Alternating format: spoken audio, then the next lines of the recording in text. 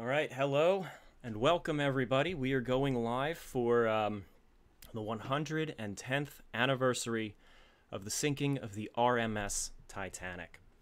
This is an event that we have commemorated. This is our eighth year, excuse me, doing this. We started it 9 years ago and missed 1 year, so this is our eighth anniversary doing this. This is my eighth anniversary doing this. I am joined by a few very distinguished people who are significant in helping to research the Titanic story and keep it alive. It is myself, and we got 5 others in the call. I'm going to introduce them real quick. I'm going to ask them each to say a couple of words. First off, we have 3 authors with us. First off is J. Kent Layton. This is his 4th stream with me, his 4th anniversary stream. It is always a pleasure to have him on. And Kent, why don't you give us a quick couple of words about yourself and your recent work? Hi, Tom. It's really good to be with all of you guys tonight. I believe this is we talked about this a little earlier. I think this is our 4th live stream that we've done together. Is that correct? For you and me, yes. For you and me, yeah. So this is, it's become an annual tradition. And it's a wonderful way to commemorate the disaster that affected so many different people. But also it's a very educational thing for everyone that gets the chance to tune in. So thank you very much for inviting me. And also congratulations to you and Emma. Oh, thank you, Kent. Next up, we have Tad Fitch, co-author with J. Kent Layton. And Tad, how are you doing tonight? I'm doing great, Tom. Thank you. I appreciate being invited back, and it's a pleasure to be here and commemorate the 110th anniversary. I just want to second what Bill and Kent have said about congratulations. I said, your life's going to change, but in a very good way. I appreciate that, guys. What they are referring to is my wife and I. We just found out recently that we are expecting a baby boy. So that is very exciting. And it's changing our lives, but the focus tonight is the sinking of the Titanic. That we could talk about that another time. It's very, very thrilling for sure. Then we have Bill Wormstead, another co-author with J. Kent Layton and Tad Fitch. Bill, how are you? I'm doing just fine. Glad to be here tonight. It's my 2nd time around doing this with you all. And we just need to keep it going at the 110th anniversary. Will we be here for 125? That's 110 is a big milestone. By the way, I see a whole bunch of people coming into the chat here. We have a lot of listeners. We have over 500 already at the start of the stream. We got our first super chat by the Christian Gamer, who says, "Keep up the good work." The first of maybe many, or at least one, we'll see. And then we also have another one from Taylor Lewis, who says they love the animation. As some of you are aware, we mentioned this in our post. This is last year's stream. We have been developing, not last year's stream, excuse me, last year's animation that we posted. And we have been developing Lusitania and several other projects over the last year. We're hoping to have this one updated by next year of the Titanic. So next year's anniversary, you'll be seeing a new stream, we hope. But moving on with the introductions, we also have Levi Rourke. Speaking of these animations, all of the historians here, especially Kent and Tad and Bill, have helped us to develop this animation that we're looking at, but it was Levi Rourke, who is joining us, who programmed it and made these phenomenal visuals, along with the rest of the team, who I'll talk about later, who made these visuals, and Levi is joining us as well. How are you, Levi? Doing good, Tom. Thanks again for having me here for the 2nd time. And like Tom said, I'm the one who takes the 3D models and puts them into the engine, and we animate it, add the smoke, add the lights, add the water, and also doing most of the work with Lusitania as well, and doing that. And so always enjoy doing these, and it's a big thrill to be here again. Well, thank you for joining us, Levi. As everyone enters the chat, I want to just make sure that the levels of the audio are streaming out clearly. Alona says, "First of many, now I'm obligated." Thank you for that super chat.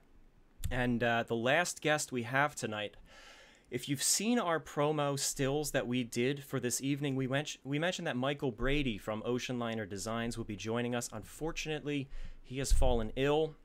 I don't know if he has a voice at the moment, but he is joining us in spirit. He's watching. He might be in the chat. Instead, we do have another illustrator who is joining us, a very talented illustrator, and I think some of you may be familiar with his work. Would you introduce yourself? Well, my name is Ken Marshall, and I want to thank you, Tom, for inviting me kind of last minute here. I'm thrilled, to be here. This is the first time I've ever joined in one of these things.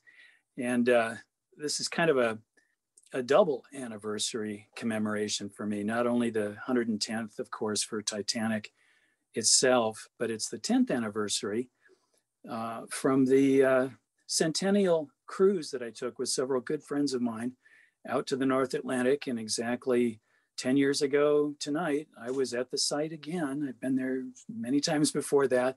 That was the last time that I've been at the site. And it was a memorable experience that I will never, ever forget. None of the people I was with will forget. We were lucky enough to have no moon, and the stars came out at the last minute. We had a glorious sky overhead. And so it's a double whammy anniversary for me. That sounds like an absolutely life-changing moment. Ken, it is fantastic to have you here. As some of you may be seeing in the chat is absolutely lighting up. There are a lot of your fans here, and I know you're very modest. You are a very modest person, but a lot of people love your work. For those of you who are not familiar, would you tell us a little bit about the work that you do, particularly with the art? Because I know you do a lot of other stuff, but let's talk about the art real quick. Yeah, I'm a Titanic visual guy ever since I was in high school in the 1960s. Well, I've been an artist all my life, ever since I was a little kid. But in the late 60s, I started painting Titanic just for the fun of it. I read A Night to Remember. I saw the movie Titanic with Clifton Webb and Barbara Stanwyck on television, and I was just entranced by it. I bought A Night to Remember, the book, and read that cover to cover several times. And about at that point, I was in 12th grade. I did a small painting of the ship. And one thing led to another.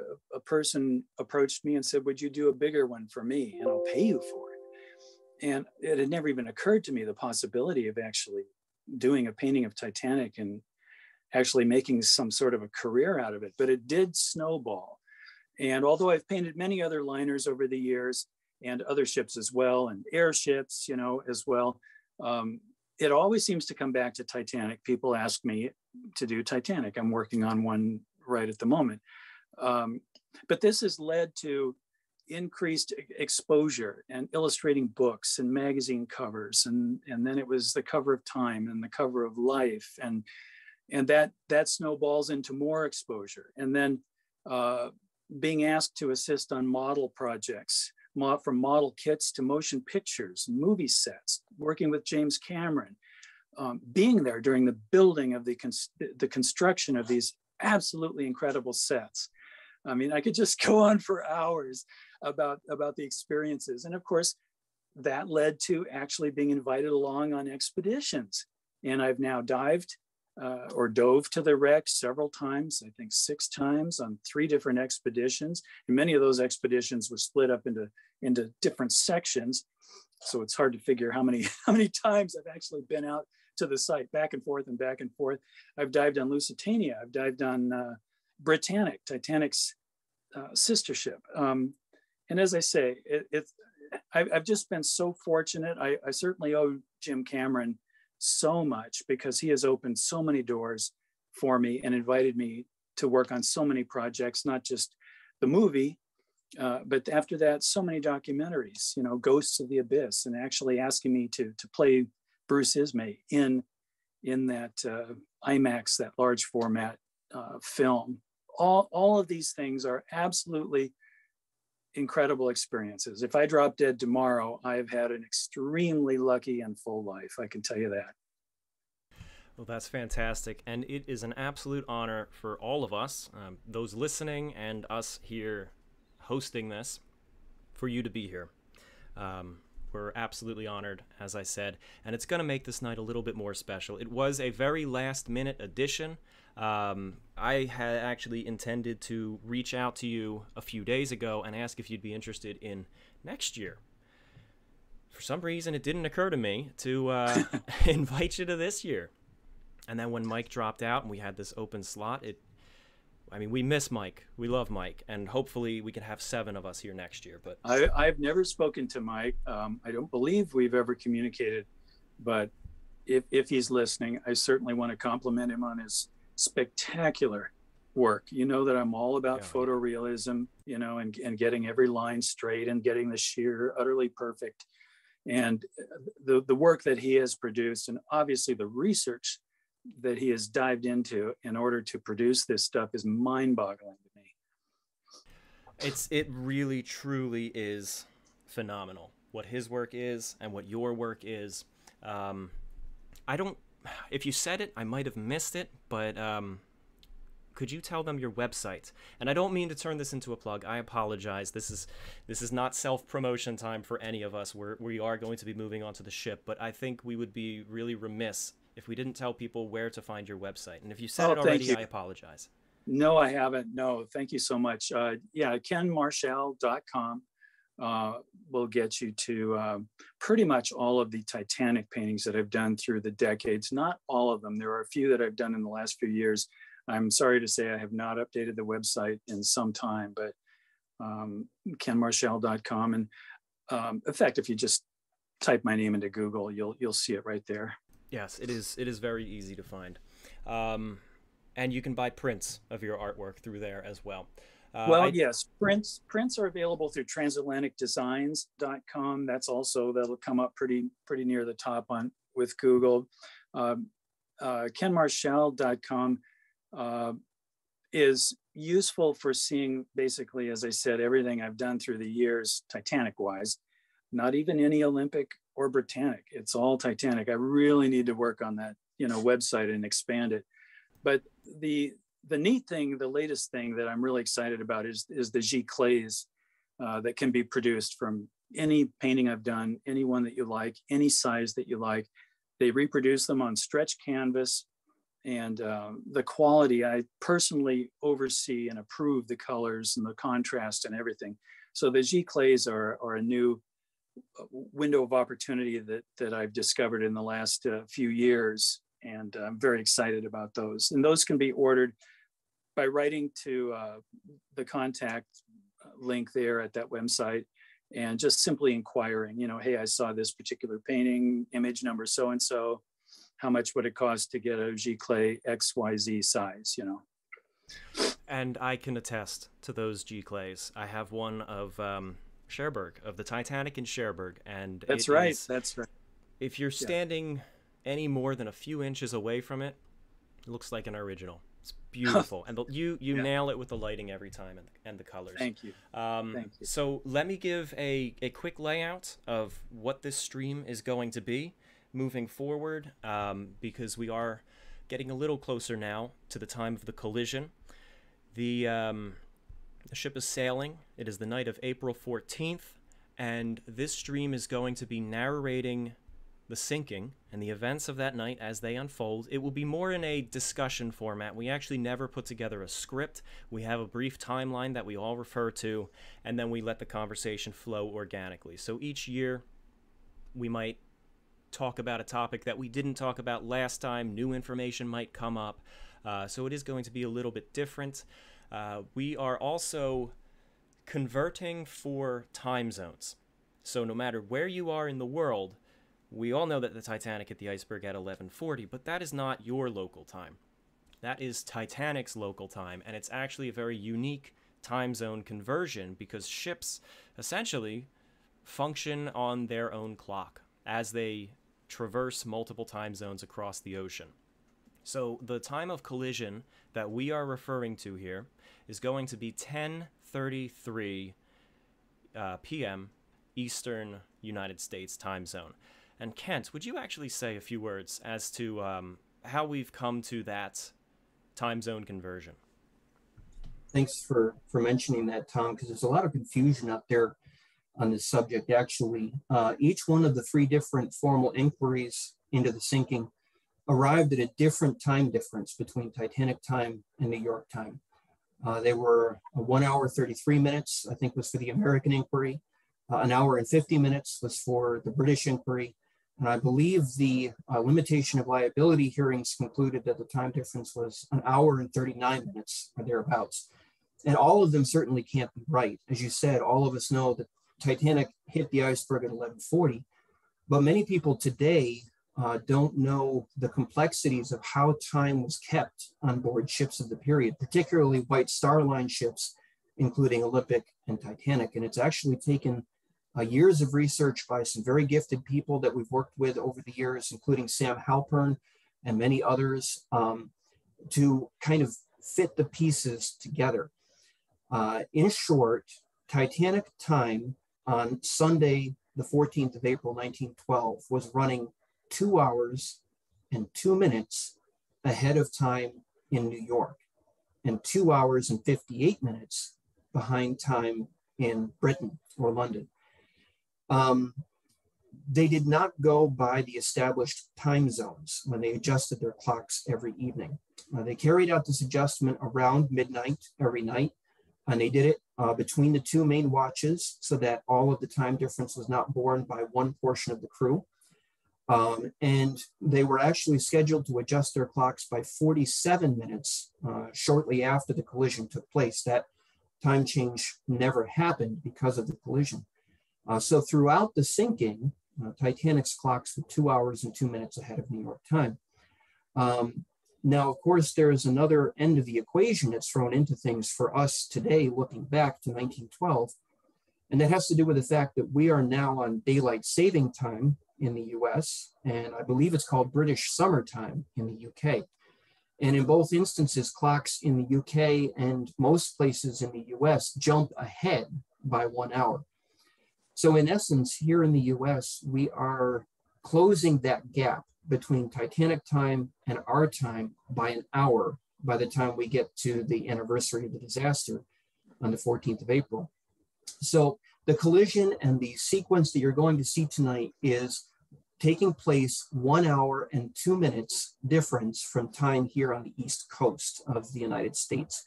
And it makes it 3 hours and 58 minutes behind British time. I checked and made sure that our British friends had gone to British summertime. So that's what you're going to see. The collision is going to take place at 10:38 p.m. And you will see the clock in the upper left corner from about 10:33 p.m. I believe that's when you're going to change the animation over, Tom. And Kent, if I may interject, yep.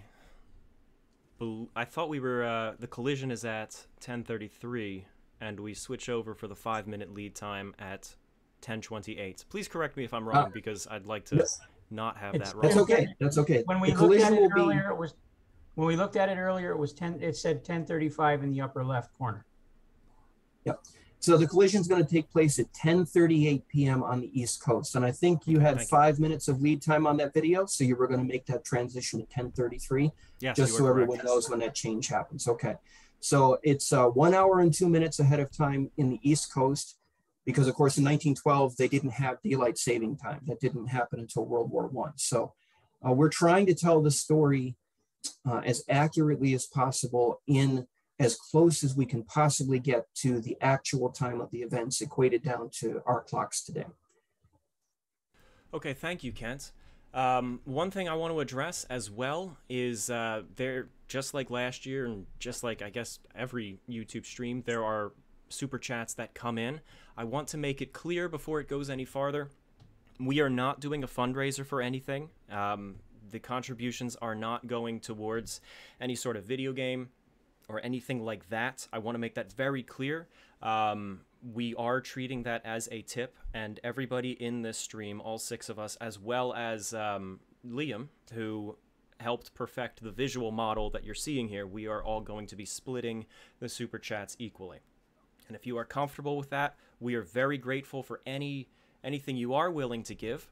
But if not, If you'd like to save it for a fundraiser or keep your money, you are totally welcome to do that as well. We're glad that you are just here. We are just glad to have you. I will do my best to get all of them and read them out loud, but as this is a tight schedule for the night, they will fly by. If it's a key moment throughout the sinking, I won't interrupt what we are discussing. If super chats are coming in during the plunge, I will not derail the commemoration of the final moments, and instead we will table those super chats until we wind down from that moment and have a little bit of a breathing space, and then I will address as many as we can. If I miss your super chat, or if any of us miss your super chat, please do not take it personally. It is not intentional, and we are very sorry, but we are, again, very grateful for anything that you send, and we will try to address as many of those as we can. The first one I'm looking at, since the last ones, is by A. Prada, who says, "Wow, what a surprise. Ken is the epitome of my Titanic childhood. All of your Titanic knowledge and art, it is an honor to have you here, Ken." Oh, thank you. Again, I'm so flattered.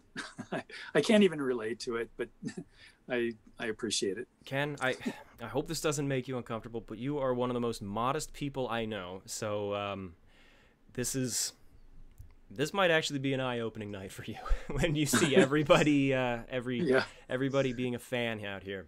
I feel like one of the characters on Saturday Night Live. You know, I'm not worthy. I'm not worthy. Well, that's how they feel. Let me tell a little bit of a fun story from when we were working on the new book, Recreating Titanic. We decided to put a chapter in at the end of the book discussing, introducing each one of the artists that had contributed something to the work. And we asked them for maybe a little bit of background about what got them into Titanic and how it affected them. And it, one after the other, we were astounded to see every one of them had been as affected or more affected by Ken's artwork than even we had been, because he was very influential. I know for myself, speaking personally. And they were so enthusiastic about everything that Ken had done over the years, trying to get his paintings so accurate and all the work that he put into the documentaries, that we talked, Tad and Bill and I, and we said, we have to ask Ken if he would do a forward for us, because he's affected so many people so positively. It wouldn't be right not to give him a chance to be able to speak to that. And we were so happy when you were able to do that for us, Ken. And we really appreciate all of the hard work that you've put into it over the years. We appreciate it very much. Thank you. I appreciate it. Thanks. And Ken, I was going to tell you too, like as an add-on to that story, as best you can tell through virtual chat, and that all the artists, when we revealed that you were doing the forward, that really made their day. They were ecstatic about that. So their work and was very heavily inspired by what you've done in your career. And I just wanted to say, like, thank you for what you did for us, but the artists in particular were ecstatic about that. Well, it's I'm speechless, basically. I mean, it's breathtaking to hear, and it honestly makes all the 50 years plus that I've been doing this, it makes it all worth it to hear compliments like that from fellow creative people, truly. Yeah, your artwork has touched many, many people, thousands, tens of thousands perhaps. So it definitely was worth it. And I know how many hours, I don't know how many hours you must have invested into it, I should say. But I think no matter what it was, I think it was worth it because it's touched so many of us. Yeah, so by the way, you've mentioned your book, Recreating Titanic and Her Sisters. That is available as of just a couple of weeks ago. It's a wonderful book. It actually features the work of various artists who are working to recreate the Titanic in all sorts of forms: paintings, illustrations, physical recreations, and perhaps miniature models, or even recreating rooms I saw in there. And also digital medium. There's another artist who has been rendering interiors of the ship. And also this animation that you are watching right now featured quite prominently in that book. Kent, would you just say a few words as to where people could find that book as well? Yeah, it was released in the UK on March 31st, and it's available at a lot of good retail stores over there and through the publisher's website. But over here in the US, there's a little bit of a lag on the release. So we made arrangements with the publisher to be able to secure copies here. And we've particularly been enjoying we have sent many internationally, but we've been very much enjoying being able to get copies into the hands of our American readers before perhaps they could get copies from overseas otherwise. And we've been getting a lot of tremendous feedback from the book. It's been a wonderful experience. If anyone wants to order a copy of the book, you can do so through our website, atlanticliners.com/recreating Titanic. It's basically the book's title. And you can order signed and numbered copies there. And it features, as Tom said, stills from the animation that we're currently watching. This is the new animation that we did last year that was put to the specifications of Tad and Bill and myself. We wanted to make sure that it was as close as we could possibly make it to the real events, the way that we were able to tell the story in On a Sea of Glass. So thank you to all of our readers. We hope you enjoy the book, and we hope you also enjoy this animation very much. Thank you, Kent. As we are leading up to about 15 minutes before the collision, a little less, 12 minutes before, I want to knock out a couple of these super chats. People are still giving, and we are still grateful. Eric Rock, thank you for yours. Cozy says, absolutely wonderful work, you guys do. I love that you branch off onto other topics of history. Keep up the amazing work. Thank you, Cozy. Trainstorm says, good evening, team. Hope you're all doing well. And Tom, congrats on becoming a father. Wishing you and Emma the best. Keep up the fantastic work. Emma, by the way, is moderating the chat. And when a super chat comes in, she will thank you through text. So I hope if we do miss your super chat here, I hope that's at least a little bit of something as a thank you. Historic Travels, welcome to the chat. He says, evening, Ken Marshall, big fan of your work. Glad to have you here. Hey, Tom, hope you are doing well, my friend. Thank you, Sam. I tuned in a little bit to your stream as well. It looks fantastic. Taylor Lewis, on top of the 1997 movie, Ken's painting also helped me to love the Titanic as a kid. Cringy Memer says, hey, Historic Travels, interesting seeing you here. Bryce Tomachek, to Ken Marshall, I have been a fan of your art since I was a kid. You're a legend, lifelong admirer of your work. Cheers to the entire team. Been here each year. Wow. Yeah, dude, and Ken, I only have the opportunity to really read the super chats. I wish I could read all of them out loud, but if you could see what the other people are saying in just the normal chat room, and I believe you can actually review it after this video is archived. I believe you can scroll through that if you want, but people really look up to you. Western Maine Productions, for all the hard work that you've all put into your research to bring Titanic back to life. Thank you for keeping the 1,500 lives lost alive in memory. And that is from Noah Bonnell. Thank you, Noah. I'm going to move on. I think that takes care of all of the super chats for the moment. And now is the great time to start setting the stage here. We are 10 minutes before the iceberg collision, which means it is now 11:30 Titanic local time. Tom, can I point something out to the people that are watching with us tonight? Yes, absolutely. We've had a couple sharp-eyed viewers that have noticed that the Titanic is listing and asking if that's correct since there hasn't been the collision yet. And absolutely, a number of passengers and people aboard had noticed that when Titanic departed that it had a slight list to port. And that had to do with how the loads of coal were allocated, and partially because of the coal bunker fire, which has become infamous with some of the claims that have been made recently. But I don't know if we'll have time to go into that tonight, but that's basically a conspiracy theory and is not why the ship sank. But indeed, the ship did have a slight list prior to the collision because of the coal loads. I think one of the people that reported that was second class passenger Lawrence Beasley in the book he wrote. Yes, thank you, Bill. And thank you for that too, Tad. Lawrence Beasley was a second-class passenger aboard the Titanic, and he was a school teacher. I believe he taught English. Correct me if I'm wrong. But I thought he was a science teacher, but maybe I'm wrong. But you might be right. In any case, he was very observant, and it is so helpful that he wrote down what he did about his observations about this curious list that the ship had, throughout the voyage. Yes. As you said, he was very observant.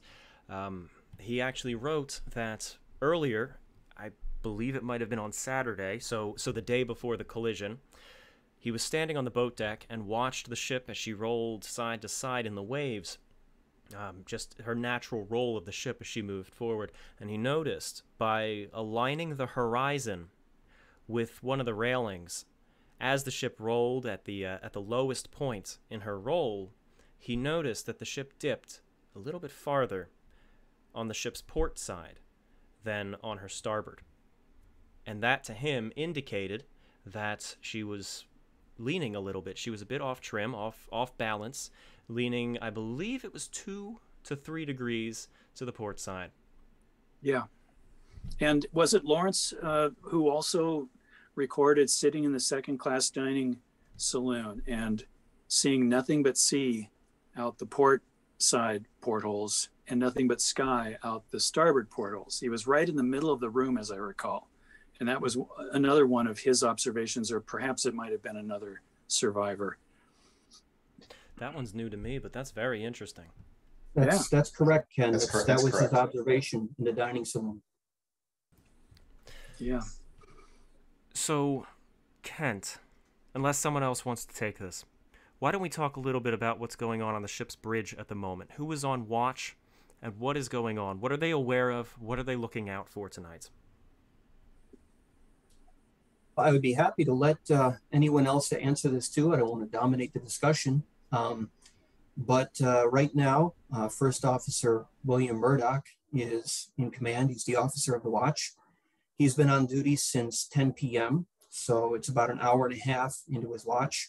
Very cold watch. His assistants include 6th Officer Moody and 4th Officer Boxall. And at the helm of the ship, inside the wheelhouse, is Quartermaster Hitchens. And there's other people who are coming back and forth, and they enter the scene and they leave the scene of the bridge. They come and go according to their duties. But they are very much aware of what's ahead of them. They've been receiving ice warnings all day.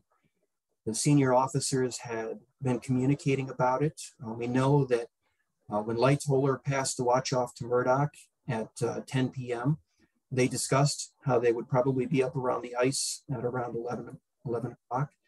And here we are, we're a bit past 11. And so it's a very quiet scene. They're keeping their eyes peeled. They know there's danger out there.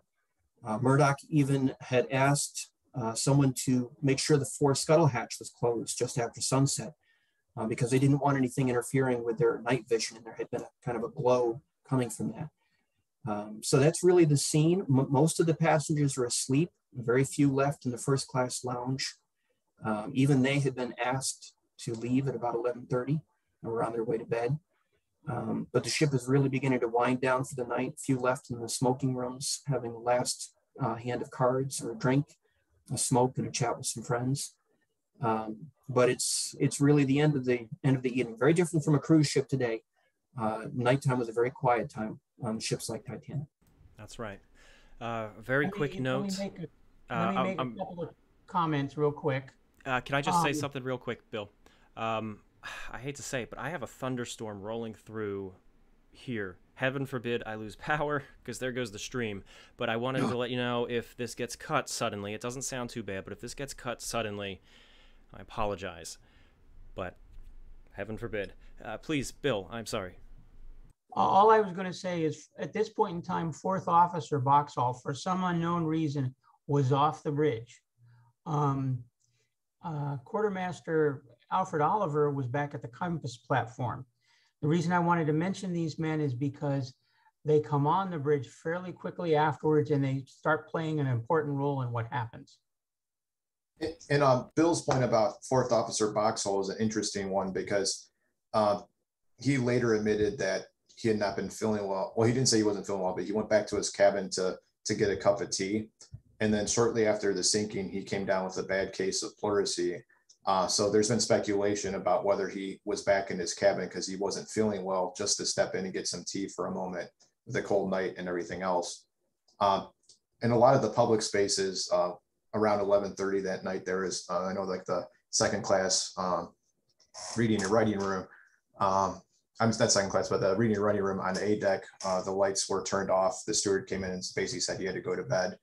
And a lot of the public spaces, people had basically started to go if they weren't already there. So with the exception of the crew and a few passengers, that definitely was not a bustling scene in the public spaces at this point. Okay. All right. Thank you. Thank you, guys. So the time, Titanic time, is now 11:38. We are 2 minutes out from the collision, and this is actually nearing the time when it was spotted.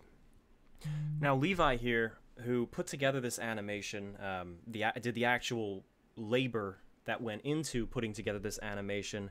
Would you like to say the events of the collision here? Because I know you had a lot that you'd like to weigh in, because with making these in a three-dimensional recreation, you see certain things and you pick up certain things with the timing, because in a way you're working with a simulation of physics. So you might be able to pick certain things up. And I'm sorry if I'm putting you on the spot. We can bounce back to this later if you prefer, but we are coming up on the collision here. Yeah, thanks, Tom. So the way in the breeze, and always, I mean, ever since the collision, it's sinking, should say, there's always been different time frames people put when they saw the berg, when did they turn, when did it hit, all this. And so over the last 100 years, lots of people put in lots of great research in figuring this out. As with anything, is once you actually are trying to replicate it and see it in motion, that adds in always a wrench with stuff. And with this case, if I was to follow what all this great research in recent years that's been put forth, one-to-one, the ship, it doesn't work, because I'm able to actually see how fast the ship is moving and then how it looks when it's turning. And then the ship is almost looks like it's just drifting, like, and is not realistic, and it actually speeds up. And so to actually make this animation and to do and we didn't have a whole lot of time. This whole thing was made in around a month, but we were able to go in fairly deep with it. And I had to push back the timing of when the helm was put over by at least 20, if not up to 30 seconds. And then the time for them to actually, for the bell to ring and for all the other previous events prior to that, it also had to be pushed back because it physically does not work in 3D in motion if we were to go strictly by some of the times over the last 100 years that have been put forth. So it was just an interesting observation that I at least have never heard anyone put forth, because obviously not really until then has anyone ever put this much effort. We're going to the second, where the ship is moving, how it's turning, what specific degrees it rotating, and all these different factors. And so it was a whole bunch of learning. And the next time that we redo this from scratch, I know we'll fine tune it even more. Thank you, Levi. Let me do a quick recap of everything that we're seeing unfolding here. In every stream, we do show the iceberg collision, so I want to focus on some of the smaller details. We all know that it's Quartermaster Hitchens at the helm who throws it hard over. It's Officer Murdoch who gives that order. It's Frederick Fleet who phones the bridge, and Officer Moody who picks it up. But I want to show I want to focus on some of the finer details that we threw in here. You may have noticed a couple of shots, actually, by the way, recreate some of Ken's paintings as an homage, but you see a couple of gentlemen here in the stern. There's these three, and I believe they are supposed to be replicating specific people, but there's also another gentleman out on the aft docking bridge, out on the poop deck, and that is Quartermaster Rowe. That's correct, guys, right? Yes, it is. And what you see in the video is exactly what he testified to seeing. He saw that iceberg come near his aft docking bridge, very, very close. And it looked like the sail of a windjammer, correct? A sailing Yes. ship. I believe that's how he described it. It looked. Yes, it is. He did not know that they had a collision, and nobody thought to tell him anytime soon either. But he saw the iceberg pass by the starboard side of the ship, and he believed it was the sail of a small boat. So now the damage has been done.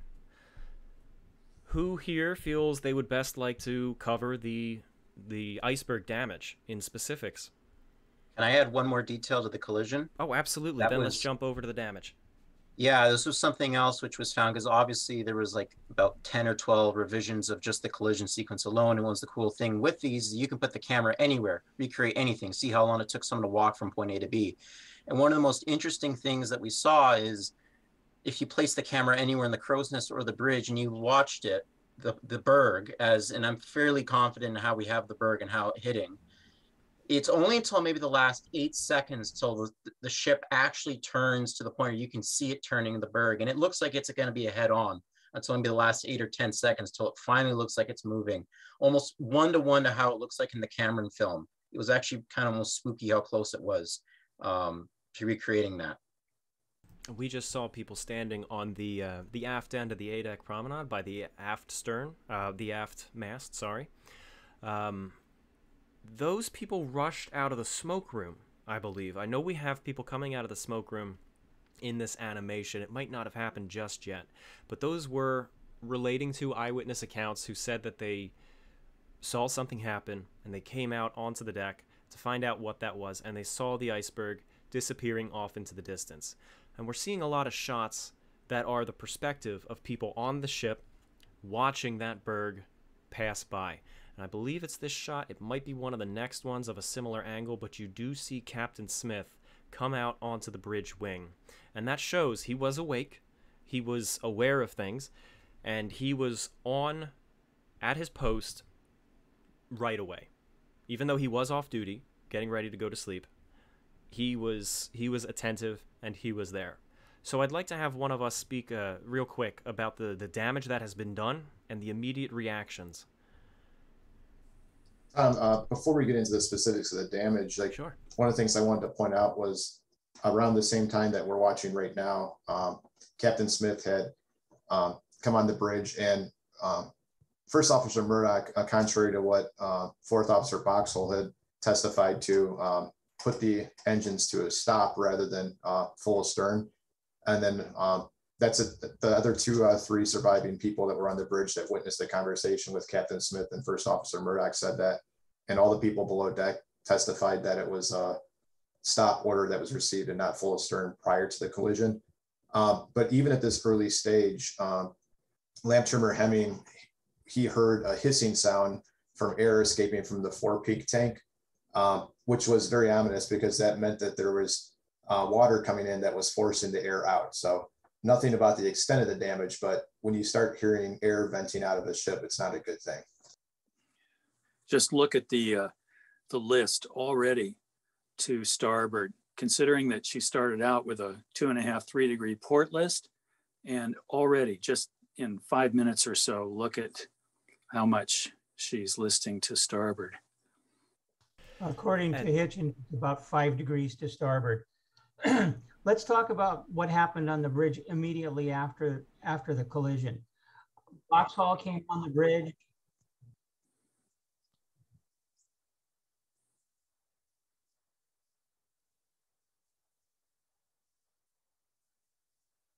That's true. I'm just going to say that immediately after the collision, Boxhall came on the bridge.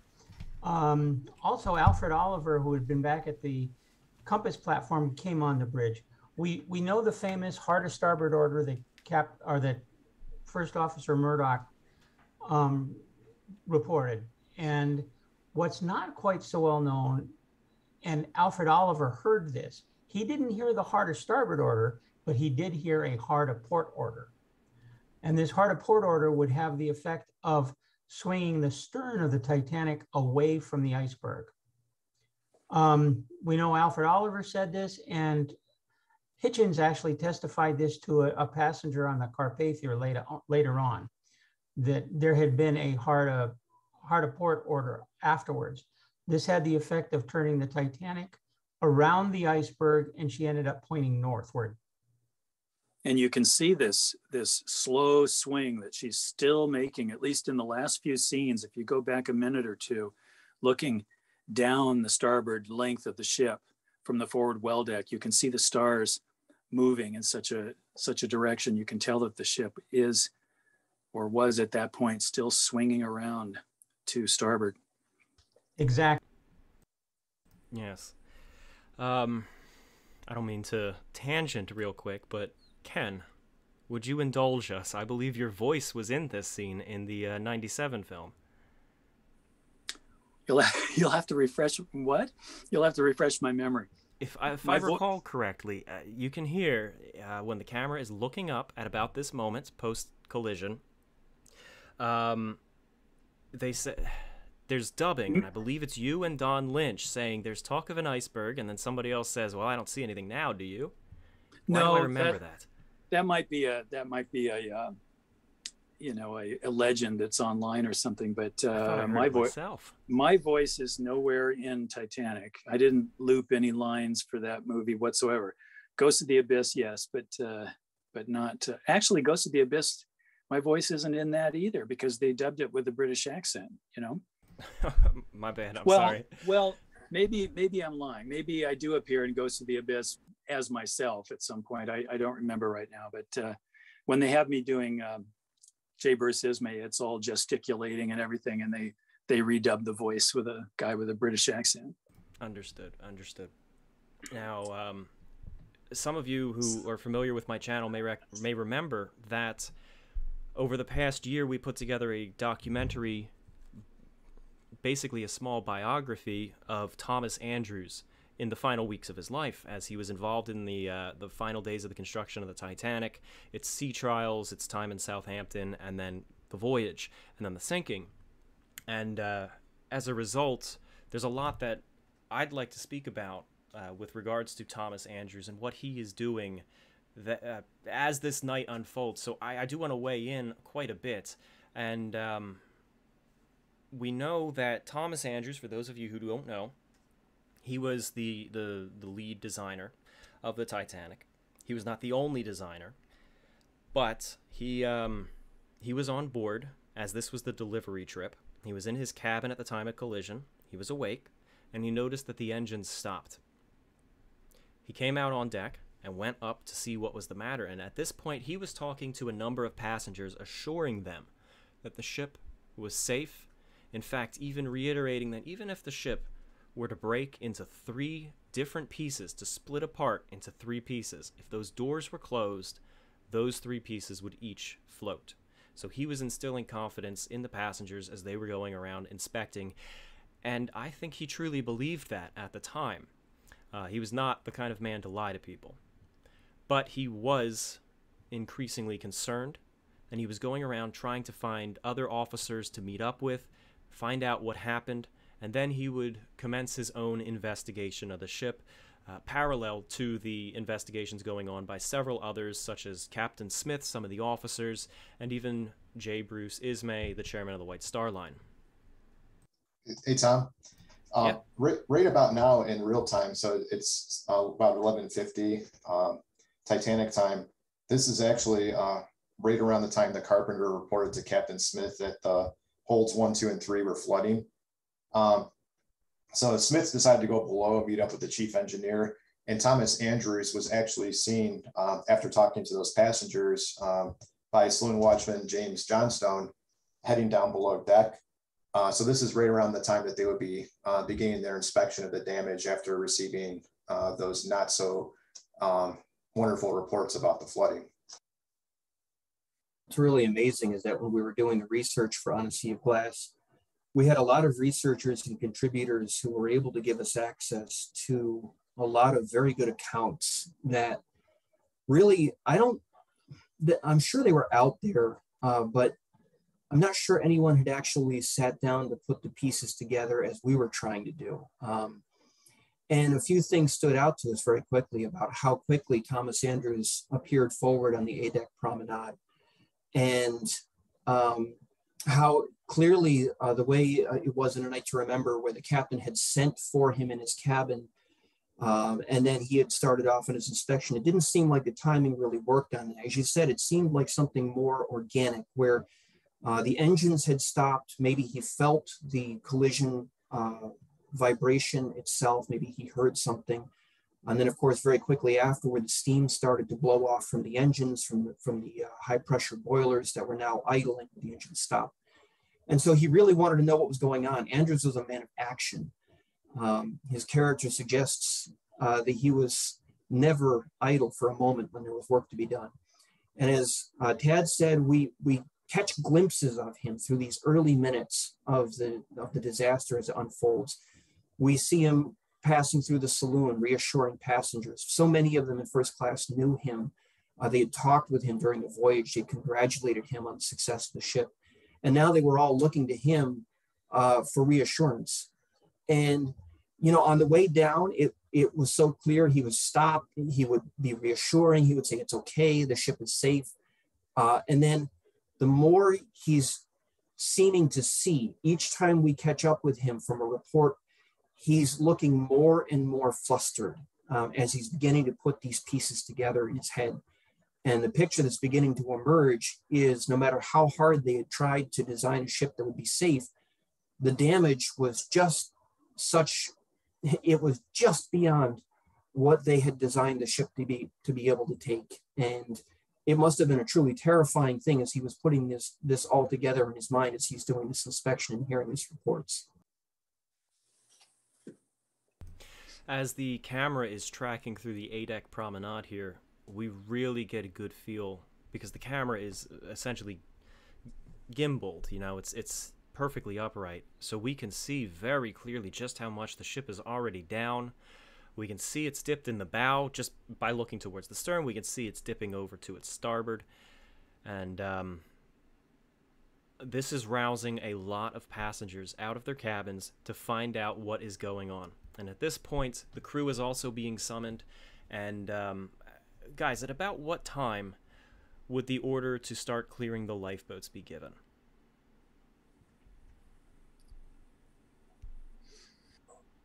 Anybody want to take a stab at that one? It was about midnight when the order was given to clear the lifeboats. Wasn't that it? That sounds about right. I have to look through my timeline. I don't have the pieces right in front of me. I know, I don't blame you. One of the things that did become clear to us as we were working now is that the officers were taking proactive steps. Captain Smith was giving proactive orders. Chief Officer Wild was giving proactive orders. They didn't know the ship was sinking yet, but they knew that the situation was serious. And so a lot of the early orders that they gave about mustering the crew, about uncovering the lifeboats, about starting to swing them out, about starting to get the passengers woken up, because so many of them were already asleep. Those early orders really paid dividends later on in the disaster, because they didn't know it yet, but they were on the clock. And they were very farsighted in making some of those early decisions to just in case. We don't know how bad this is. We're not going to, you know, we're not going to get caught here. We're going to be proactive. We're going to take these steps and make sure we're ready for whatever lies ahead. Yeah, just to clarify on this, like the whole perception that Captain Smith was ineffective or inactive during this time is completely false. Like, you have him arriving on the bridge right after the collision. He's almost instantly arranging for inspections and then partaking in his own below deck. And then to answer the question from before, right around midnight is when he ordered the off-duty officers to be waken up, and they started ordering crew members up on deck to muster and get the boats uncovered. So that's not to be confused with the order to start getting passengers on deck yet, but already, even before the full extent of damage is known, it's not known that the ship is sinking, although they could tell from the list and the flooding reports that it was seriously damaged. Captain Smith is already taking those proactive steps just in case they do need to try to evacuate. There's no sign of him actually standing around, which is kind of blown up on the internet over the years and become self-fulfilling prophecy. It's not something that is supported by the historical record, though. Thanks for clearing that up, Tad. In some time, we will see the lifeboats start to swing out. We're going to see the davits cranking. That is a part of this animation. And we do have a few things that we want to talk about when we get up to that point. I just want to keep that fresh on the minds of our hosts here to make sure we don't miss that. But I can't help but think of the visuals of this evening. The beautifully lit ship against the backdrop of the black ocean and the black sky and the moonless night, which would have brought out even far more stars than a night with any other stage of the moon. I just think of how eerie and haunting that would be, and I know, Ken, you have captured that in so many of your paintings, and you've captured that so well. Oh, thank you. I've tried in my very first paintings back in the late 60s, early 70s, I actually went to the Griffith Observatory here in LA, and I met with the director, and he fired up the planetarium for me to actually photograph the stars at exactly the right time for certain paintings that I was doing. Can you believe that? That's of course, incredible.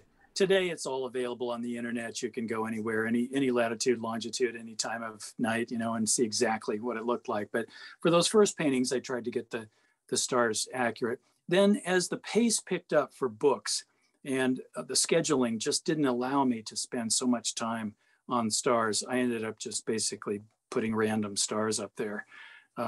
Which is what we did. Yeah, but it by all accounts, everybody said it was, one of, if not the most sparkling, clear nights they had ever seen. The stars sparkled like staccato, just vividly bright, and the Milky Way stood out. And it would be wonderful in the future if we could do some research on this animation here and actually get all the stars perfect as well. I would absolutely love that. That is something we hope to do. And we might be able to do it in the next update to this animation. So the ship is gradually settling by the bow. She's rolling a little bit over to the starboard. One thing that's very important to note that you can see in this shot very well is the steam that is being let out of the forward 3 funnels. So tell us a little bit about what's going on here, guys. To simplify this, really, Titanic had been going the fastest. It had been going during its voyage in the lead up to the collision, to the point where a lot of passengers had claimed that they could tell there was more vibration than typical. And certainly the navigational information indicates that they were making very good time and the ship was performing well. But when they stopped after the collision, the steam from the boilers is still being produced and fed into the steam lines. So without that being put into the engines, it has to go somewhere.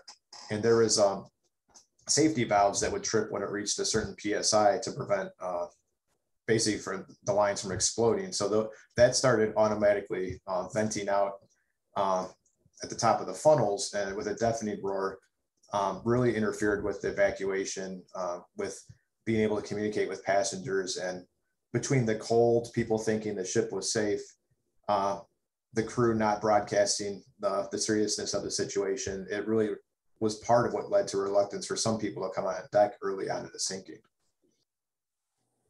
And for many people, it wasn't so much the collision itself that had caused the alarm. They were so used to the throb of the engines and the rhythm that they produced, that very comforting sound. They'd grown accustomed to it over the last 4 days. And for many people, it was actually when those engines stopped, and then very shortly thereafter, they heard the steam venting off.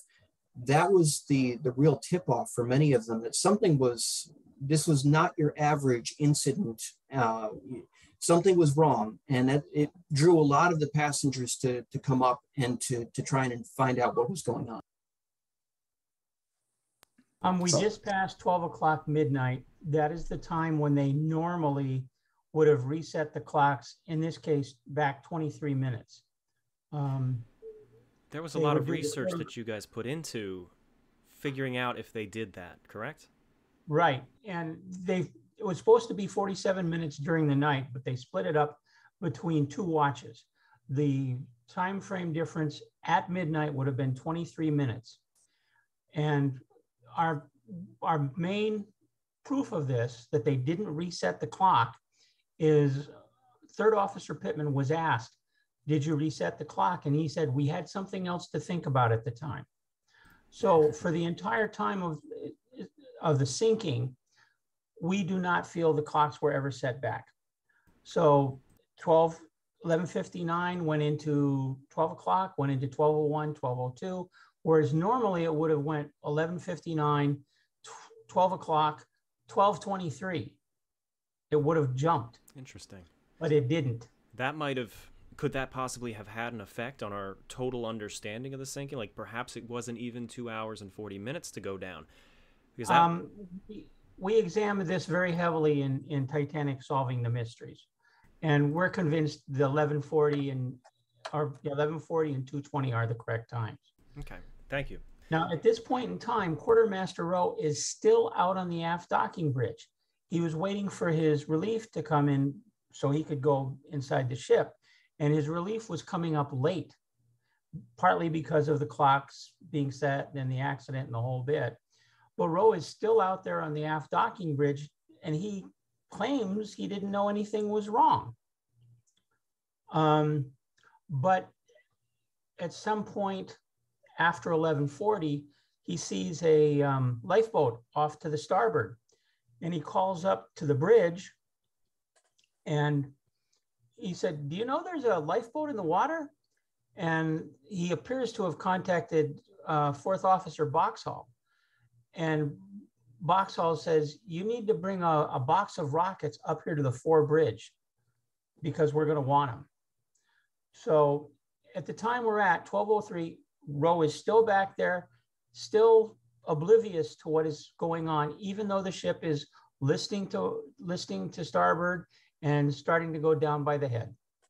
So, something else that was happening actually probably a few minutes prior to this, which is very rarely talked about and is quite horrifying, honestly, if you think about it, is in Boiler Room 4 and some of the stokeholds.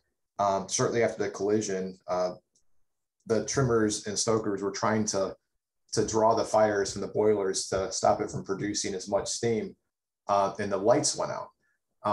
So at one point they're trying to do this work down there. It goes pitch black. They get sent out and they're told to go get lanterns to bring back so they can continue this vital work of drawing down the fires in the boilers there. So not only is there a collision and then they know there's flooding nearby, but also then the lights go out on them. That's the stuff of nightmares, really. Yes. But then for some reason, the lights came back on in Boiler Room 6, I think it was. That's right. I think that's right. So Tom, one of the things that we always talk about every year, and I always do like to point it out, is the Titanic's officers and crew. They were going through this situation for the first time with very little warning. And many people today, it's very easy for us to look back and kind of Monday morning quarterback, as the phrase goes.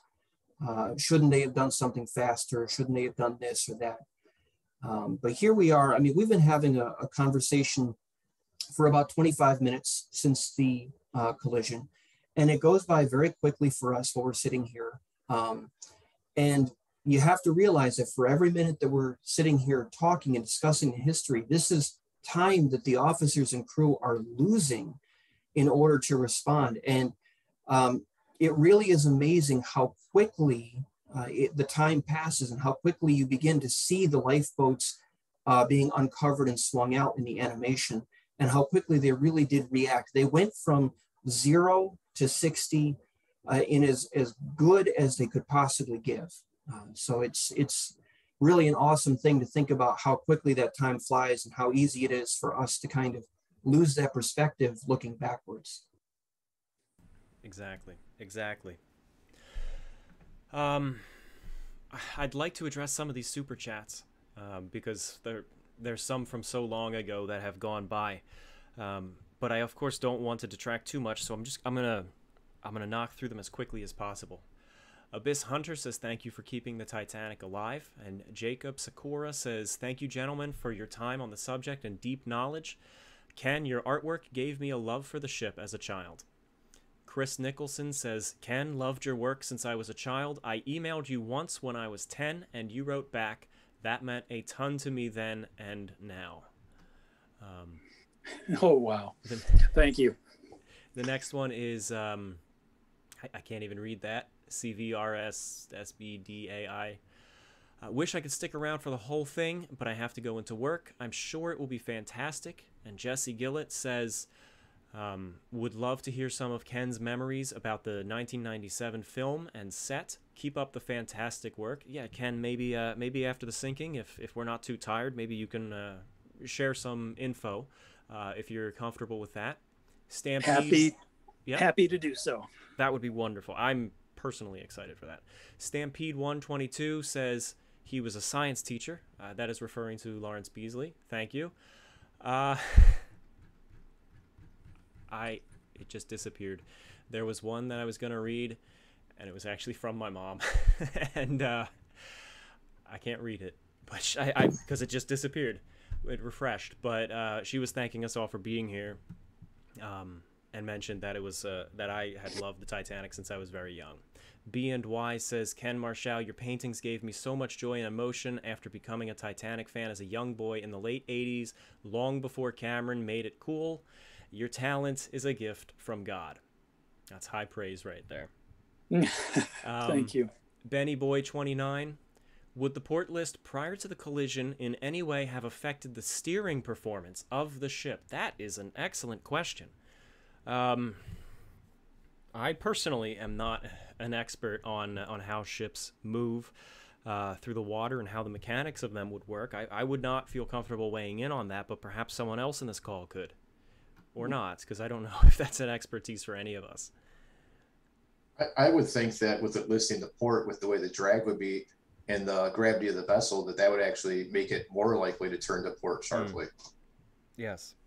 I agree with Tad's assessment. I think overall, in the grand scheme of things, the turning ability wouldn't have been greatly affected.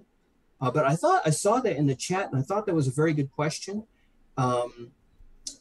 So I think if anything, it was an advantage because of the weights and balances, as Tad said, but probably a very, very small variation from an ordinary type of turn. Well, also with Lusitania and also Britannic, they had a list, and at one point it wasn't a whole lot, but it was enough to counter the rudder quite effectively. So that's something else to add. There would be a lot of drag for sure from that list. Randomizer 01J is asking me to say something that would not be appropriate for this chat, but thank you for the super chat. Left Hand Monarch says, thank you for your incredible work. I wanted to ask about the legends regarding Thomas Andrews' final film. Do you believe them, or do you want to believe them? This would be asking about Thomas Andrews in the smoking room. We may touch on this a little bit later in the sinking as it becomes more relevant, but I do encourage you later to go and check out our Following in the Footsteps of Thomas Andrews right here on this channel, where we go into that. Those final moments of his life. You know, was he in the smoking room? What did he do? And I believe we go into enough depth to definitively give an answer on that. Benny Boy 29. Also, with the port list, would it have caused more underwater damage than if the ship had been on an even keel? Thoughts, guys? Well, with the port list, that's going to bring the damage up higher out of the water. Mm-hmm. So it may actually have helped a little bit, just a little bit. It would have been less water pressure on the damage. That's for sure, because it would be some feet above where... Well, no, not really, because it would have just been damaged at the same height, but just a different part of the ship if the ship were on an even trim. But of course, the deeper the damage, regardless, the higher the water pressure against the hull and the higher influx. Someone is asking, do we have any survivor testimony from anyone who was near the front of the ship of how the collision felt? Any passengers or crew member? You guys are the testimony experts. We have quite a few, and it's a real stark contrast because some of the passengers that were higher up or further aft in the vessel barely noticed or felt a heave or a slight jolt.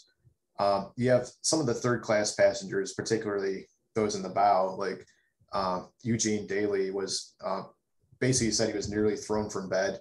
You have some passengers that said it sounded like a train going by. You have some that immediately stepped out of bed and there was already some water in some of the forward compartments. So you had quite a different experience with the collision based on where you were.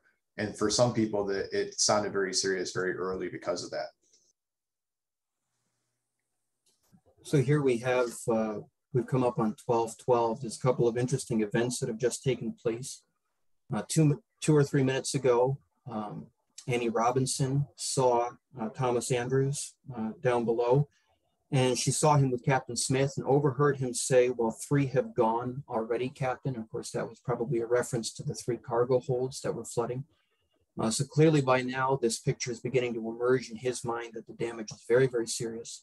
Of course, with the lights being out in boiler room 6, it would have been very difficult for him to figure out exactly how much water was in there at that point, I think that was probably the last piece of the puzzle when those lights came back on and he was able to see that water. When I've looked at his movements, I think that's probably when he knew there was no going back. And then, of course, at 12/12, we have Quartermaster Hitchens overhearing Captain Smith give the order about swinging out the lifeboats. Of course, a lot of work had already been done on these boats, uncovering them, getting some of the crew mustered, but it seemed to be about a minute ago that the order was actually given to crank them out because things were getting worse and worse. If you look closely at the video right now, you can see the forward lights starting to disappear under the water. Yes, and we're on the high side of the ship. We're on the ship's port side, which is higher out of the water. And even here we have windows disappearing way up in the forward end. That would be F deck starting to submerge up there with the forward section of G deck already under, at least on the outside of the ship. We can also see lifeboat number 14, I believe that is, being cranked out. You can see that right next to the 4th funnel. Being lifted up as her davits are being swung out. We will get some close-up shots of that as this progresses. Yes, and around this time, 6th Officer Moody was actually on the aft port side, getting some of those boats ready. And this is also around the time, as Kent had mentioned, where Thomas Andrews and Captain Smith made that comment about the holds, and Captain Smith came back up on top. Andrews is still down below, continuing his inspection, which in a few minutes will hit on what happens when he realizes the ship is damaged beyond any hope.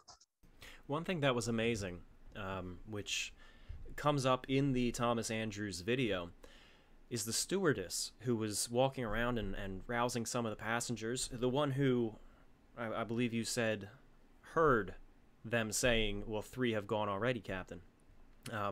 She took a look down the stairs, down from E deck, from the first class passenger cabin section of E deck, down 2 flights of stairs.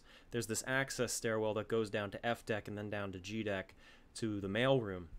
And looking down there, the water was just covering the G deck landing. And she comes back a few minutes later, and the water was now nearing E deck, the deck that she was on. So in just that short amount of time, we don't have a precise amount, but in just a few minutes, the water within that compartment would have risen almost 2 decks. And it really must have been very scary because the collision had been such a minor bump in the night, as the saying goes. It really didn't make a huge impression on everyone, except maybe if you were up in the bow and the lower decks. But then after that kind of very quiet event, there's a few minutes of trying to figure out what's going on. And all of a sudden you have crew members and even some passengers beginning to look down this staircase that you referred to, Tom, down toward the squash court, down toward the mailroom, and being able to see water coming into the ship in places that it shouldn't be, and not far away, because many of the first class passengers had E deck cabins on the starboard side, not very far away from their own staterooms that they had. It must have been a very unnerving thing for many of them to realize we have a very serious problem here. And I know we've just gone 12:16. So about a minute ago, Captain Smith poked his nose into the Marconi operator's cabin, and he gave them the order to be ready to send a CQD, but not to send it until he came back and gave them the final word. So the things are beginning to become clear to some, not all. But what a scary thing it would be to see that water coming into places in the ship where there's not supposed to be water there. That's right. And the ship is very deceiving. Unless you're on the lower levels where you can actually see the damage and where you can actually see the water coming in, or unless you're some third party out on the water and there is nobody except perhaps the Californian until lifeboats get out there, when you're walking around the ship, either up on the top deck or walking through some of the other passenger accommodations, it feels stable. And these ships, quite honestly, listed frequently off trim. I mean, the Titanic was off trim, as we were talking about earlier. So to feel the ship listing a little bit to starboard and a little bit down by the head, it's concerning. But for those who are really familiar with the sea, it is still not really a cause for alarm, unless, as you guys were saying, you're down there where you actually see the hard concrete evidence that there is something amiss and trouble is brewing. I don't know if this is a good time, the best opportune time to point this out, but one very distinct memory of working on the Jim Cameron film set down in Rosarito, Mexico, was that when the the entire deck was tilted to 6 degrees for all of that sinking sequence filming, sort of the second stage of the filming down there, which they did it over the Christmas holiday. They tipped the set down 6 degrees and somehow re-erected the whole thing. It was just incredible. I don't know how they did it, but walking around the decks, how quickly you got used to that 6 degrees, which is a lot steeper than what we're experiencing right now in this animation. But even at that point in the sinking, you would think that it would be panic time. You'd be running around, oh my God, the deck is so tipped and we're gonna die and we gotta get in a lifeboat right now. But it wasn't that way. And if you actually experience that, and it's hard to put into words. You just get used to it and you accept it as being sort of semi-normal, and it doesn't feel so panicky. So I don't know how else to explain it. Just your mind gets used to that angle. Now, steeper than 6 degrees, I'm sure it would start to get pretty crazy. But anyway, yeah. Just wanted to point that out. Especially with the motions of the ship being so gentle, it gives your inner ear a bit of time to adjust. Right. It was so slow, so stable. It was so steady that change, your inner ear gets used to that. And another thing was, as we were launching the boats from the boat deck, those davits, which were built by the same company, they were built from the Whalen plans. They were sturdier, more fortified than the original davits were on Olympic and Titanic. But even with those extra sturdy davits going out there and lowering these lifeboats, which were lighter than the real lifeboats, and they didn't put as many people in them as they really, had when the Titanic was sinking. You should have seen, and you can see it, I think, in Ghost of the Abyss. Well, actually, you can see it in the movie from 1997. There's a camera angle where it shows the top of these davits just shaking and shivering, trying to get these boats out there and lower them. And it's one more reason. It was one of the revelations that we had recreating and reliving the sinking, was looking at those davits. And it was just one more thing that suddenly, well, no wonder passengers didn't want to get into these lifeboats. Why they stood back and said, no, that's okay. I think I'm good here. Because you see the davits, just straining. Jim Cameron said he thought that the davits were actually going to rip out of the deck. Just one more terrifying deterrence. And yeah, I don't know if this also helps, but when Ken mentioned 6 degrees, I mean, there's always there's always different opinions of what angle the ship is any time, but it's pretty commonly held that the ship didn't reach that much of a forward tilt, 6 degrees, until about 2 a.m. or 20 minutes before it sank. So I don't know. Oh, wow. Yeah. So, Just to jump At the back to Titanic- the. Go ahead, Bill. At the Titanic museums at Pigeon Forge and Branson, they have examples of the tilt of the deck at various degrees. I think it's 10 degrees, 30 degrees, and 45 degrees. Trying to walk up 10 degrees, you can feel it. I mean, you can do it, but you can feel it. You get to 30, you got to hold on to a railing to do it. If it's 45 degrees, if you're not holding on to a railing, you're falling in. That's You right. can really, even at 10 degrees, you can feel the difference. If it's okay, I'd like to point out some events happening right now. Yeah. Even at this late stage after the collision, you'll notice that the steam is still venting out. And that was really when they finally do try to make distress calls early on, that's actually interfering. But down below deck, Thomas Andrews has noticed the details that spell out that the ship is doomed. And right around this time, he's seen by passenger Annie Warren rushing up the grand staircase. I think William Sloper saw him as well. And she described him as taking 3 steps at a time with a look of terror on his face.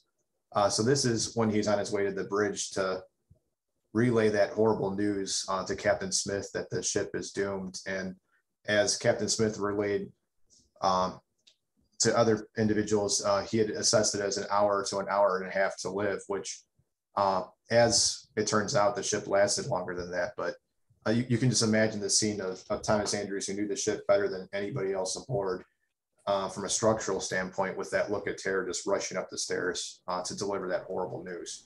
Remarkable. What's amazing, Tad, is that as he's on his way up the stairs, you have to remember when he was going down, he would stop and he would reassure the passengers and he would tell them everything's okay, don't worry. Coming back up, taking those steps so quickly, people were looking, what's going on.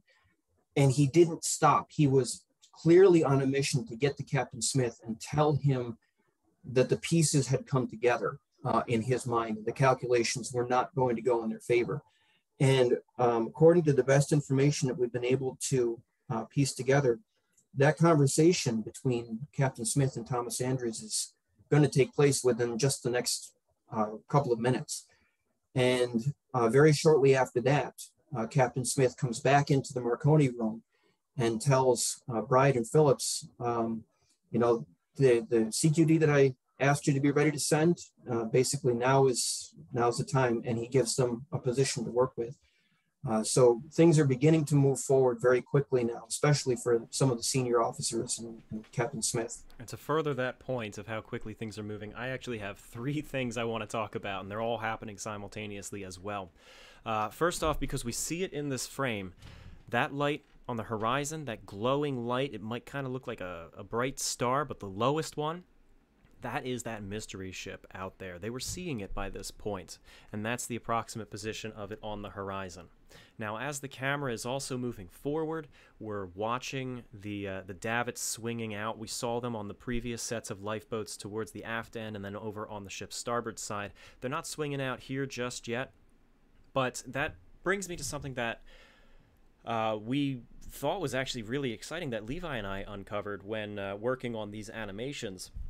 When dealing with a lot of these testimonies, there's a lot of people saying our lifeboat was scraping against the side of the ship as it was going down, as it was being lowered away, but some people weren't. And it was odd because that's when working in a 3-dimensional space like this, you use things like that to try to figure out the angle of the ship from that. Because if a boat is hitting against the side, okay, then we know we can trace back from the amount that the lifeboat is swung out. We can trace back a rough idea of how far the ship is rolled over to the starboard or the port side.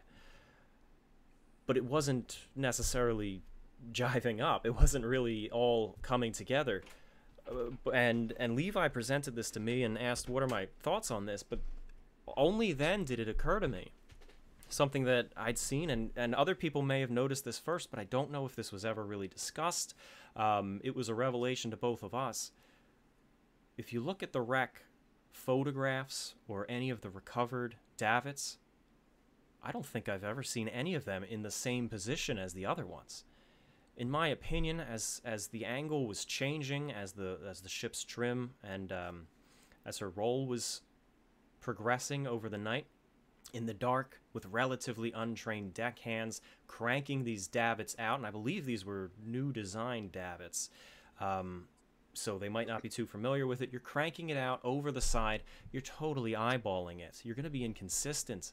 The next lifeboat might be cranked a couple more degrees out, and a couple more degrees could mean a whole other foot away from the side of the ship.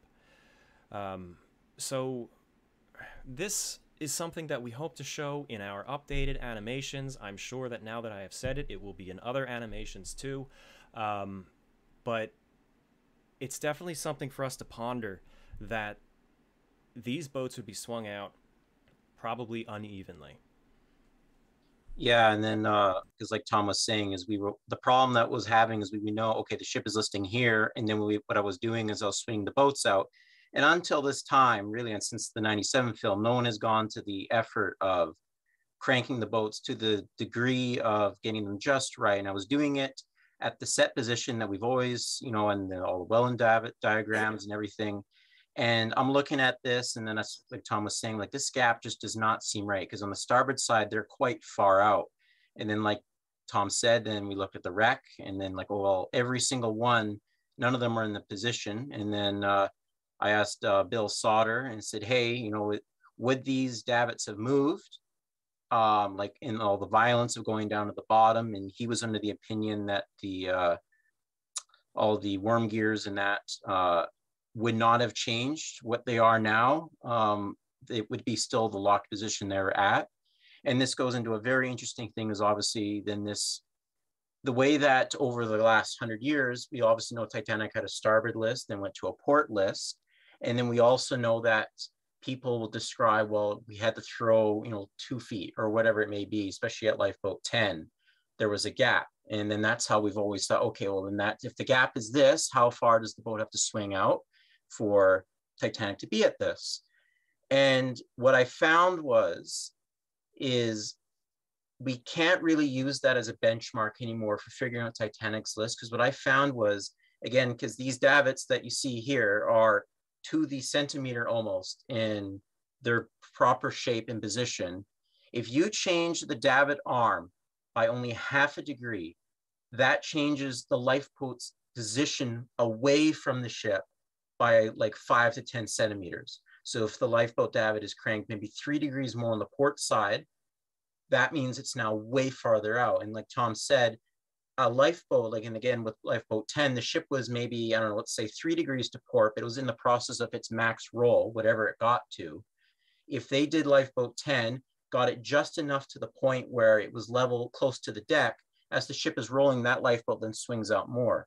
Well, now we're no longer able to say, well, the lifeboat davits are fully out, because as we point out, none of them are in the same position. So now this throws a wrench into the whole system, as we don't know what Titanic's actual list was, port or starboard, because there's this detail of them customizing each davit to when the situation was needed. Levi, that's a great way to summarize a very complicated subject, but I did want to point out that Bill Wormstead, George Behe, and I, when we worked on our lifeboat launch sequence there, we obviously took the list from starboard to port into account in the description of gap, but not being able to state for certain that the davits were swung out as they are in the diagrams, which we had always assumed, that it really does just lend that we have to look at the eyewitness accounts and what the individuals are saying, and landmarks on the ship that they saw a certain portholes going underwater at certain times and things of that sort, which are a little more solid than just relying solely on the list to pinpoint when things happen in the sequence. So thank you for doing that. That was a great description.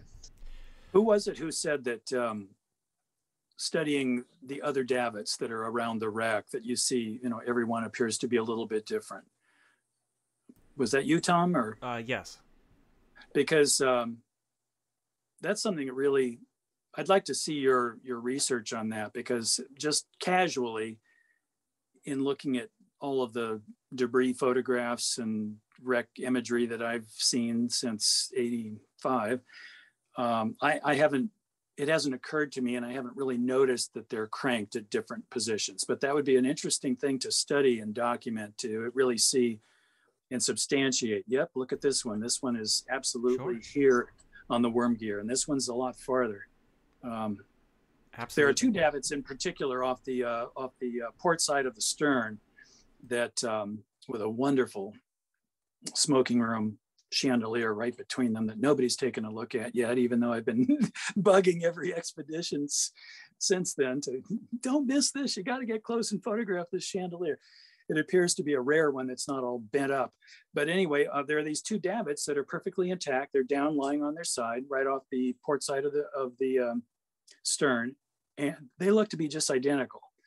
Now, I think it's fair to assume that they came from the stern because they're way far away from the bow, but they're off the ship and lying down there, and just looking at them from a side view point of view, they look to be at the same angle of launch. That's just two, but there are many others that I've seen as well, and they all struck me as being, yep, it's in its launch position, it's launch position. So if we could find some that are not quite at launch position or in mid-launch position or something, that would be really interesting to document. Yeah, I'll be happy to put something together, send that over to you. And if I'm wrong, I would rather be told I'm wrong, and then we correct it. Yeah, this is perhaps I am mistaken. An extremely interesting and important thing that you're talking about, and so we really do have to nail that down as to just how many davits are not at their full extension. That might be worth a video on this channel in the future. Maybe we all could put something together, because we do sometimes tackle small niche topics like that and put them out there. The first distress calls are going out, as I think it was Tad who touched on it, that Captain Smith came in and said, send out the call for help. And from then on, Phillips, the chief Marconi operator, started sending out CQD, which is the Regulation International Call for Help. And he was essentially sending out, correct me if I'm mistaken with it all, but it was CQD DEMGY. DE meaning from, like that's the originating sender. MGY is Titanic's call sign, and then the ship's coordinates. At this point in the sinking, they actually have incorrect coordinates. Fourth Officer Boxall is either now or soon will be heading out onto the bridge with a sextant to try to pinpoint the ship's actual position so he can go in and update John Phillips and Harold Bride in the Marconi room.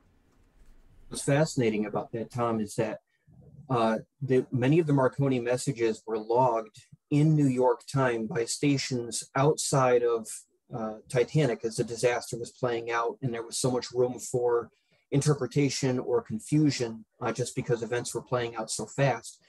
And those Marconi messages are an extremely valuable tool for us as historians in being able to piece together the sequence of what was happening on board the ship. Because once you know the time difference between New York and the ship, you can see, right now, the revised coordinates are being sent out. Both of them were wrong, but one of them, the initial one for 10 minutes, was actually a number of miles further to the west than Boxall's coordinates were. And even Boxall was a bit to the west of where Titanic actually was. So they were, you can kind of piece together the puzzle pieces a little bit by using those Marconi messages and then backtracking, how did Boxall come to those revised coordinates? Well, it was his conversation with Captain Smith, where Captain Smith told him to check the DR coordinates and make sure that he had done an accurate job. And it's just amazing. Sometimes when we were piecing things together and creating the timeline all those years ago, there were moments when kind of the hair on the back of our neck stood up when we kind of, oh, that's how this puzzle piece connects with this puzzle piece. We have a lot of super chats coming in. We're having such a great discussion here. I don't want to derail it, but I do want to say there have been some very generous ones coming in, $50 or more, and thank you for those. The $150 that I did see did not actually have an attached message. It was just simply a super chat. It was from Steel Horizon 313. Thank you very much for that. We are saving these super chats. They're all being screenshotted by Emma and being texted to me on my phone, and we will be getting to them as they go on. So please do not feel that we are ignoring them and they were wasted. Thank you very much for that. I do want to call out something that I'm seeing here in the animation right now. We actually just passed it. And it was that aft starboard set of lifeboats. They're actually swung out now, and some of them are being lowered down to A deck. This is actually how these boats were intended to be loaded up. And that's actually, it's supposed to play on the function of Olympic's original, or Titanic's original promenade configuration and Olympic's permanent configuration, how it was just this open promenade along A deck, and the intention was lifeboats should be lowered down away from the boat deck down to A deck and loaded over the railing. So we're going to see that a little bit later with the after lifeboats and also lifeboat 4 on the ship's forward port.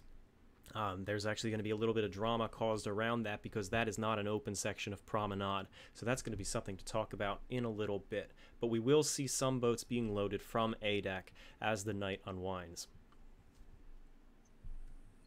At this point in time, they're well along in loading the lifeboats 5 and 7. 7 is going to start down in just a minute or two to be followed very soon afterwards by number 5. And lifeboats 7 and 5 are actually in the frame right now. We see them in the ship's starboard forward cluster of lifeboats right there, just now disappearing behind the funnel. Yes. And right now, and at this exact moment, Titanic, one of its distress calls was received where they'd said require immediate assistance. We have collision with iceberg sinking, can hear nothing for the noise of steam. So that steam is the steam that we saw earlier. We still see it at the corner of the top frame. Right now, the edge of the top frame, that's the steam being vented out, as you explained earlier, and this would have been deafening. It was described, well, I believe it was described as locomotives going through a tunnel. It was just deafening. It was truly deafening for those on the deck and even those inside the ship, and it probably would have been one of the very first signs of alarm. And now the passengers who are starting to gather and come up to the deck, but they would be remaining indoors because it's warmer in there by far, looking out these windows and now seeing the lifeboats being uncovered and the haphazard sailors running around and throwing back the canvas, cranking out the davits. There's a whole process. There's a whole process that went into swinging these boats out, which maybe we'll talk about another time. But that would be further reason to worry. So they are starting to get tense. They are starting to feel the ship going to the side. They hear the steam deafening overhead, and they see the boat starting to get swung out. And of course, the stewards walking around saying there is no reason to be alarmed, which they're now starting to say. Yeah, you have several different factors. Outside, as you say, is this deafening racket. And these passengers don't necessarily want to be outside while the crew is working with the large equipment, that has to do with the boats. It's cold outside. It's dark outside. Whereas inside, even though, the entrance at the top of the grand staircase for so many of them were gathered at this point, it was warm. The music was playing. Everyone was trying to be reassuring still, because you have to remember, it's a fine line between instilling urgency and starting panic. And when you have only enough lifeboats for half the people on your ship, you have to be careful of that too. You want people to be dressed and up and ready, but you don't want them to be hitting that panic button, because the chaos that could have ensued from that, we've always thought, looking at it, that it could actually have cost more lives, perhaps. If that kind of panic had started. I definitely believe that. We have over 2,000 people on the ship, over 2,200 people on this ship. And if panic were to break out, it's a black night. There's clearly not enough lifeboats for everybody. The crew would be quickly overwhelmed. It would be absolutely dreadful. So there's a lot, again, Monday morning quarterbacking going on where people like to say, oh, well, they shouldn't have been telling people everything was okay. They shouldn't have been saying there's no need for alarm. Well, it helped. It kept things in order. And yeah, some people would have used the information of the danger to their benefit, and they would have survived. But there absolutely would have been some terrible, terrible panic that ensued. I'm actually putting together a couple documentaries on another shipwreck where chaos broke out right from the start, and it got horrifying. The Titanic sinking truly was a stately event up until the end, all things considered, when you look at these other disasters. And this one where hundreds of people trapped on a boat with all the lifeboats gone, and they know that the ship will be down in a couple of hours. It led to absolutely unspeakable things. But I am tangenting and talking about the wrong disaster. So let's jump back to Titanic. Real quick, though, Joshua Anderson just gave 100, and I do want to read his message. I want to thank everyone on this chat for keeping her memory alive. I live in Nebraska. Does anyone know about Emil Brandeis and his movements on board? There are 3 people that were on the ship buried about an hour of me in Lincoln, Nebraska. Thank you again. That name is not familiar to me off the top of my head. It might be something that we can find if we do a little digging after the stream. Do any of you have any input on that name? I do not. I've certainly heard it. Bell for me. No, unfortunately. I've certainly heard it, and I know that Don Lynch could tell you rhyme and verse about this guy, but unfortunately, he's not among us. So I'm sure you're right, has an Ken. incredible He's a memory. virtual encyclopedia of the knowledge about the passengers. Truly is. Truly is. Sorry we couldn't be more of assistance. Maybe that's something for next year we can specifically look into, or if you get in contact, you can find my email address on my page by going to the About section. And if you want to shoot me an email, we can all look into that, and I'll get some info back to you. Right now on the screen, we see that first lifeboat lowering away. The thoughts on the deck as this boat is leaving, even though they are a little weary and concerned for the ship's safety, it still feels unnecessary. And thinking from a man's perspective on the deck, and you're being told you're not allowed in this lifeboat, but you have to send your wife or your children into this rickety old boat. It's not old, but you know what I mean, with those flexing davits into the black night, to be lowered, hanging 70 feet above the water and slowly lowered down by hand. First impressions would be no. That's dangerous. So I could definitely understand where a lot of these people are coming from. You know, wanting to be protective of their family, and sure, they don't know what's unfolding. Absolutely, it's the right decision to get into the boat. But first impressions that night, I can definitely understand why they would be looking at this as ludicrous. Absolutely ludicrous. And I want to point out too, it's a lot of people that cited disaster are aware of this, but the early boats in particular, for a lot of the factors that we've talked about, were very underoccupied. And boat number 7 only had about 28 people aboard. And the interesting thing is that First Officer Murdoch, when he was overseeing the loading of these boats on the starboard side, of course, when there was women and children, he put them aboard first, but he did allow men in if there was available space. Where a much criticized different version was Second Officer Lightoller on the port side, who was adamant about women and children only, even when there was spaces left in the boats.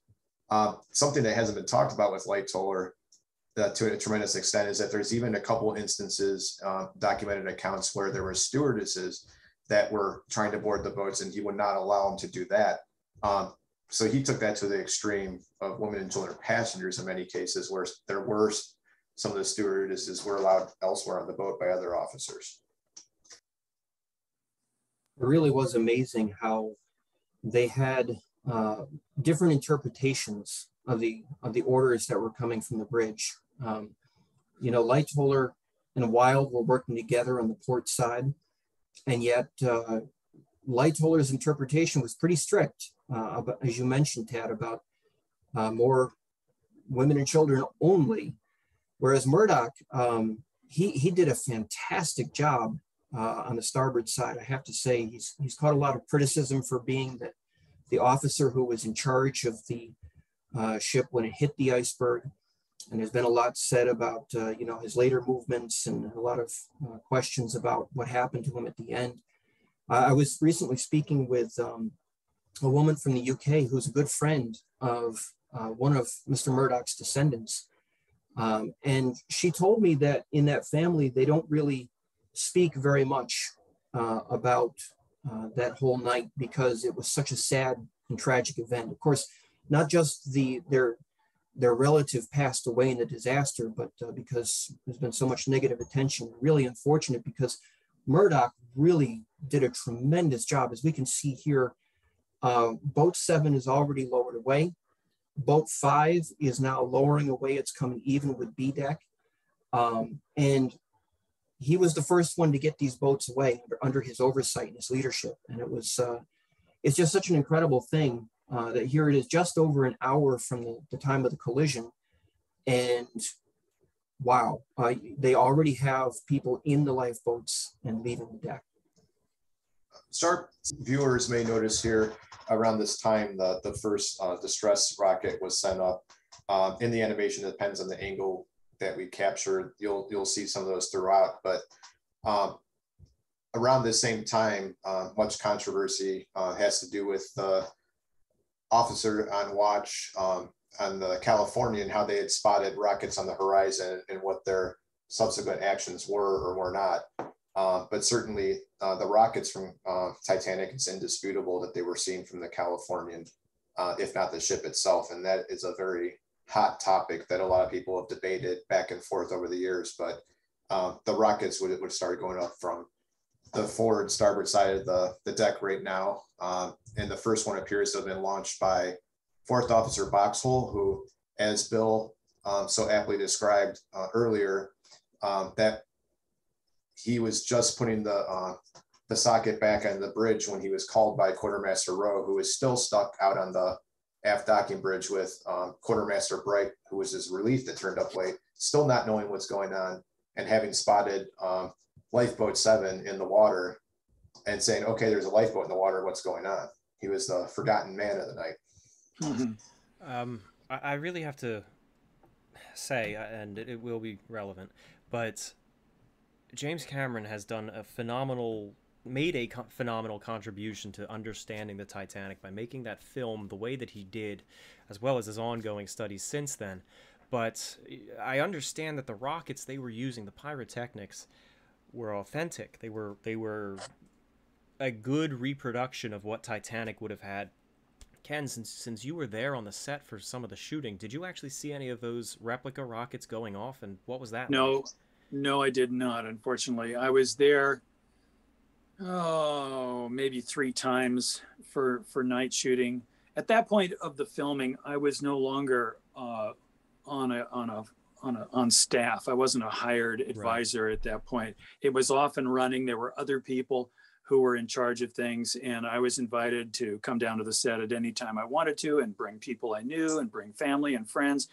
And during breaks in the filming, I was able to walk all over the decks and experience it. But I only went down there 2-3 times, maybe, for night filming. So, and I missed the rocket firing. Okay. I know that when we released the historian edition of this animation last year after the live stream, Tom, I know that you and Levi had worked very hard to put in the sound effects of the rocket firing and of the kind of whoomp, that bassy, explosive sound. And I know that for us here personally, when we were watching that back, the scene was very loud. You'd hear a lot of that hissing steam, but it was very steady. You know, you'd hear the creak of the davits or or the conversation that was in the audio track. But then all of a sudden you would hear this whoosh, and then you'd hear this boom. And I remember many times that we were sitting here watching that animation after the fact, when we had the volume up, it was startling. I remember a couple times we jumped out of our seats because it was so sudden. And yet that's very much like what many of the survivors reported feeling. Wow, they're firing these rockets. It really caught their attention and it made them stop and think. If they hadn't already, the situation is very, very serious. You don't do that for nothing. I actually remember way back in 2016 when I directed the THG sinking animation. And I added all of the sound effects and mixed that together and published that as well to that channel. I have to admit, I kind of enjoyed how many comments there were saying that the rockets were a jump scare. But that they truly were back then. It would startle the people on the deck. We just got a really cool super chat, by the way, from Jay Homestad, who is sending his greetings from the Molly Brown House in Denver, Colorado. He or perhaps the staff there are tuned in and watching this and commemorating that with us. And they also said if we ever make it out to Denver, come check them out. And I recommend that as well to anyone tuning in. If you're ever out in the American Midwest and you can make it out to Denver, Colorado, please do check out the Molly Brown House, or Margaret Brown, her legal name. And she was a first-class passenger on the Titanic. We could talk for hours about her. But let's make a point of mentioning her as her boat gets away. But that's not for a little bit yet. But thank you for that super chat. It is now 12:53 a.m. and we see here the first of Titanic's boats, lifeboat number 7, has pulled away and is starting to put some distance between it and the ship. It's amazing because it felt like 10-15 minutes ago that we saw that boat just start leaving the boat deck and slowly making its way down. These were hand lowered by men feeding rope into the systems of the davit, and this would have taken quite a long time. In fact, I think we might have been a little too fast just on this animation, but it would have felt like ages to sit in a lifeboat suspended by these falls, hanging over the water and just slowly jerking down. It would have been a real jerking motion because going in by hand would have been very uneven and jumpy.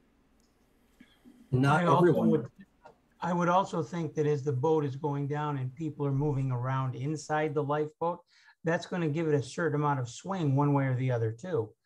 All of this just makes it look a little shakier. That's right. That's right. And not every one of those lifeboats had a smooth trip down to the water. I think it was boat number 5, if I remember correctly. And Tad and Bill will correct me if I'm wrong. That one end went further down than the other. And it really startled many of the passengers that were in the boat before they changed back and they got things going again. But it wasn't a smooth trip down to the water by any means. Refresh my memory here. Which boat was it that Fifth Officer Lowe was lowering, and he was lowering it a little too quickly? There's a whole story there, but I don't want to get to it if it's not happening just yet. I believe it was actually perhaps the lifeboat we're seeing here. No, it was number 5. Oh, we just saw a rocket go up. So lifeboat 5, which actually we see just about reaching the water. Fifth Officer Lowe seemed to have been a bit of the oddball that night, or at least the outcast among the officers. He wasn't really woken up after the collision. They might have tried, but he was not roused for one reason or another. And he explained, and please guys, interject if I'm telling this incorrectly, but he explained that he wasn't actually woken up until he heard someone banging on his cabin window. He would have been quartered on the boat deck in the forward deck house. He heard someone banging on his window. It was like their arm or their elbow or something hitting it as they were working one of the ropes, and he saw the lifeboat swinging out, and nobody had bothered to tell him. So he was in a foul mood that night. Yeah, he was allegedly waking up earlier, but he didn't recall that happening. I think that he wasn't fully awake from. You have to remember the officers, the shifts they worked, they didn't get a lot of sleep continuously. So, as he put it, when you sleep, you die. And I think that they did attempt to wake him up and he had fallen back asleep and didn't recall that. But yeah, when he woke up, there's passengers actually in the officer's quarters with life jackets, like the life belts on, and all these things are going on deck. And he's like, what is going on? Yeah. So as I was saying, he was on deck. sorry. No, Ken. go ahead, Tom. Okay. I was just going to say, and then when Lowe comes on deck, there he is at boat number 5, and he encounters Bruce Ismay, who apparently couldn't identify by sight in the dark. And Ismay is getting a little overexcited at this point, because remember, Ismay knows pretty well what's going on, and he wants to make sure these boats are getting away. And Ismay he's got his arm out and he's waving it in circles and he's yelling, lower away, lower away. And Pittman, of course, Lowe, having just woken up and gotten on the scene, as you said, he seemed maybe to be a little bit grumpy as events were playing out there. And he kind of had that very famous exchange with Ismay at the boat about, if you're a passenger, get back with the passengers, and let the crew do their job. That's right. Ismay is a very interesting character for the night, and he's very, I have to say, misunderstood. I don't know if we'll be touching too much on him because there's so much to talk about, and we talk about him every year.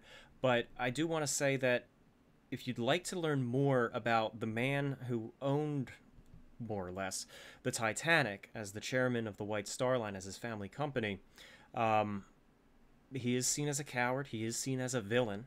But there's two sides to that story, and he really was character assassinated after the sinking, and that's where a lot of that comes from. But there's a book out by a man named Cliff Ismay, yes, relation, as you may assume, which goes into a lot of the unrevealed family stories, shares a lot of personal information about Bruce Ismay, and it's called Understanding J. Bruce Ismay.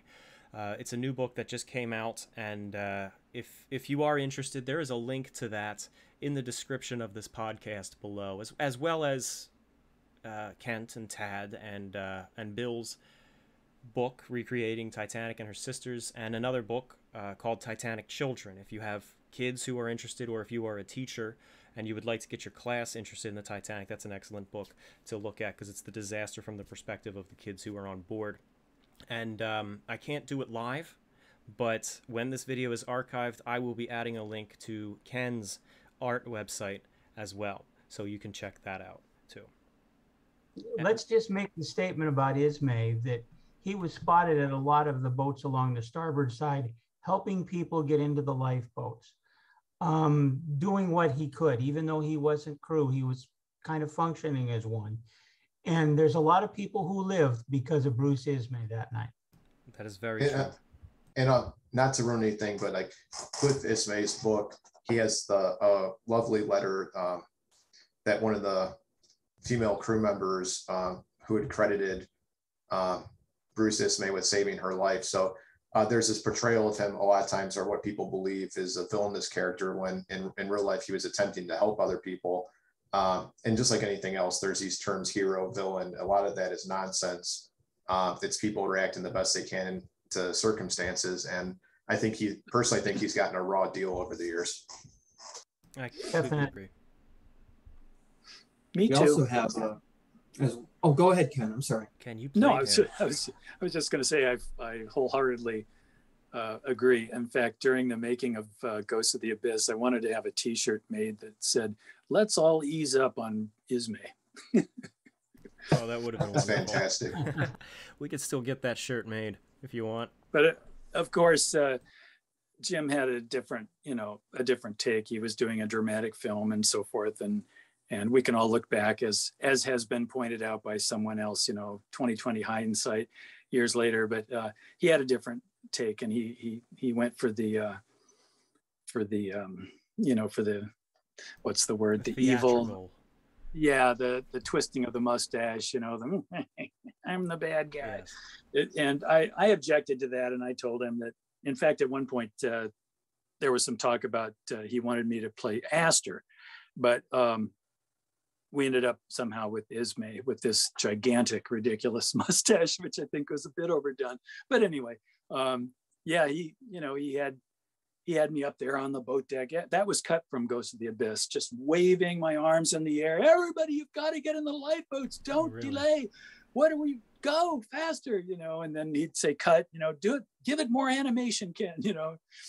But all of that was cut from the film. That's too bad. I would have loved to have seen that. Oh, for sure. Maybe we can get an extended cut someday. I'll tell you, it was really getting out of character for me because I never scream, I never yell. And maybe 3 times since I've been an adult, literally. So for him to stand there and say, now you've got to do this, and you've got to emote, you've got to scream, and you've got to get everybody's attention. And I remember looking at him and saying, I can't do that. I don't know if I can do that. But I did. Wow. And what's amazing is that it's so sad that Ismay's character has been maligned. You know, it's not just the Cameron film. I'm a big fan of James Cameron's film and of his work through the years to bring Titanic to, you know, the fore, and to really the many expeditions he's done and all of that. So I never go out personally, and I never say anything bad about the film. I think it's a wonderful film for what we knew in 1997 in many ways. But there's so many other depictions of Ismay that it kind of goes progressively from bad to worse. There was so much negative said about him back in 1912. And then even, you know, many of the shows that you see, I was surprised with one I remember watching where, you know, I thought Ismay was going to climb up on Captain Smith's shoulders and you know, start, you know, pummeling his head in the middle of this program and tell him to resume course for New York after the collision. And it really doesn't harmonize well with the historical picture of Ismay. And it's nice to see that because of the attention that's been brought to Titanic over the years and the good research that's been done, it's nice to be able to help to try to set that record straight and to really kind of balance that picture out a little bit more. Yes, I agree. By the way, Snidely Whiplash, that was the name I was trying. You know, I knew that name too. The twisting of the mustaches. So one of my very favorite, I know this is maybe I shouldn't be rambling on like this, but one of my very favorite lines from Titanic is Bernard Hill saying to Ismay, I think you may get your headlines, Mr. Ismay. And somehow that just says so much in that one little sentence. It was just like, oh my God. You know, you can imagine what was, you know, we don't know if he really said that, but I mean, just you can imagine what would have gone through Ismay's head at that moment. And that was the end of tape 1. Mic drop moment. Yes, it was. The tape. That was a very effective scene, and you have to say that he really knew what he was doing when he put that in there, because it very dramatic. There's a good scene where you can actually see the wind or the portholes actually going underwater, and as you're looking down the side of the ship, you can see the angle. Oh, I think Bill cut off.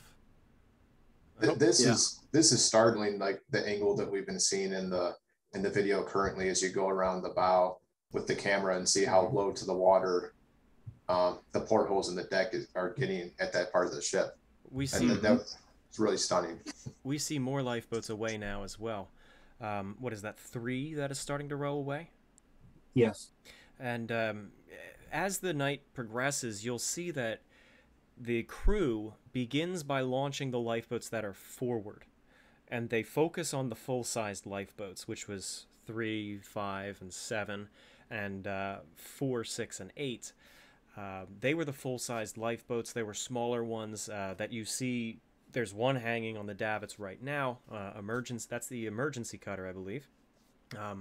See, I'm always cautious about my statements here because I'm surrounded by people way out of my league. So my confidence in statements is way down right now.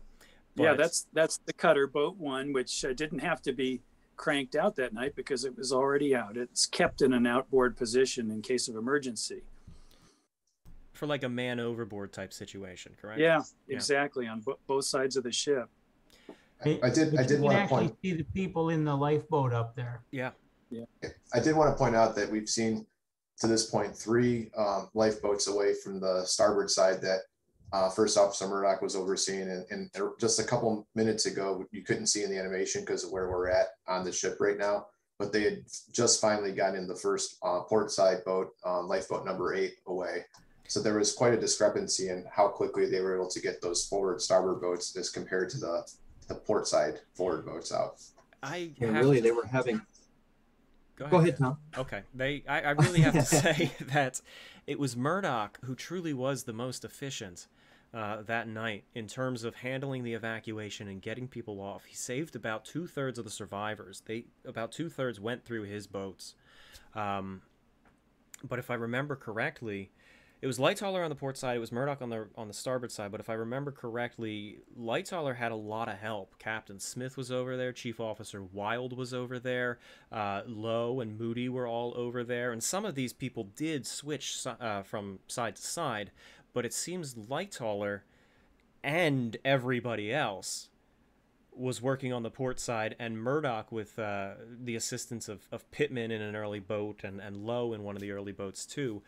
It really felt like Murdoch was almost a one-man show, and that is an exaggeration, but he definitely had the most control that night. It seems he had one of the coolest heads, and he definitely kept things under control on his side, as we're seeing with 3 boats getting away by the time the first one on the port side goes.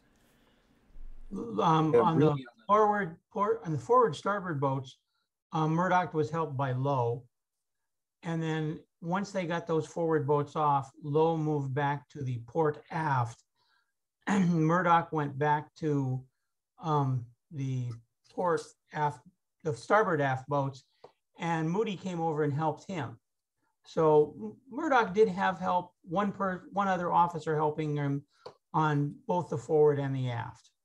But you're right, Lightoller had a lot more people over there. And it could have just been a situation of too many chefs in the kitchen. But yeah, as I was saying, Murdoch seemed to have the most control. By this point, Titanic is now also transmitting SOS in addition to CQD. And there's this little exchange that is well documented by Harold Bride. Captain Smith entered the wireless room and asked Phillips which calls he was sending out, and he said CQD. And then Bride interjected with SOS. He said, you should say SOS. You should send SOS. It's the new call, and this may be your last chance to use it. I'd like to actually theorize something, and it could very well be incorrect. But I spent a lot of time studying Bride and Phillips before and after the sinking, or after the sinking in Bride's case, because he survived. And I feel I really got to know them and their personality. Going out on a limb here, Bride was not funny. I don't know how better to say it, other than to just say bluntly, he was someone who thought he was a comedian who really wasn't. But I think that makes that exchange all the more human. Because in my opinion, it makes me doubt a little bit. He might not even have said that. And if he did, he might not have gotten the reaction that he said he got from, he said Phillips and even Captain Smith kind of chuckled at it. That might not have been true, but to me that makes it a little bit more human, because he sees Phillips especially as a role model. He looked up to him so much. And even Captain Smith probably to an extent. But he had a lot of confidence issues. He didn't have a high self-esteem. He was actually in a relationship with a woman he couldn't stand, but he didn't have the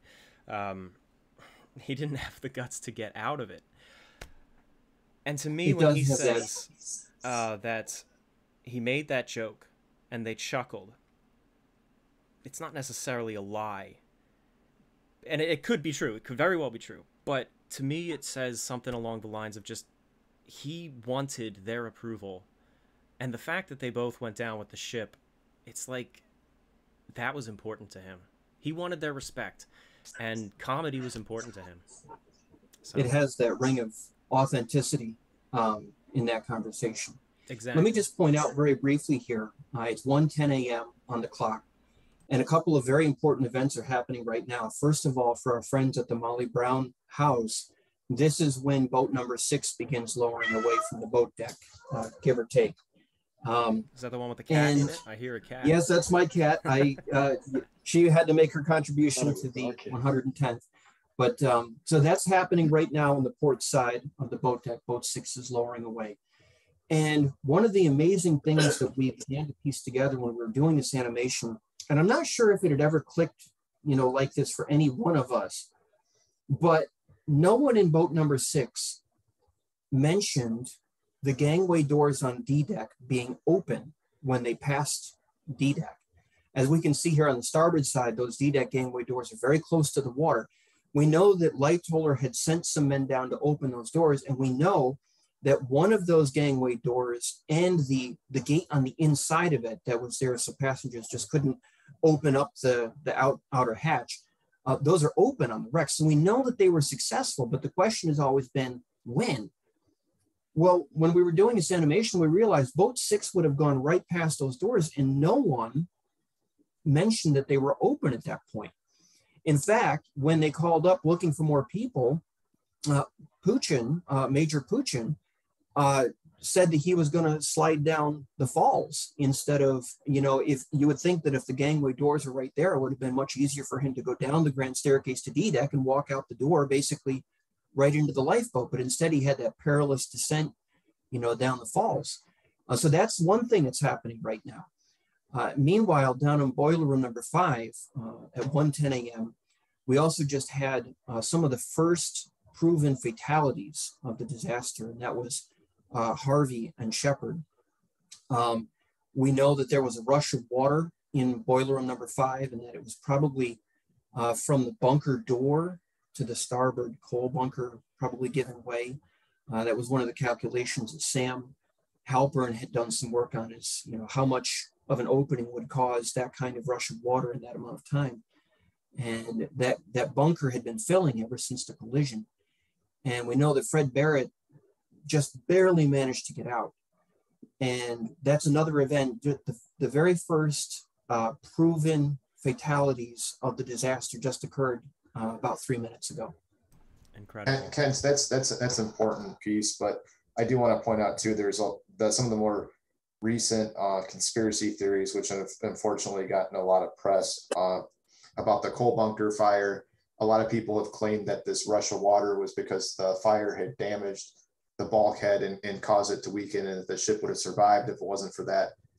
It's complete nonsense. The door on the coal bunker was never designed to be a watertight door. Nevertheless, with tons of water pushing against it, it wasn't designed for that, and simply collapsed because of that weight of that water that was built up. People make so many sensationalist claims, and unfortunately the media picks up on it, but the coal fire is very, very overplayed. It's something that was known about in 1912. It's not new information. And it's just unfortunate because now a lot of people believe that's the reason the ship sank, when really it probably was a minor factor, if any, in the overall picture of what happened that night.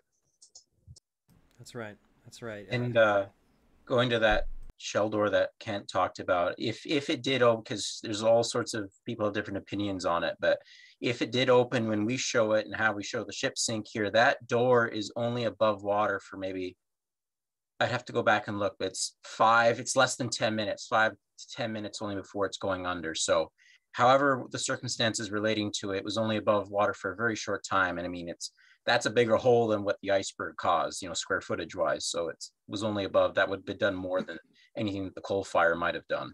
I wonder how much longer Titanic could have lasted if that door was kept closed.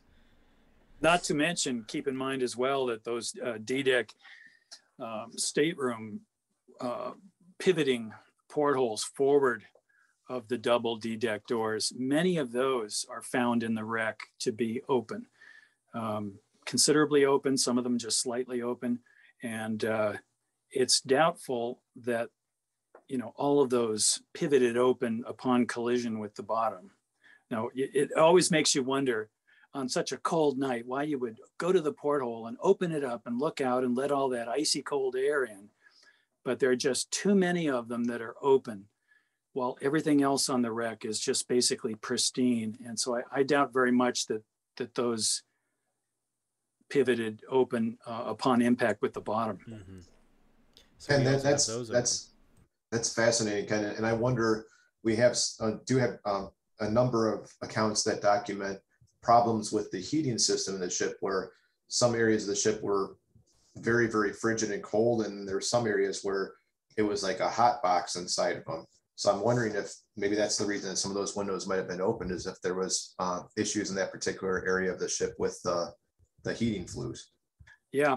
And, you know, as long as they're undogged and those pivoting glass panels are free, you know, that would let some cool air in, and that's all well and good. But it is possible that upon impact with the bottom, if there was some compression, that there could be a surge, a hydraulic surge that could possibly, you know, pivot some of those portholes slightly more open. Now that I think of it, it's been years since I've really thought about all this and gone through it with, you know, Jim, doing our documentaries and books and everything. But it's interesting to think back on now. But anyway, all those portholes, those are forward of those D-deck doors. So the water was surging in some of those, likely, you know, adding to that inflow of water before it ever got to the open, you know, shell door on the port side there. We're And now of course, at, we also know that. Go ahead, Kent. Oh, I was just going to add to what Ken was saying, that during the collision, we know that several of the portholes on the starboard side of the D-deck cabins, also forward of those gangway doors, had been damaged, broken. The ice had even come in, and now those portholes are going underwater. And the further down the ship goes, no matter what a gangway door is open or what, you know, who left what port, there's more and more openings for the sea to come in through. And so it's like an exponential curve where you begin to pick up speed the further into it you get. We actually animated ice falling on those portholes too, I remember at the time, but of course you can't see it because the ship goes by so fast, but that was animated. And Mike also made a version of the hull texture that had ice scrapes. Looked really cool in daytime, but at night you can't see it at all. We, not to change the subject, but we just got a super chat, and I do want to just throw in real quick to everybody who is in the chat here and sending super chats. We are not ignoring them. We are saving them up, screenshotting them, and after the ship goes down, we're going to address every single one of them. But we are grateful for the ones that you are sending so far. I do see one right now from the Christian Gamer, who specifically asks, how old were the two operating the Marconi room, since I believe they both went down with the ship, so it's even more sad if they were young. The chief operator went down with the ship, but Harold Bride, the junior operator, survived, and he gave an incredible testimony. Bride, I believe, was 22. Phillips actually just turned 25 when the Titanic was in Queenstown. It is now 1:19 a.m.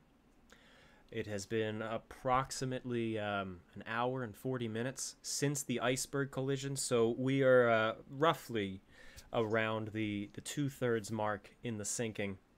And as you can see, even if you're still standing on the deck, but you can't quite see how low the bow is, like even from this perspective, for example, she doesn't look like she's in a bad situation. You can't really see the horizon out there anyway. So if you're on the ship, you feel that slight incline in the deck, but aside from that, and aside from obvious evacuation going on, the ship still feels solid. Tad, I believe it was, you mentioned earlier that about 20 minutes ago we had the first confirmed casualties in the sinking, and that brings up a very good point. A lot of people take the postal workers as the first confirmed casualties in the sinking, as they were down there in the mailroom working to move the bags, not knowing that the ship was truly doomed, but they thought it was just damaged, so they were moving the postal bags, letters and packages and parcels out of the lower levels and trying to get them up above the projected water line. And it's perceived that because these were so close to the damage and because they stayed at their duty, these men, and none of them survived, these men must have been the first to go. There is at least one eyewitness account, possibly two, of Violet Jessup specifically, who said that she met with one of the postal workers probably around this time in the sinking, as her boat, which is one of the after port ones, She spoke with one of the postal clerks who she was friends with, and he was still alive. He was up on deck. Yeah, Tom, that's perfect timing on your part, because right at this very moment on the port side, boat number 16, which Violet Jessup was aboard, started to go down. And you're absolutely right. The flooding, even though it was fairly rapid visually, was not to the point where it would have overtaken the postal clerks from being able to safely get out of that location. So I'm not sure how that story took hold, but certainly a lot of people unfortunately believe that. I totally disagree that the postal clerks died inside the ship. Right. I did an analysis quite a few years ago that 2 out of the 5 postal clerks' bodies were recovered, which is a 40%, which is 40%. And that's pretty good for when you look at all the people that were on the ship. That's pretty good. I strongly suspect all 5 of them were topside, because you have to remember that when the post office was actually going under, it was going under slowly.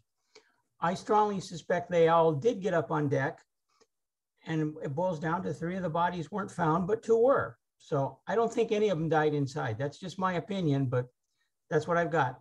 An interesting fact about one of the postal bodies that was recovered.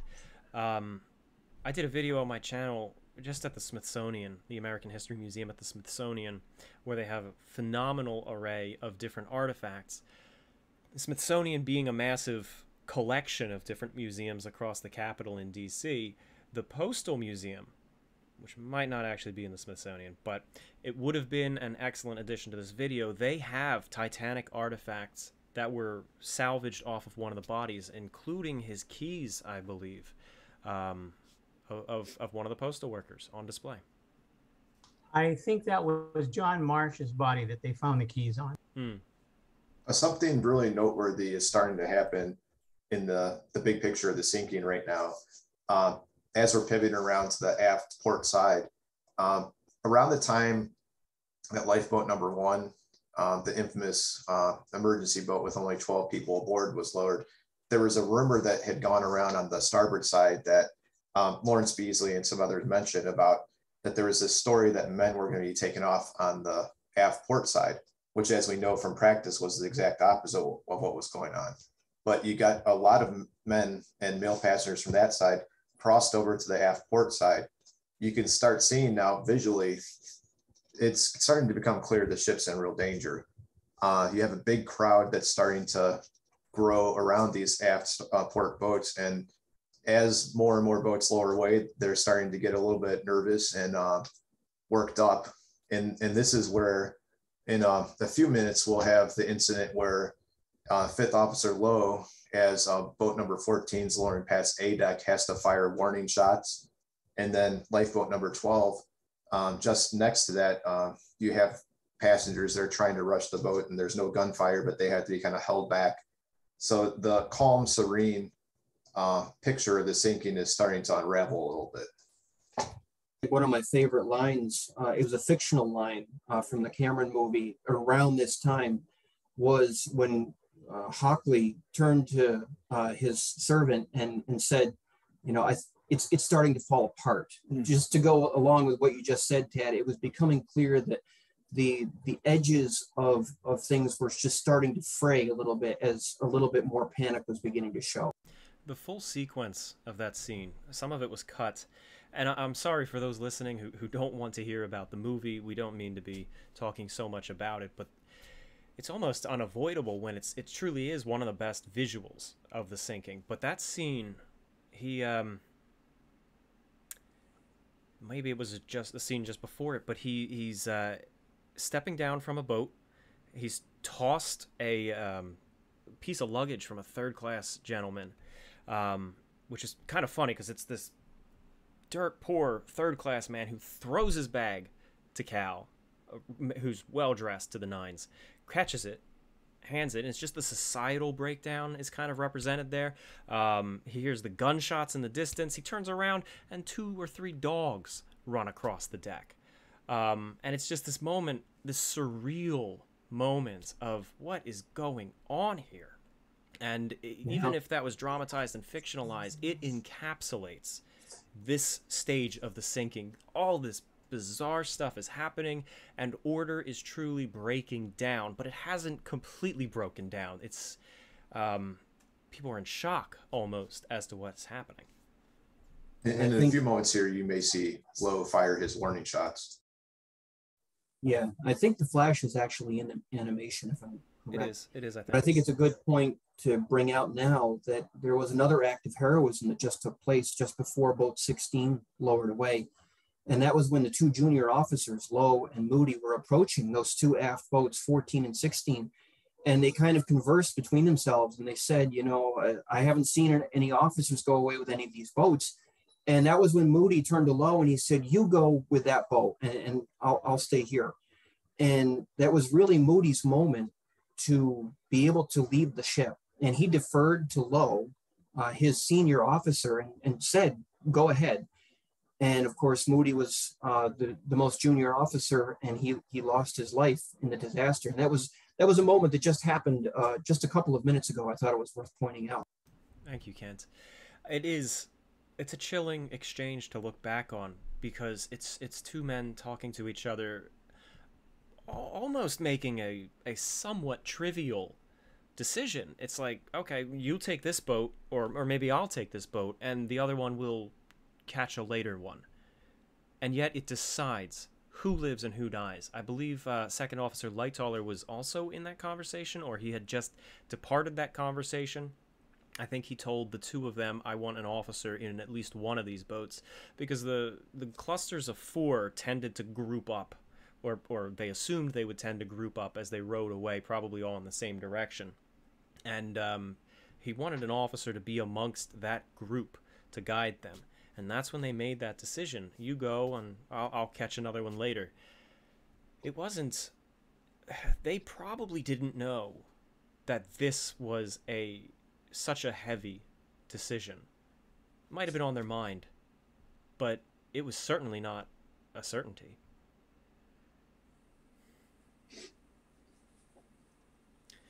It is now coming on 1:30, and the ship is very much down by the head, and it's starting to the trim is actually starting to level out, as you can see. And that's something that is well worth talking about. Did I lose you guys? We see how oh, thank God. That initial strong list to starboard had, at this point, you can see it on the horizon there. This is where the ship is beginning to recover from that starboard list, and it's beginning to move over toward the port side. It really is like a sea change in the way the ship is oriented. And it also greatly affected some of the events that are coming up in just a couple of minutes, and the interaction between boats 13 and 15 as well. At this point forward, once the list begins to go to port and then increases over the next several minutes until it reaches about 10 degrees during the launch of lifeboat number 10 and number 4, it hadn't really been much of a hindrance to the boats prior to this point, but it starts to become where it's interfering with boats on the starboard side, particularly boat 15, starting to scrape up against the hull slightly as it's lowering, and some of the aft port boats swinging away, where by the time boat number 10 launched, they were forced to toss people across the gap, including chucking babies. And of course, we have the incident, which we'll talk about, with the female passenger falling in between the deck and the boat. At what point does that happen? That's coming up, right? Yes. That's lifeboat number 10, where the woman passenger almost falls into the water. About 20 minutes from where we're at currently. Some of the boats really tend to linger and hold back until towards the last moments. We see this whole cluster of four they're all still hanging from their davits. And 2 of them are down at A deck. 2 of them are loading, or at least they're going to start loading probably from the boat deck. And around this time, after that sacrifice that 6th Officer Moody had made at boat 16, he crossed over and began assisting 1st Officer Murdoch at these aft boats, and was seen by a number of witnesses on A deck helping to load passengers from there. At this point, we've got Murdoch up on the boat deck and Moody down on A deck.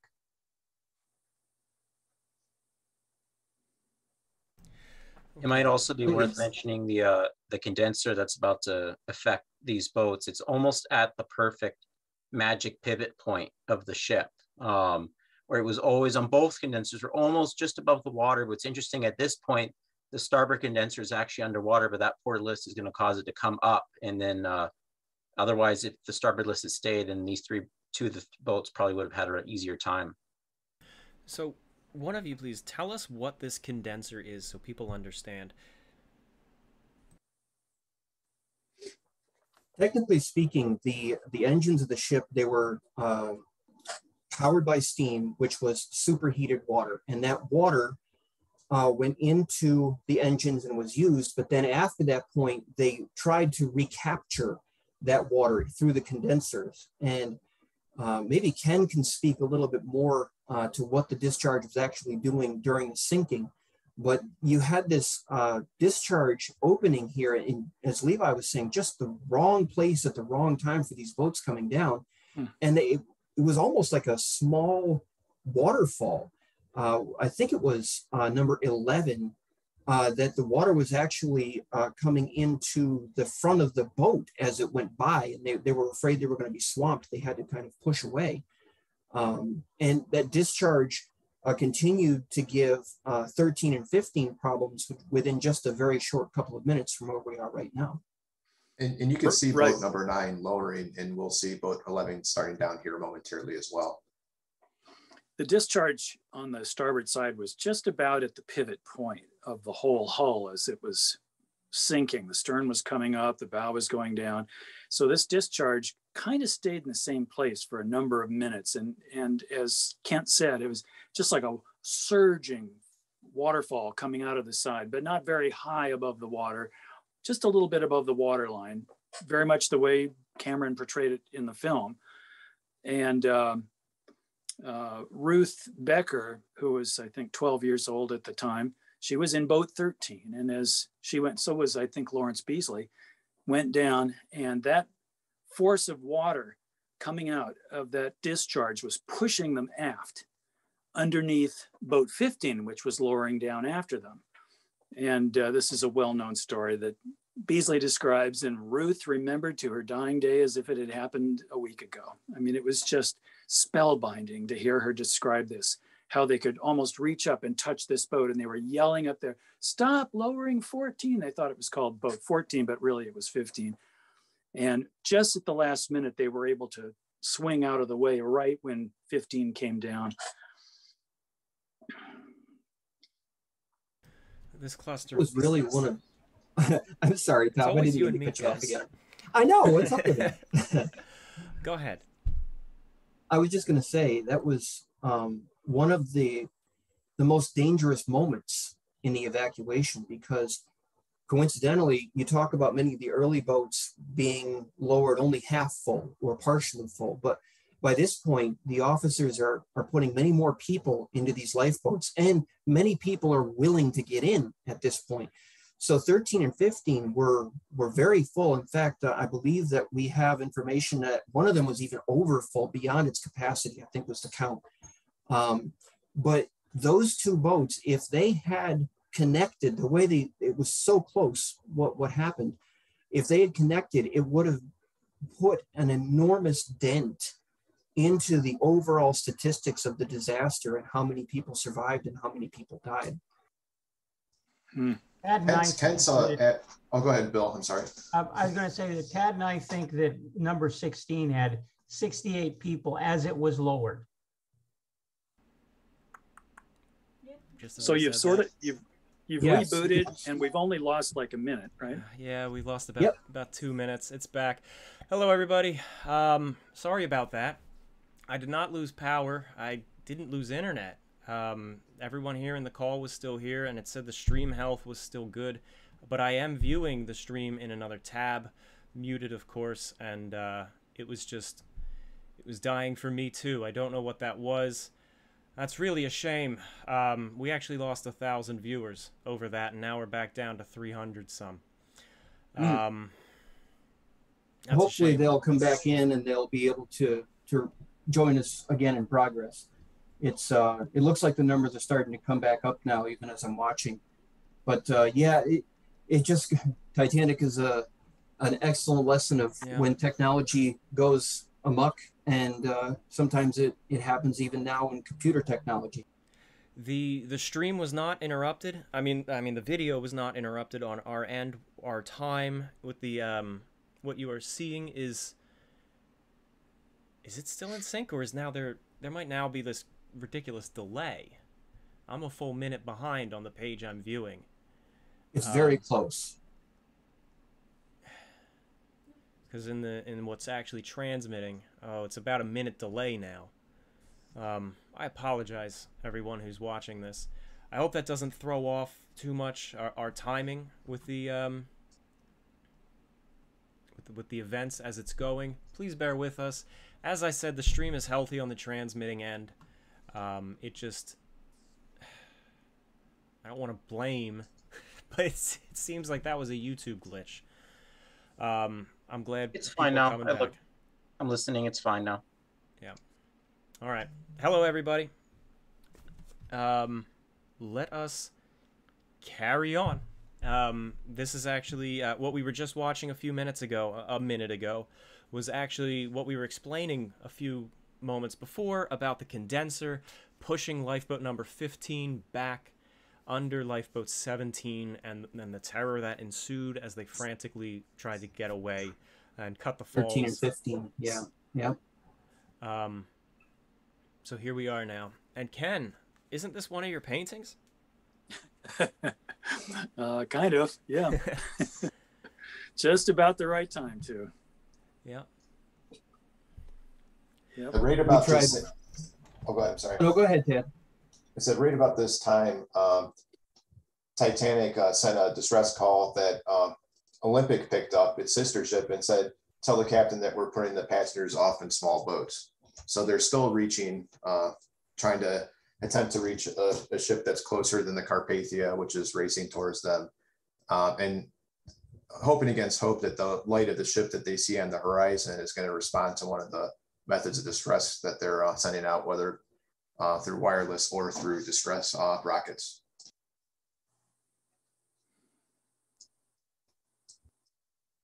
Keep going, guys. I'm just trying to ensure the stream stays out.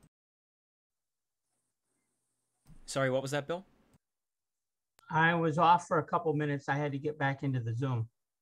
Oh, so was that collapse in stream your fault because you walked away? I walked away at the same time. Oh, okay. I had to shut everything down on my side, but that wouldn't have caused you a problem. No, of course not. I was joking. We are back. We are streaming. I don't know what that was. We will probably never know.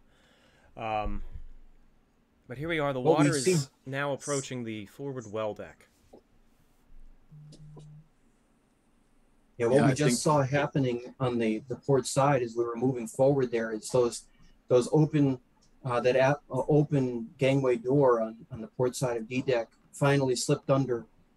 So now I remember when I was younger looking at this one painting, this perspective that Ken had done that I'd never thought of before, but it must have been so amazing looking down through the open well of the grand staircase and being able to see. You're not just talking about E-deck cabins anymore that maybe some of the first class passengers were on. Now the water's up on D-deck. All the passengers were familiar with that reception room in the dining saloon. And now you have water having made its way that far into the ship that the places that you recognize and visited every day are now slipping underwater. And you can actually see it looking down through that open well in the grand staircase. You would have been able to see that water climbing ever higher and higher. And in fact, there was some reports about the light staying on and casting this kind of greenish glow even underneath the water once they went below the surface of the water. Must have been a truly startling moment for anyone who was still left on the ship and paying attention to what was happening. Tanesha just gave a super chat of 20. Thank you very much. And we're watching again. Now we're actually seeing the real action of that lifeboat being pushed back and starting to pull away. You can only imagine the terror of the people sitting in that boat watching as 15 came down, looking like it was inevitable that it was going to land right on top of them. That's right. I got to tell you, it was something to hear a survivor describe this moment to me so freshly and so vividly as if it had just happened, because she had not talked about it through all of those years. She just didn't talk about it. Her best friends didn't know she was on the Titanic. She played bridge every week with people who had no idea she was a Titanic survivor. Her mother, when she was younger, said, never speak of this. So it was just one of those things where, although she did give an interview, Ruth Becker Blanchard, a few times during her life, they were very few. And she, as soon as she finished the interview, she shut it down and didn't talk about it anymore. So when Don Lynch found her and introduced me to her, 1982, it was coming out so fresh. You'd ask her something and she'd stop and think and say, well, let me think about that. Yes, it looked like this. And then this happened. And it's so awesome. And I feel so blessed that I've known survivors, especially ones like her who had such clear recall. And she would describe how they could reach up and touch the bottom of this boat, this surge of water pushing them aft in danger underneath 15, which is lowering now. And they're swinging away right now and being able to pull away safely. I think there were also a couple of other names that we're familiar with in those boats too. I think Fred Barrett, who had escaped the rush of water down in the boiler room, was in 13 and actually helped cut those falls. And then also, I believe Lawrence Beasley was in 13 as well. Correct me if I'm wrong. Yes. I don't have that right in front of me. Yeah. Yep. So 13. there it is. It's happening in real time. And these memories that Ken was talking about being so vivid, you know, we just witnessed that event that stayed with them for the rest of their lives and saw it in real time. It really is strange to kind of think about it. And right now, this angle we're seeing, you can really see the pronounced port list. And lifeboat number 2 just lowered away a few minutes ago with 4th Officer Boxall. So you have boat number 4 and number 10 still present on the port side and collapsible D sitting on the deck, but there's very few boats left. And we're getting down to the real late stages of the sinking where people are going to start seeing things accelerate as that water now has all these open access points to the ship. And this is also pretty much the cover to our first book, On a Sea of Glass. Mm-hmm. I think the camera actually pivots around a little bit more, so you get an even more precise angle of your cover. I have the cover queued up for people to see when we talk about it, but this is one of the definitive books on the events of the sinking On a Sea of Glass, written by some names you might recognize from this chat, and I think the camera actually does move exactly like that, because when we were programming the camera movements of this stream, of this animation, we did a lot of homages to your paintings, Ken, to some famous period paintings, and even the cover of On a Sea of Glass. And even though we didn't paint the painting, the artist Robert Floyd, if I remember his name correctly, he did it under our direction. We kind of said, we want this angle, we want a 10-degree port list, we want 4 and 10 on the ship.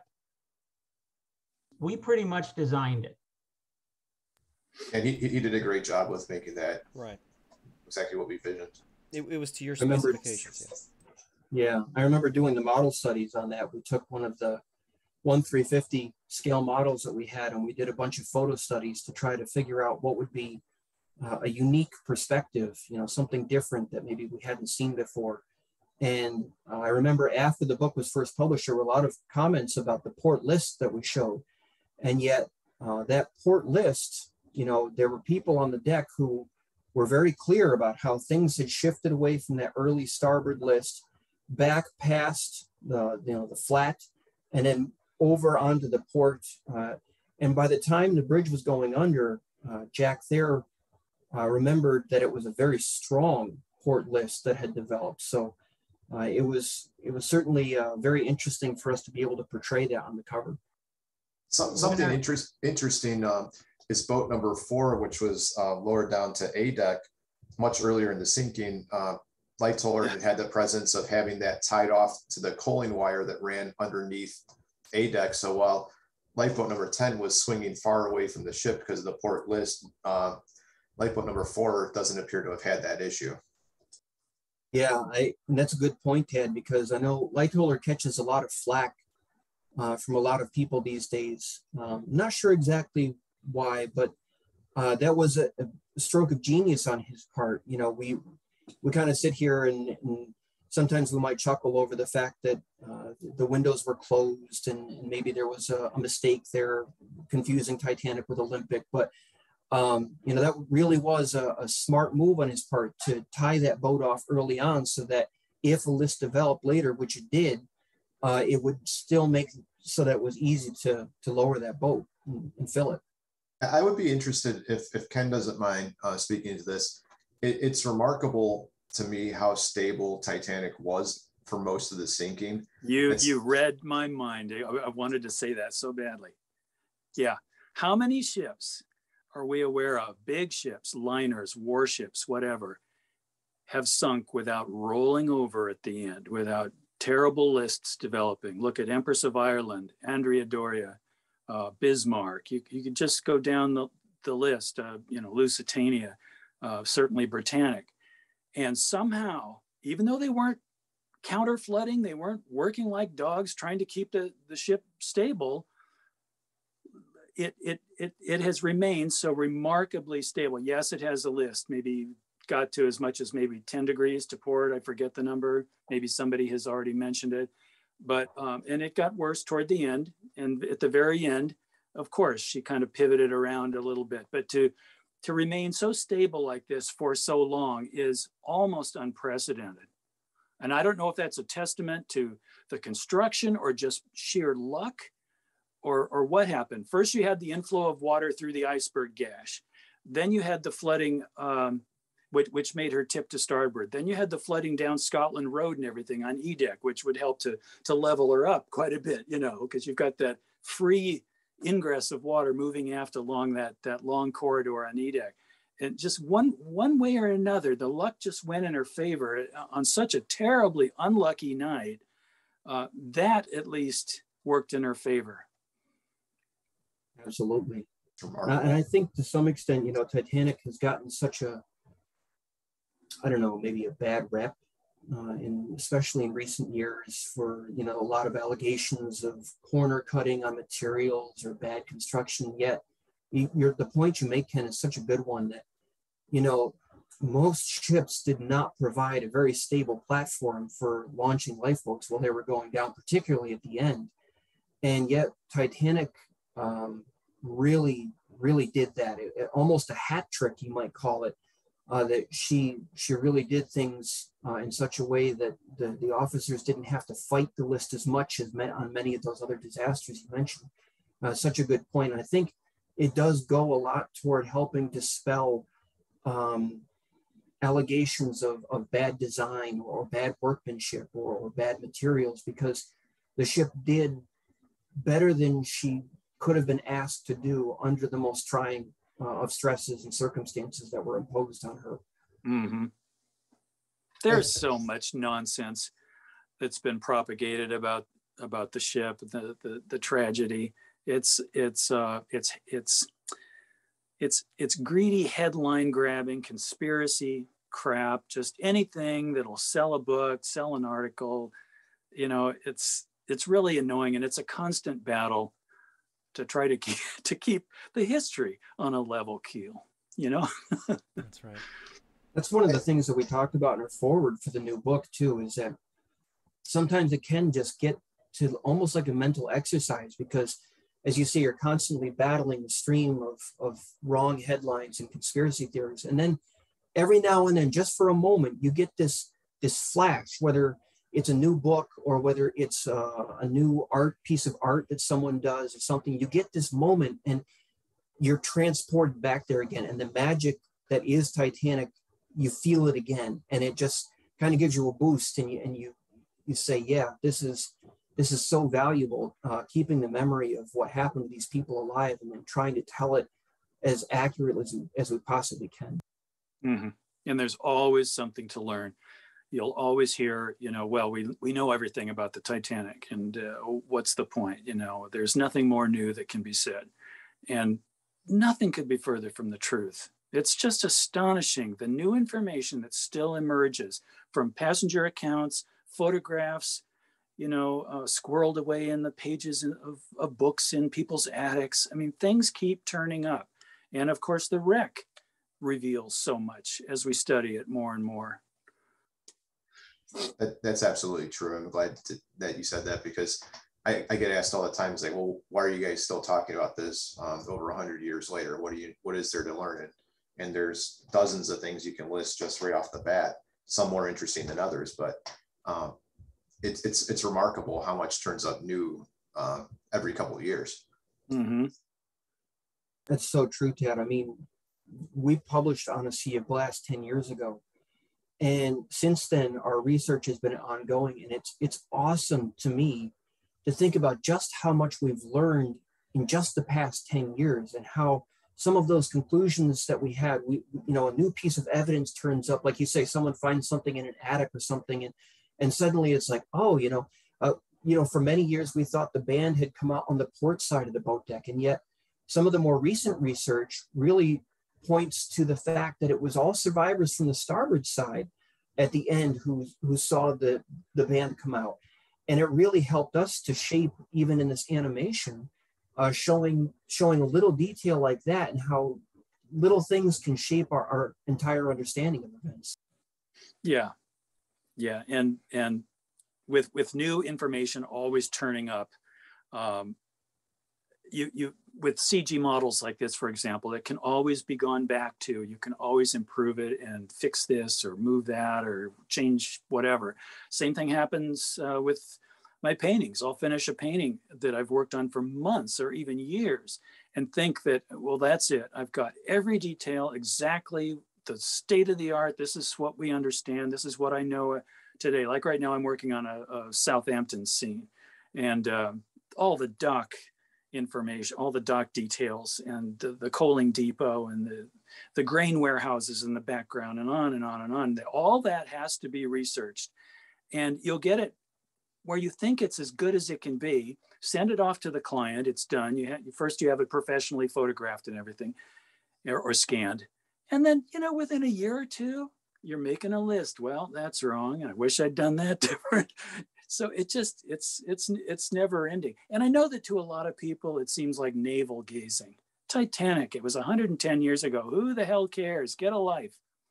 But, you got to be interested in something, whether it's motorcycles, working on engines on the weekend, working in the garden, whatever it might be. If you're passionate about it, that's important. And there are people who are interested in it like we are. And, to find these new things and then incorporate it into the latest research, I just think it's just real exciting to me. I love it. Definitely. Yeah, it really is awesome. And I've always personally enjoyed, I think it was a comment that Walter Lord made in one of his books about how it would be a rash man indeed who would set himself up as the final arbiter of events. And I think, to us, Titanic is a real thing that shaped people's lives and still affects families, as we talked about earlier. They still kind of carry that weight with them of what happened to their ancestors and their relatives. And for us, it's never been about ego. We can never say this is the final, our final interpretation of, and that we can never go back and change things again, because it's, we're always learning. And the best thing is always to be able to be willing to say, okay, well, that's what we thought before, but some new evidence has turned up, and now we have to reshape things a little bit. And I think that's, it's important to not get stuck where you were 10 years ago, 15 years ago, 20 years ago, and constantly to be learning about these events.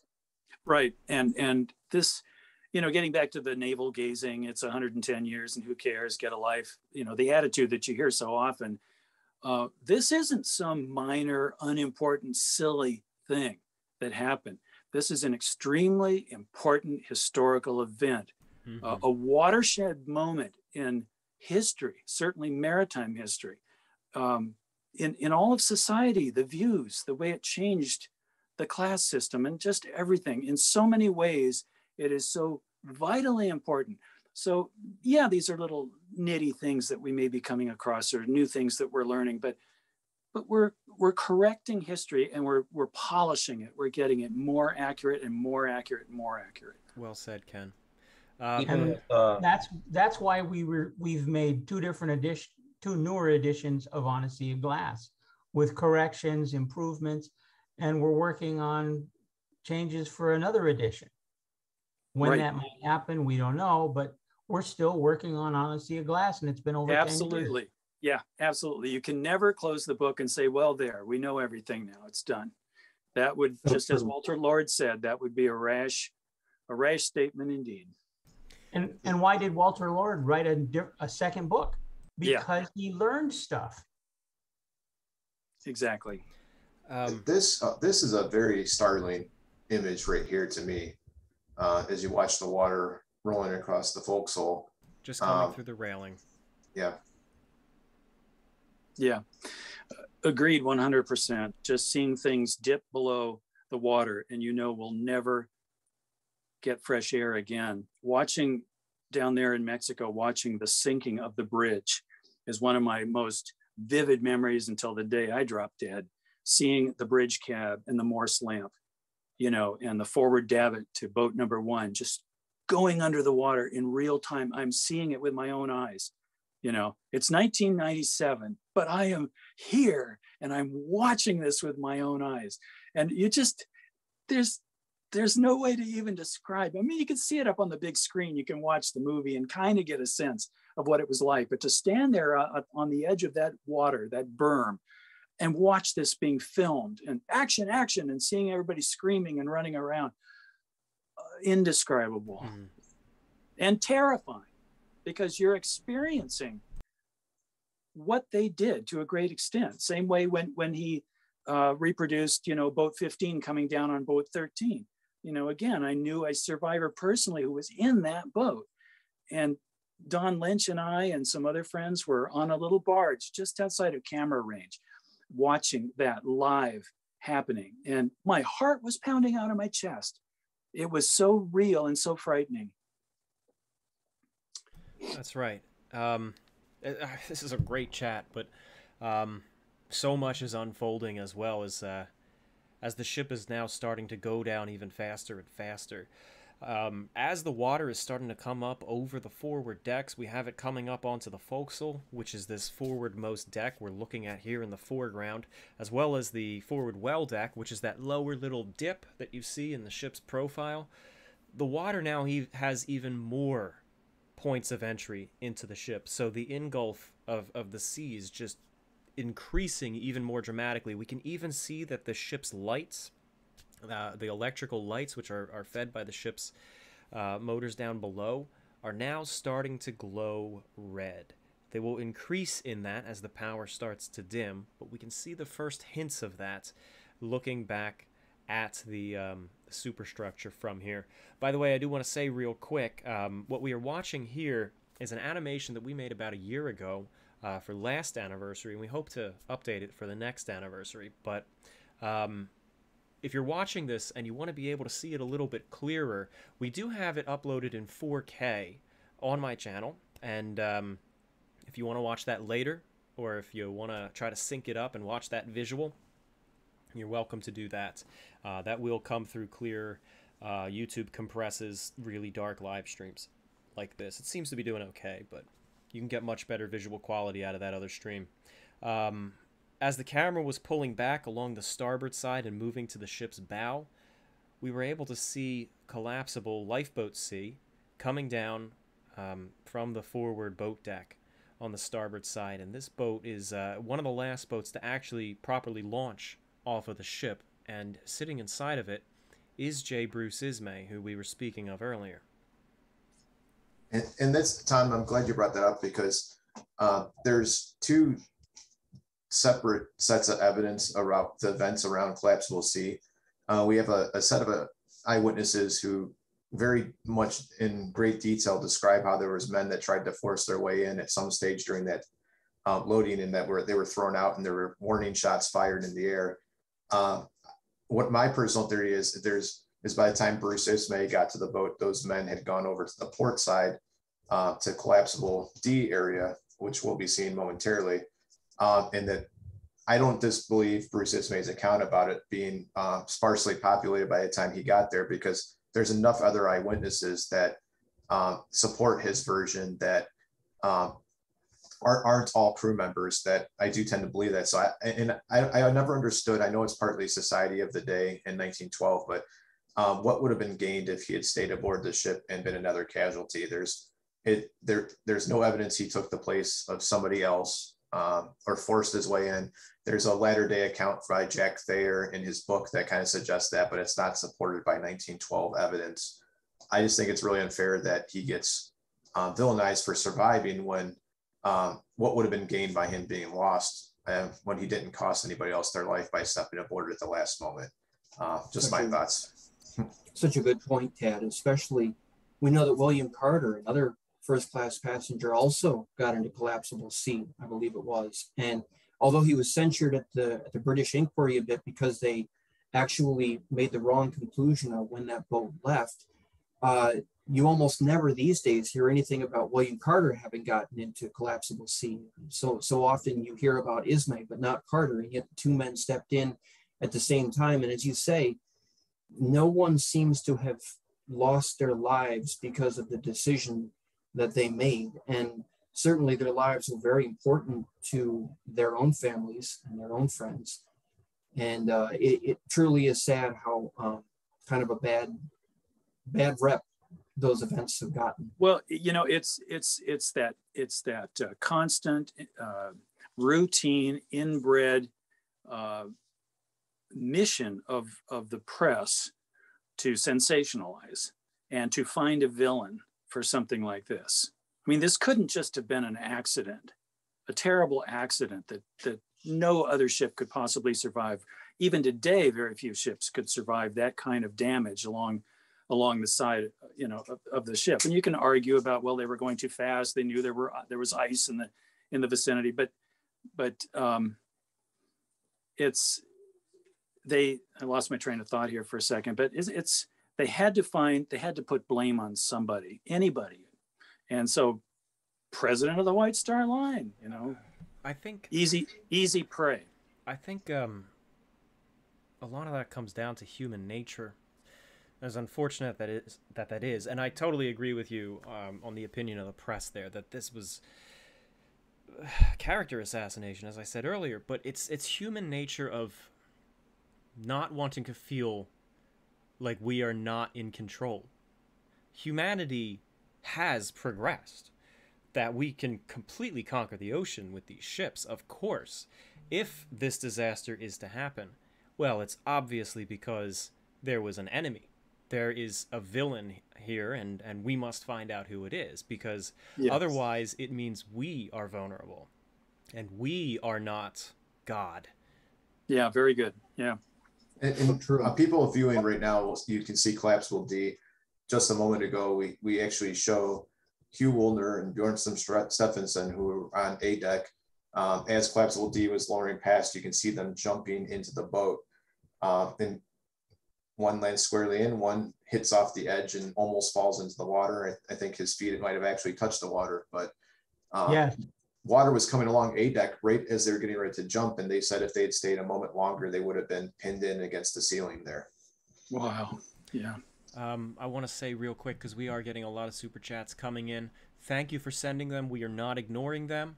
I'm sure some of you have heard me say this every time, but for those of you just joining, we are not ignoring the super chats. We're screenshotting them, we are saving them, and we will be addressing them one by one after the ship goes down. Although I am trying to keep an eye to see if there's anything relevant to the moment that is going on.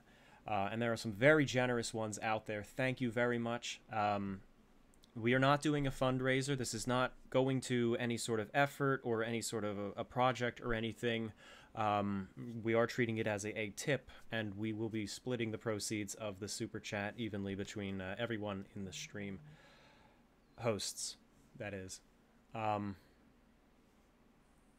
not listeners, I'm sorry, guys. But anyway. And speaking of events speeding up. Yes. Here it is, 2:11 a.m. What a dramatic shot. And that curve, you see all of these dramatic events playing out on the deck, moments that we've read about and watched for so long. And it's going to get to a point in just a couple of minutes where we're not going to be able to keep up verbally in talking with how quickly things are playing out. Events around collapsible B and collapsible A. And it really was these last few terrifying minutes when the water's creeping up toward the deck. And so many people begin to realize the end is here. There's no more time to waste. There's no more time left. What am I going to do? And there we have a Ken Marshall painting right there. That's right. That's one of my favorite paintings. Except I did not realize that the ship listed so far to port when I did that painting. As we talked about before, it's always such a learning curve. Yeah. Yeah. It's interesting. Like when I showed some people this animation last year who were casually interested in Titanic, but interested in history in general, and they pretty unanimously, they said it was startling how quick the ship begins sinking once you get around this stage. They were shocked at how it was so calm and almost imperceptible, and then it just goes at a rocket pace. I'm sorry. I don't want to cut off, but we actually see Captain Smith. Yes, we're saying the same thing here, Bill. My bad. Very, very well done. That was Captain Smith and Thomas Andrews making a swim for it. In the Thomas Andrews video that we did, we talk about him and Smith. And as I mentioned at that point in the video, they're thinking of their families at this point. The ship is abandoned. The ship is lost. Even if it still looks stable. I mean, obviously she's going, but she's not violently rocking or anything like that at the moment. She's just lurching ever increasingly. But Andrews and Smith, Andrews has a newborn baby, and Smith was looking forward to retiring and spending more time with his family. And at this point, they're leaping over and making one last try to save themselves. And Smith had actually gone around releasing the crew that were working on the forward boats still at that point. The collapsible was trying to get them off. And it's just remarkable because we've always had this image of him going down with the ship, but it's just as heroic, if not more so, and even more tragic that once they had nothing that they could possibly do for anybody else, that they probably knew that there was virtually no chance of them making it, but they took this desperate attempt. You have to imagine they were thinking of their families. I mean, it's terrible. That's right. Well, the other piece of that is they also realized there was nothing more they could do. They couldn't help any more people at that point other than themselves. Thomas Andrews has spent the whole night after coming back on deck, getting people into the boats, tossing deck chairs overboard. So he had done all he could for sure. And same with Captain Smith. We're actually seeing collapsible A on the starboard side get tossed down onto the boat deck. These were stored up on the officer's deck house right next to the forward funnel. And the proper way of bringing them down, I believe, would have been through hoists suspended from the funnel stays. But at this point, they're just shoving them over. I think they propped up a couple oars to try to give a little bit of a ramp, but it was so haphazard. It was chaotic. And at this point, there's no hope in launching those boats. You're just going to float them off and hopefully save a couple of people. What's really interesting is that collapsible B was obviously on the port side, and somehow prior to the forward funnel falling, it found its way around over to the starboard side of that funnel before it collapsed. And we find that most of the people that had survived that were on the forward part of the ship this late actually were on the starboard side and not the port side, which is an interesting pattern. We're actually going to see another interesting thing here. Right at this moment, look at how the ship suddenly evens itself out. It rolls over to starboard and comes onto a more or less even keel. And this was described by some people who were on the starboard side as a sudden wave. I believe Archibald Gracie, a first-class passenger, described that in his account. A wave just washes over the side and throws people over. Others have to hold on to the railing, and that would have been the surge of water from the ship suddenly and violently evening itself out. That's great. I've watched these things before, but I don't recall seeing that sudden, pitch back to starboard before. Is that new for this year? Yes. Wow. Last year, because this is the animation from that. But yes, Yeah. I think we were the first to depict that, and I could be mistaken. Very, very dramatic. Yeah. And, oh my God, things are going like crazy now. The water is rushing back, and we see people scrambling to move aft to try to get away from the rising water. The propellers are starting to climb up high, and there's air clear under them. The forward funnel is gone, and now that boiler uptake is more access for the sea to pour in. The grand staircase is submerging, and now the second funnel is coming even with the water line, and the stern starts to rise higher and higher. This is really well done. It's Really? terrifying. And we're going to see the break in just a few seconds. Just a few seconds, that's right. For those of you who do want to go watch it back later, the upload of the animation, the one that I said earlier that's in 4K, that also has sound. So here we're seeing the ship just reaching its peak stress point, and it That's fractures. And you'll notice some of the emergency lights still lit momentarily after the breakup. Sparks flying, people falling, absolute chaos.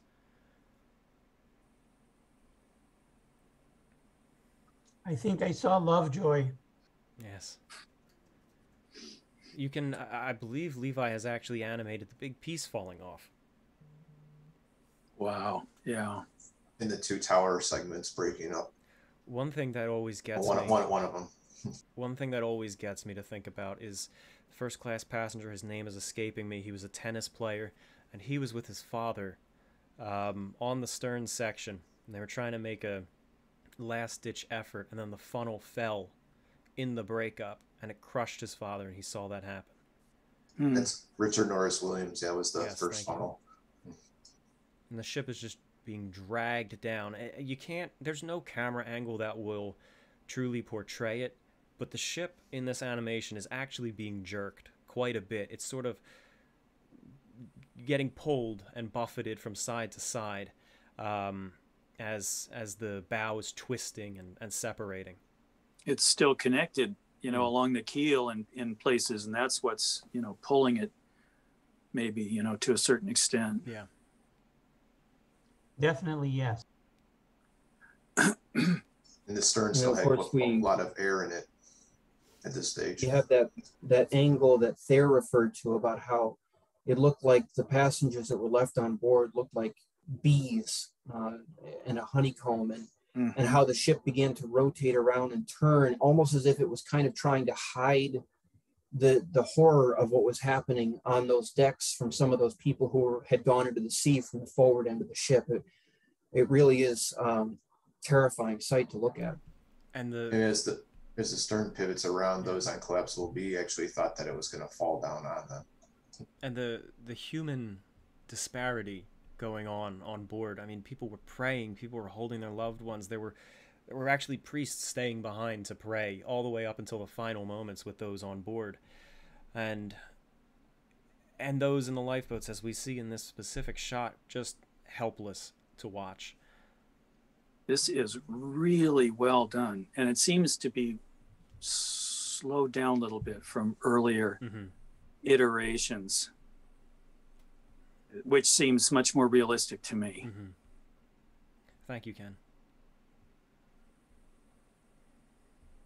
That would be air bursts coming out, blowing off parts of the ship, cargo hatches going, portholes going, just absolute terror. And then she's gone.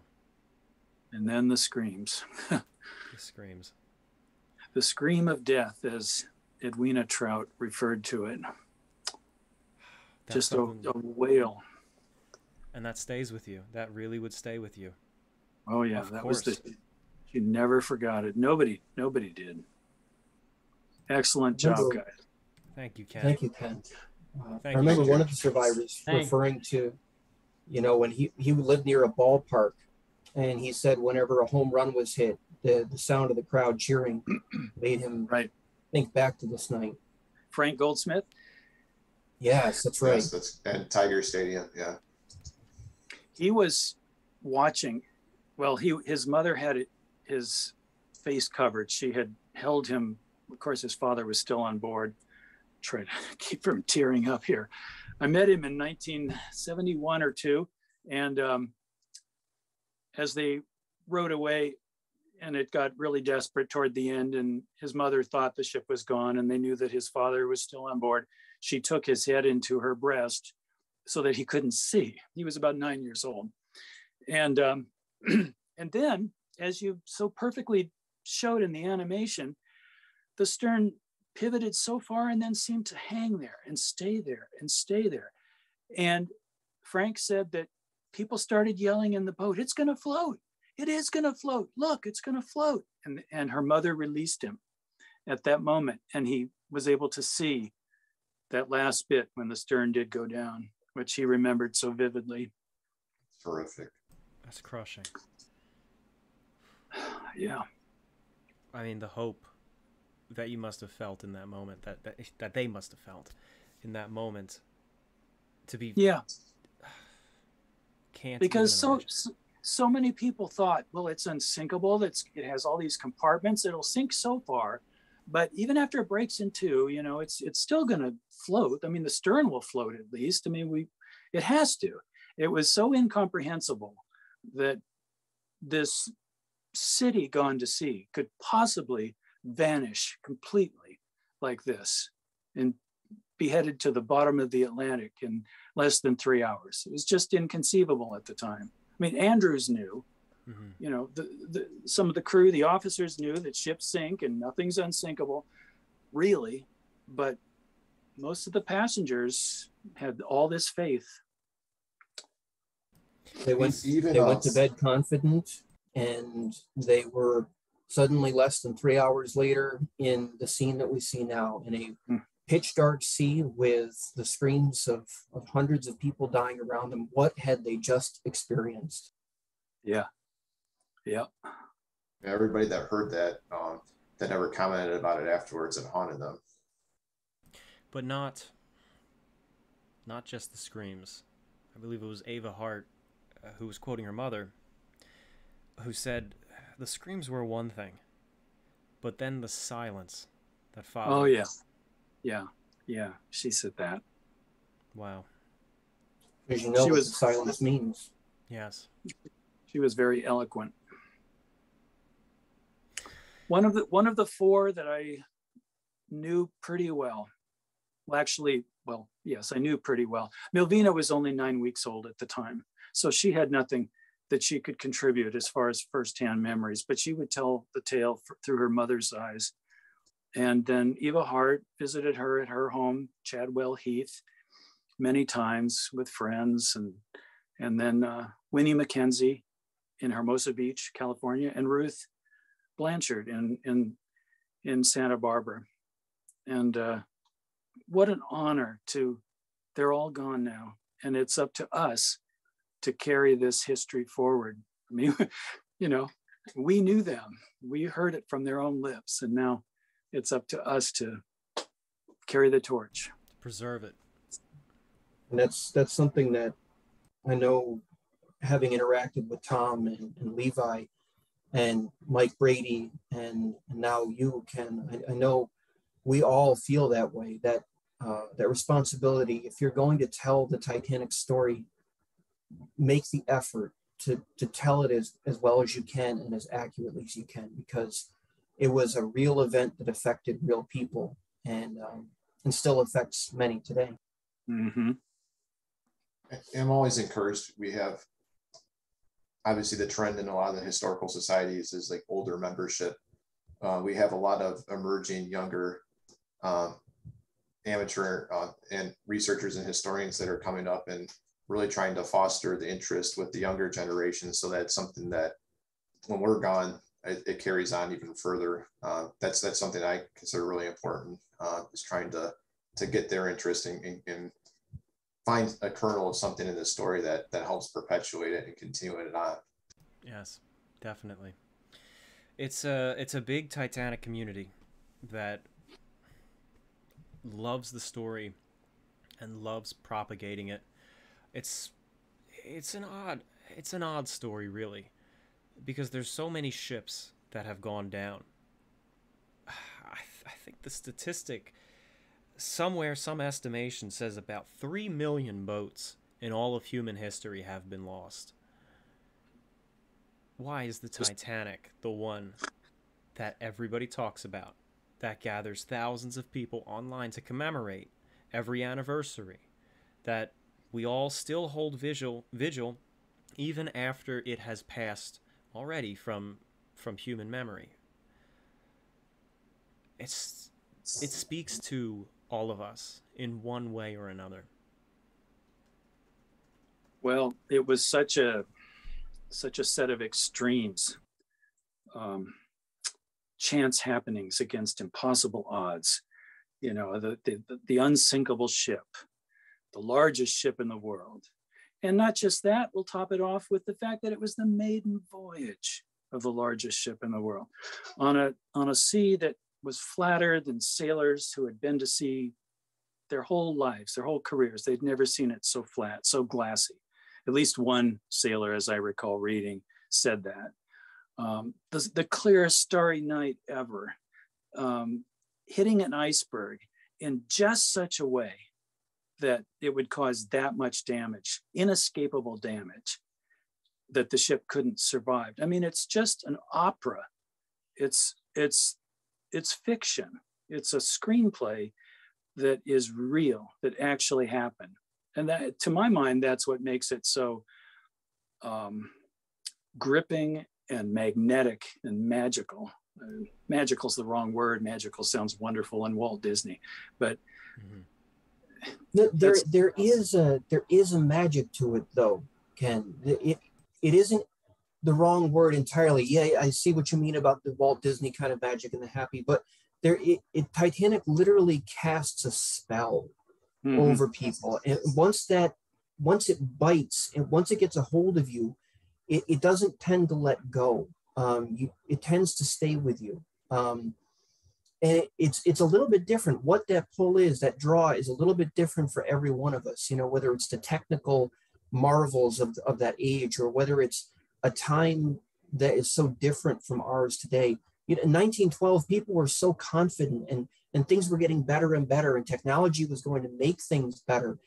And now today we have so much negativity, where things just, that there isn't that sense of positivity anymore. And right. To look back from our age at that rude awakening that they had that night in April, and the juxtaposition of all these weird events, and then you have 2 hours and 40 minutes to play out what kind of person you're going to be remembered as for the next 110 years. It really is a fascinating subject to be able to discuss. Yeah, well said. Kent, like, I know you and I have talked about this, but I'd be interested to hear everybody else's perspective. It's like exactly what you guys have said. There's always something in this story that seems relevant, or that seems to get your attention. And of all the years that we've been working together on some of these projects, there's times where we get too busy with life and other things, and you get a little burned out, and the interest wanes slightly, and then suddenly something comes to your attention, and it's back full bore, the interest, and it is like something that seems to be magnetic about the story. And it sounds like, from what you guys were describing, it's been similar for you. It's, for me, yes. I mean, I just like you, as you overwork on the subject, you get a little burned out, and then you spend some time away from it. For the past year, I'll be honest with you, aside from making the Andrews and the Odyssey of Lifeboat 2 documentary that we did almost a year ago, I wasn't thinking Titanic. Lusitania has been half my life, and I know Levi can say it's all of his. Other ships as well, other historical topics, and my channel and work. But then you find an individual tale. It's the individual's tales that make me come back to this. And if it's a particularly striking one, I might even get a little emotional over it and just maybe choked up. Like, for example, Jack Thayer. I think I tell this story every year, but when I read his account, and I really got it, that took me right back to the Titanic. It's like, wow, this was truly a world-changing night, and it was. I'm sorry. It's a messy thoughts, but let me come back to that. Kent, what were you gonna say? Oh, I was Levi. also going to say maybe one of the reasons why it's also so endearing to so many of us is, unlike a lot of other subjects, this Titanic is a truly neutral subject. There's no politics, there's no cultures, there's nothing. Like Lusitania, for example, maybe one of the things that hinders it from having the same endurance is that it's, for depending, obviously everyone's different opinion, but it is often cast as a geopolitical kind of thing. And so that automatically is going to cause a different opinion on it, where Titanic, while some people might try to, put it in some category, it's really just stands as its own, it's on its own little world. And it's something anyone from anywhere can enjoy and can relate to. Absolutely. Yeah, that's so well put, Levi. And it also it comes in those years before World War One, when that kind of human notion of things are getting better and better was so tragically shattered, and World War II followed afterwards. It just seems like we're spinning and careening from one negative thing to the next. I know when Ken and the team were out there in September of 2001 diving the wreck, they got the news when they came back up about the World Trade Center and 9/11, and many of us today have still remember that. And I remember it was brought out in the documentary Ghost of the Abyss how some of the people who were involved said that it kind of felt like, what are we doing out here? There's bigger things going on in the world right now. But then after a while, it began to hit them that Titanic was this kind of familiar tragedy, something that still had relevance to the world that we live in today, and something that still connects us with an era that would otherwise be largely forgotten. That's right. Well said. I do want us to move on and start addressing those chats, so we might get at least some sleep tonight.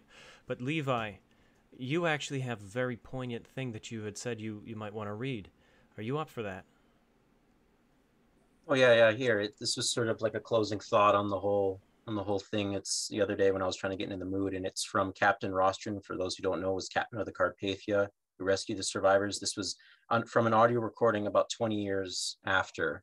But his last little thought here, I thought, really kind of stuck with me always. And he reads, and this is him relating to a story that stuck out of his mind after all those years. He said, "A boat full of women was ready for lowering from the stricken ship. It was found to be too full, and the order was given for someone to get out.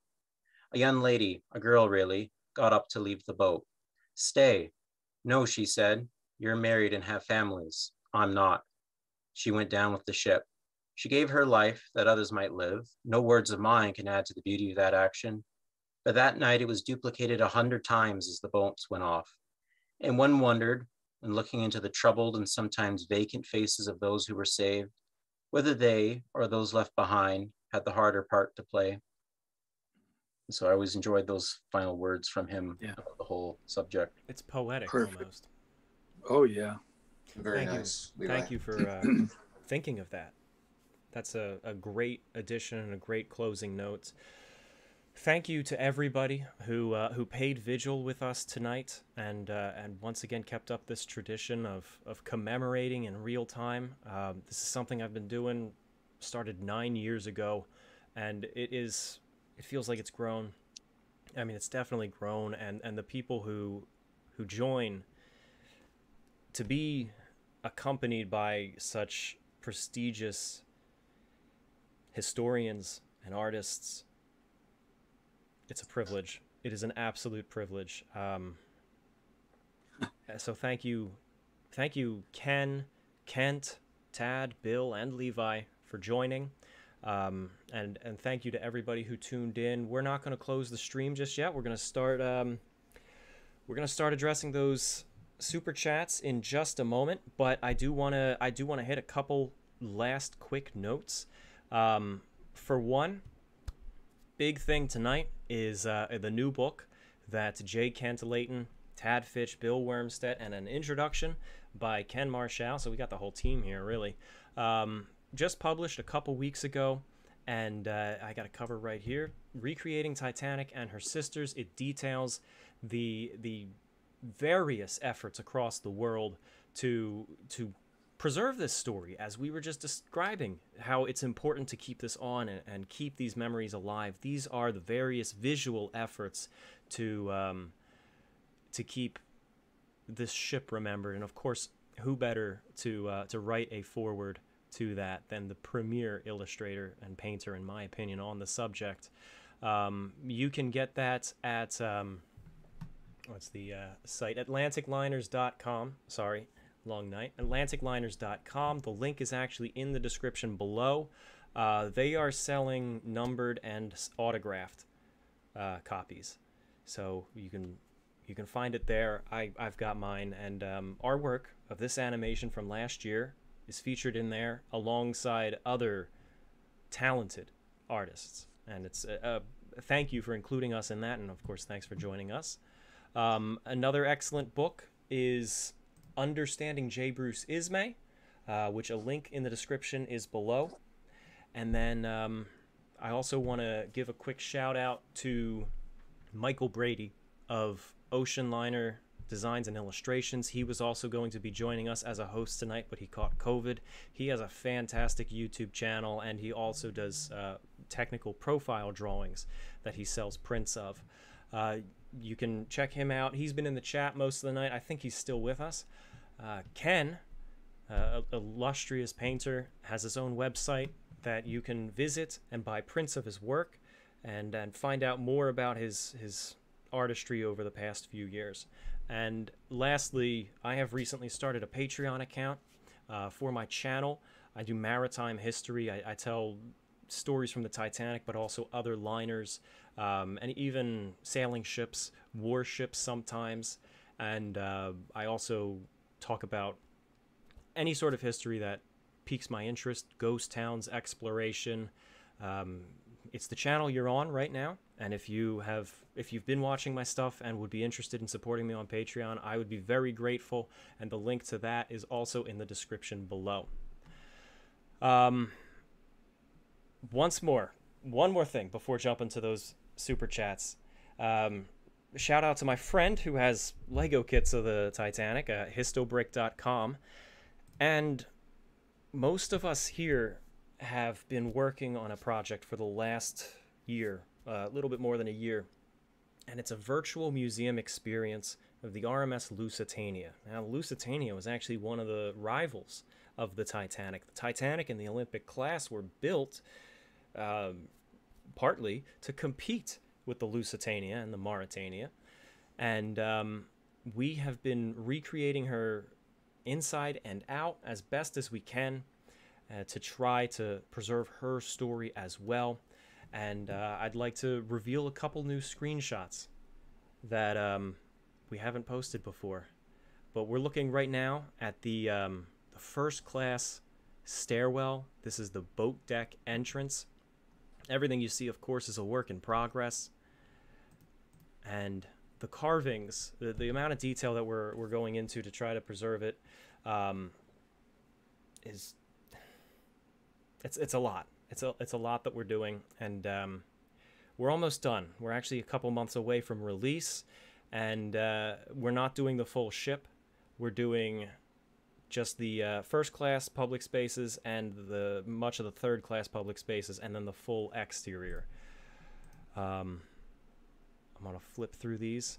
Shout out to Alex, who's been redoing all these carving status like we see here, because it really brings the life out. Because before it was just a whole bunch of basically just square outlines that represented what carvings would have been there, and now that we can actually replace it, it actually brings it night and day. Yes. And can see a whole bunch of cool new stuff. Again, like Tom's saying, this is a work in progress. There are textures, colors, all sorts of things to be changed, but a whole bunch of stuff here which has never been seen in 100 years in color, and showcasing stuff like this. You can see the fun shear, third class, which I don't think has ever been really shown in digital form anywhere since 1915. And of course the beautiful dining saloon. Yeah, this was she truly was definitely yeah, I mean, always loved Titanic's dining saloon, but after experiencing Lusitania's, I can definitely feels can appreciate it and kind of think it's my favorite of the two now, for certain. For sure. Yeah, it's beautiful, beautiful work. Thank you, Ken. You've also done some amazing paintings on the Lusitania as well. Yeah, no interiors though. No. Right? I don't think so. No. But thank you though. And thanks for the little bit of help you've given us on that. Thank you. Oh, sure. All right, so One we're of the gonna things that I go ahead. I'm sorry. Go ahead. No. I was ready to transition. Please, you guys are heavily involved in this too. What do you got to say? I was just going to point out in some of the screen grabs that you showed, especially the night scenes, it really, the lighting has such a warm glow. Electric lighting is not what we think of today when we think of very, very bright lights and colors and things. The lighting inside the ship really would have been a bit duller, very much like it was on Titanic, and a very, very warm color palette when you're looking at it. And I was just stunned when I was looking at these screen grabs. I mean, I've gone through the model myself, and I've looked at what we've got so far, but just to see it, it's just beautiful looking. Yeah, I wanted to, Tom, I wanted to comment to the whole team working on this, and before anybody panics, I'm not going to give anything away, but people are going to be blown away with the amount of detail and just the examination of events and the history here that's never really been done with the Lusitania. It's going to be a very nice tribute to the history of the ship and those who are aboard.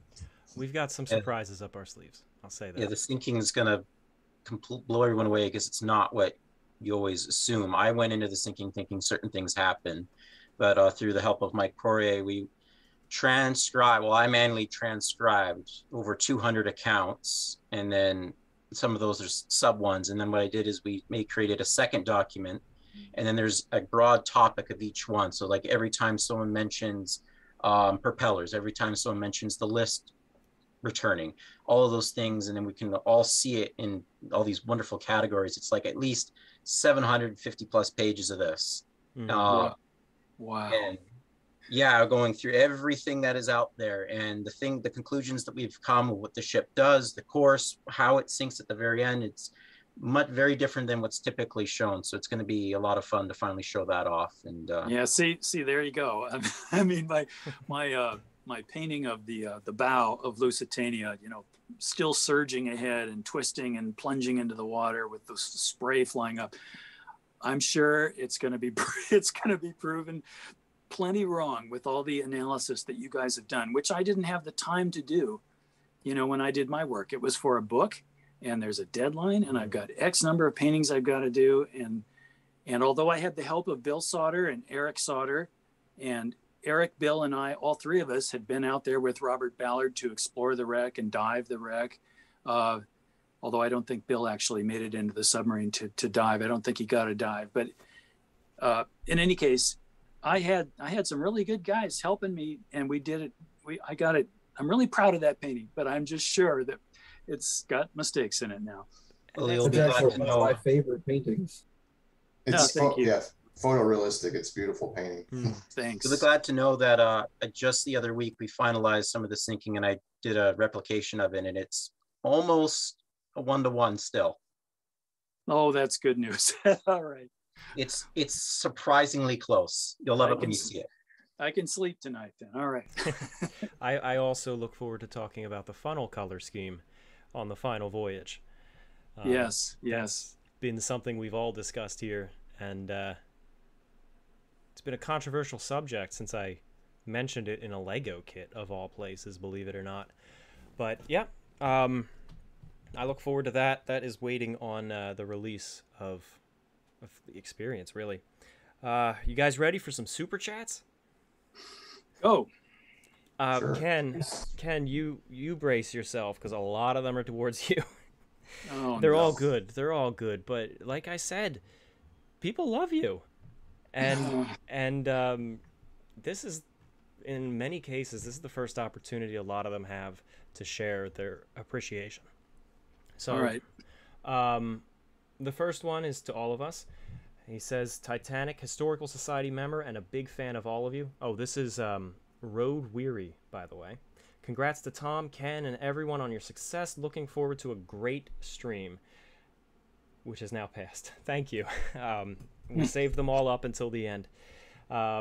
Christian Gamer gave a lot of $5 ones and little things, just saying like April 15th now, and you can see the ship raising, things like that. Thank you for your support and just being so involved. Farley 198033. Is there a definitive report of where Andrews was in the final minutes? We actually addressed that one. Cold Knight says, Ken, you're an amazing artist and I love your work. Thank you. And also thank you to the others who helped to keep the history and memory alive of the Titanic. Oh Look gave $4.99 but didn't say anything. B&Y, another Ken message. Ken Marshall, your paintings gave me so much joy and emotion after becoming a Titanic fan as a young boy in the late 80s, long before Cameron made it cool. Oh, I think I might have read this one, but your talent is a gift from God. Yeah. Thank you so much. Kaiser Wilhelm II. I don't think that's the real Kaiser, but you never know on YouTube. I just want to say the animation is beautiful, and Ken, I just want to say that you are one of my idols. Okay. My head's, I'm embarrassed. My head's about to explode here. But if you must keep going, I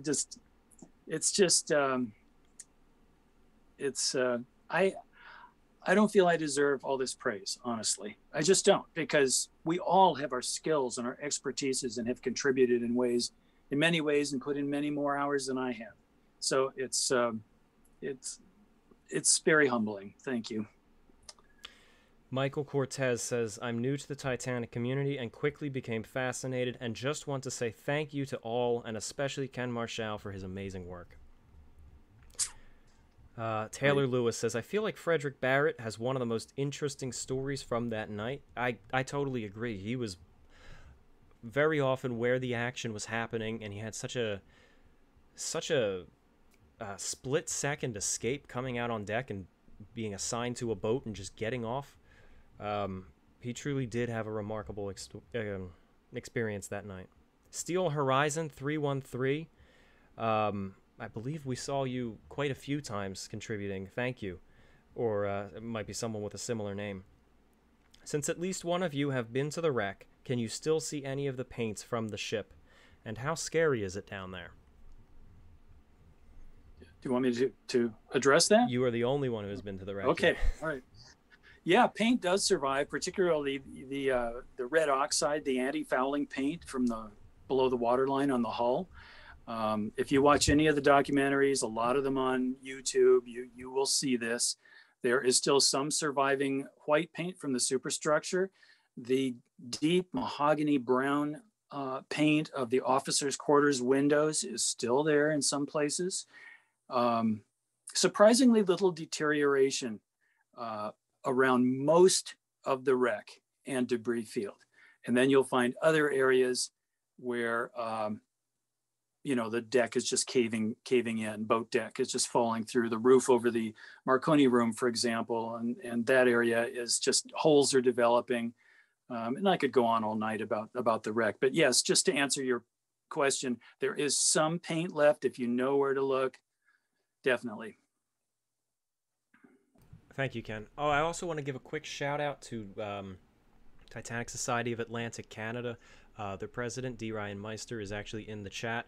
They help maintain the graves up in Halifax, Nova Scotia, where many of the bodies that were recovered were taken and buried in 3 different cemeteries up there. They also help to keep the Titanic memory alive up there. And they also do a little bit with the Halifax explosion, the SS Atlantic disaster of 1873. They're a fantastic group to check out. You can find them on Facebook. J.B. Morrison says, Ken, from a lifelong Titanic fan, thanks to you, your astonishing talent. Thank you. Your passion inspired me from a young age. Loved your commentary track with Don on the Titanic DVD as well. God bless. All right. Thanks so much. Sylvain Jolly says, hard not to feel starstruck right now, especially with Ken present. Your art has been the subject of a few university art course presentations of mine. Thanks for the amazing content, Tom. Huge fan. Great. Perfect. Just we're reading your fan mail here. I guess so. We're reading it live. Yeah. Seal Horizon again. My last question, I believe boat 6 had only around 22 people on board, but with the number of lifeboats she had, would she have had enough time to load every boat to capacity and still launch them all from the in the time that she had? Oh. Tad says no. Thank I you. mean, they barely had enough time to, if they had additional lifeboats, that you remember the collapsible A and B floated free from the deck because there wasn't enough time to get them hooked up and launched. If they had had more lifeboats, more could have floated free, but there's very unlikely they would have had be able to get all of them away with the things playing out the exact same way. That's right. Alejandro. And So true, Ted. if it, oh, go ahead. No. I was going on to the next one. I'm sorry. Go ahead. I was just going to say one more little detail about the lifeboats is that, Titanic didn't have a PA system or anything like that at the time. So, if there had been, or if the word had been spread around, if there had been more tests, more trials, I can't think of the right word, with the crew about, imagine a real emergency situation. What are we going to do? Go. And there wasn't such a trial. But if they really had, best case scenario, had gone all around and just yelled out to everybody, lifeboats, don't stand back, don't be afraid to get in the lifeboats. If they had really filled all the lifeboats, you would have basically verged on instilling panic. If you had pushed people to that extent, and then you'd have another big disaster. So they really did the best that they could, all things considered. And I agree completely. Not too many more people could have been saved from that sinking. Mm-hmm. And look at Andrea Doria, Lusitania, Empress of Ireland. Very few of the boats that were still attached broke free. Yeah. And were Yeah. used. Alejandro. If the Titanic had had more boats, they would have needed more deckhands to lower them. Yes, And exactly. They would have needed more davits to put them under. That's right. Yeah. I mean, it was all 3 things working together that kind of did what happened. Exactly. Yeah. That was actually a beautiful question that came in from that viewer. Yeah. The next one is Alejandro Flores Ibarra. Was the list during the sinking known during the 1950s? Because the 1953 film has the model listing to the side while it sinks, but A Night to Remember does not. Is the 1953 portrayal a pure coincidence? Good question. I don't know. I'm not privy to the sources. You'd have to go into the Fox archives and read the letters and the interviews with the survivors. They did quite a few. And maybe 2 or 3 of them said, oh, there was a definite, list. And so they took it to heart. Believe me, in working in film and movies and dealing with directors and art directors and producers and stuff, they're really, it can be the most whimsical, coincidental little detail that can change the course of a whole movie. I mean, one comment on the screenplay from somebody can influence a director to go in a different directions sometimes. I mean, I've seen it happen. So, you know, who knows? Yeah. Who knows what happened and who said what to whom and what reference material they were using and all of that. What's really interesting about that comparison between the 53 and 58 movies is that on the whole, A Night to Remember from 58 is very much better referenced, much more attention to detail and accuracy than the 53 film, which was a very fictionalized, you know. But the one thing where the 53 film excels, and correct me if I'm wrong, Ken, I think you've mentioned in some of your written works that it affected you a lot, was the visuals of that movie were very superior in many respects to what we see in A Night to Remember.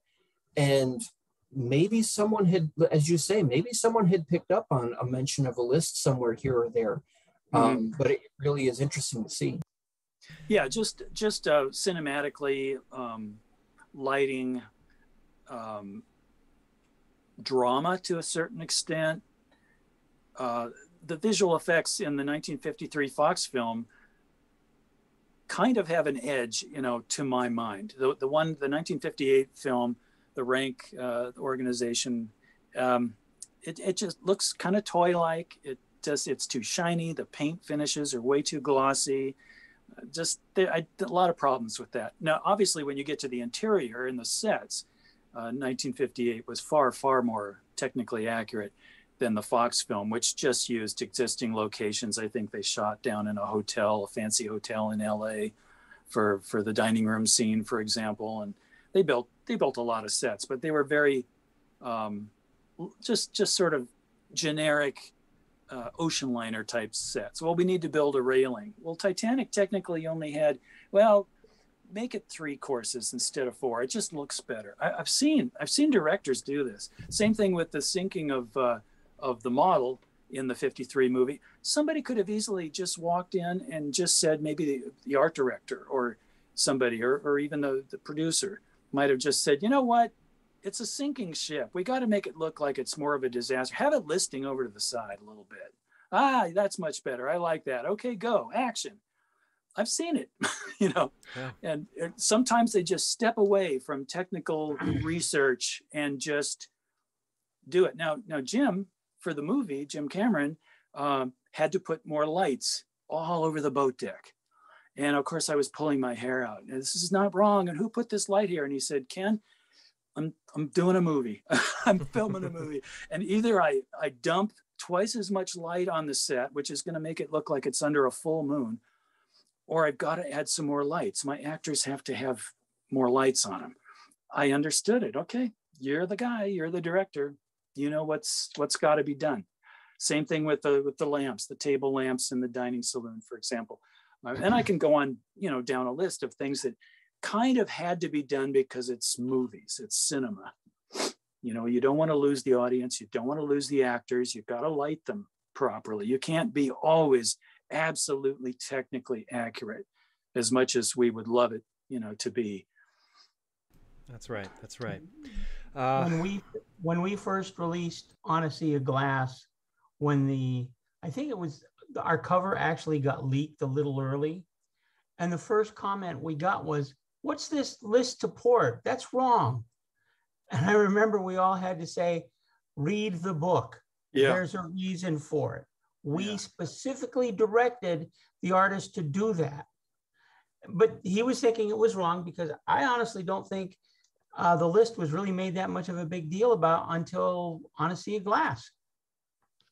That could be, yeah. I certainly, I wasn't aware of it, you know, for many, many, many years. The only paintings I recall with the port list were Ken's that we mentioned earlier with Collapsible Sea in the foreground, which is a beautiful painting.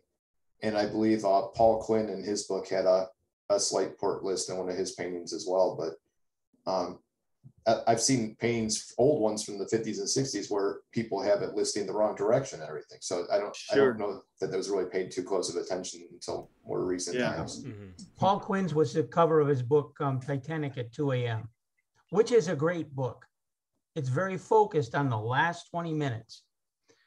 And Paul's artwork is very nice. It's not photorealistic like Ken's is, but it's nice in its own way. And he, at that point in time, he was showing things that we had not seen before. People running down the deck away from the wave coming after them. I really liked Paul's book. Yeah. All right.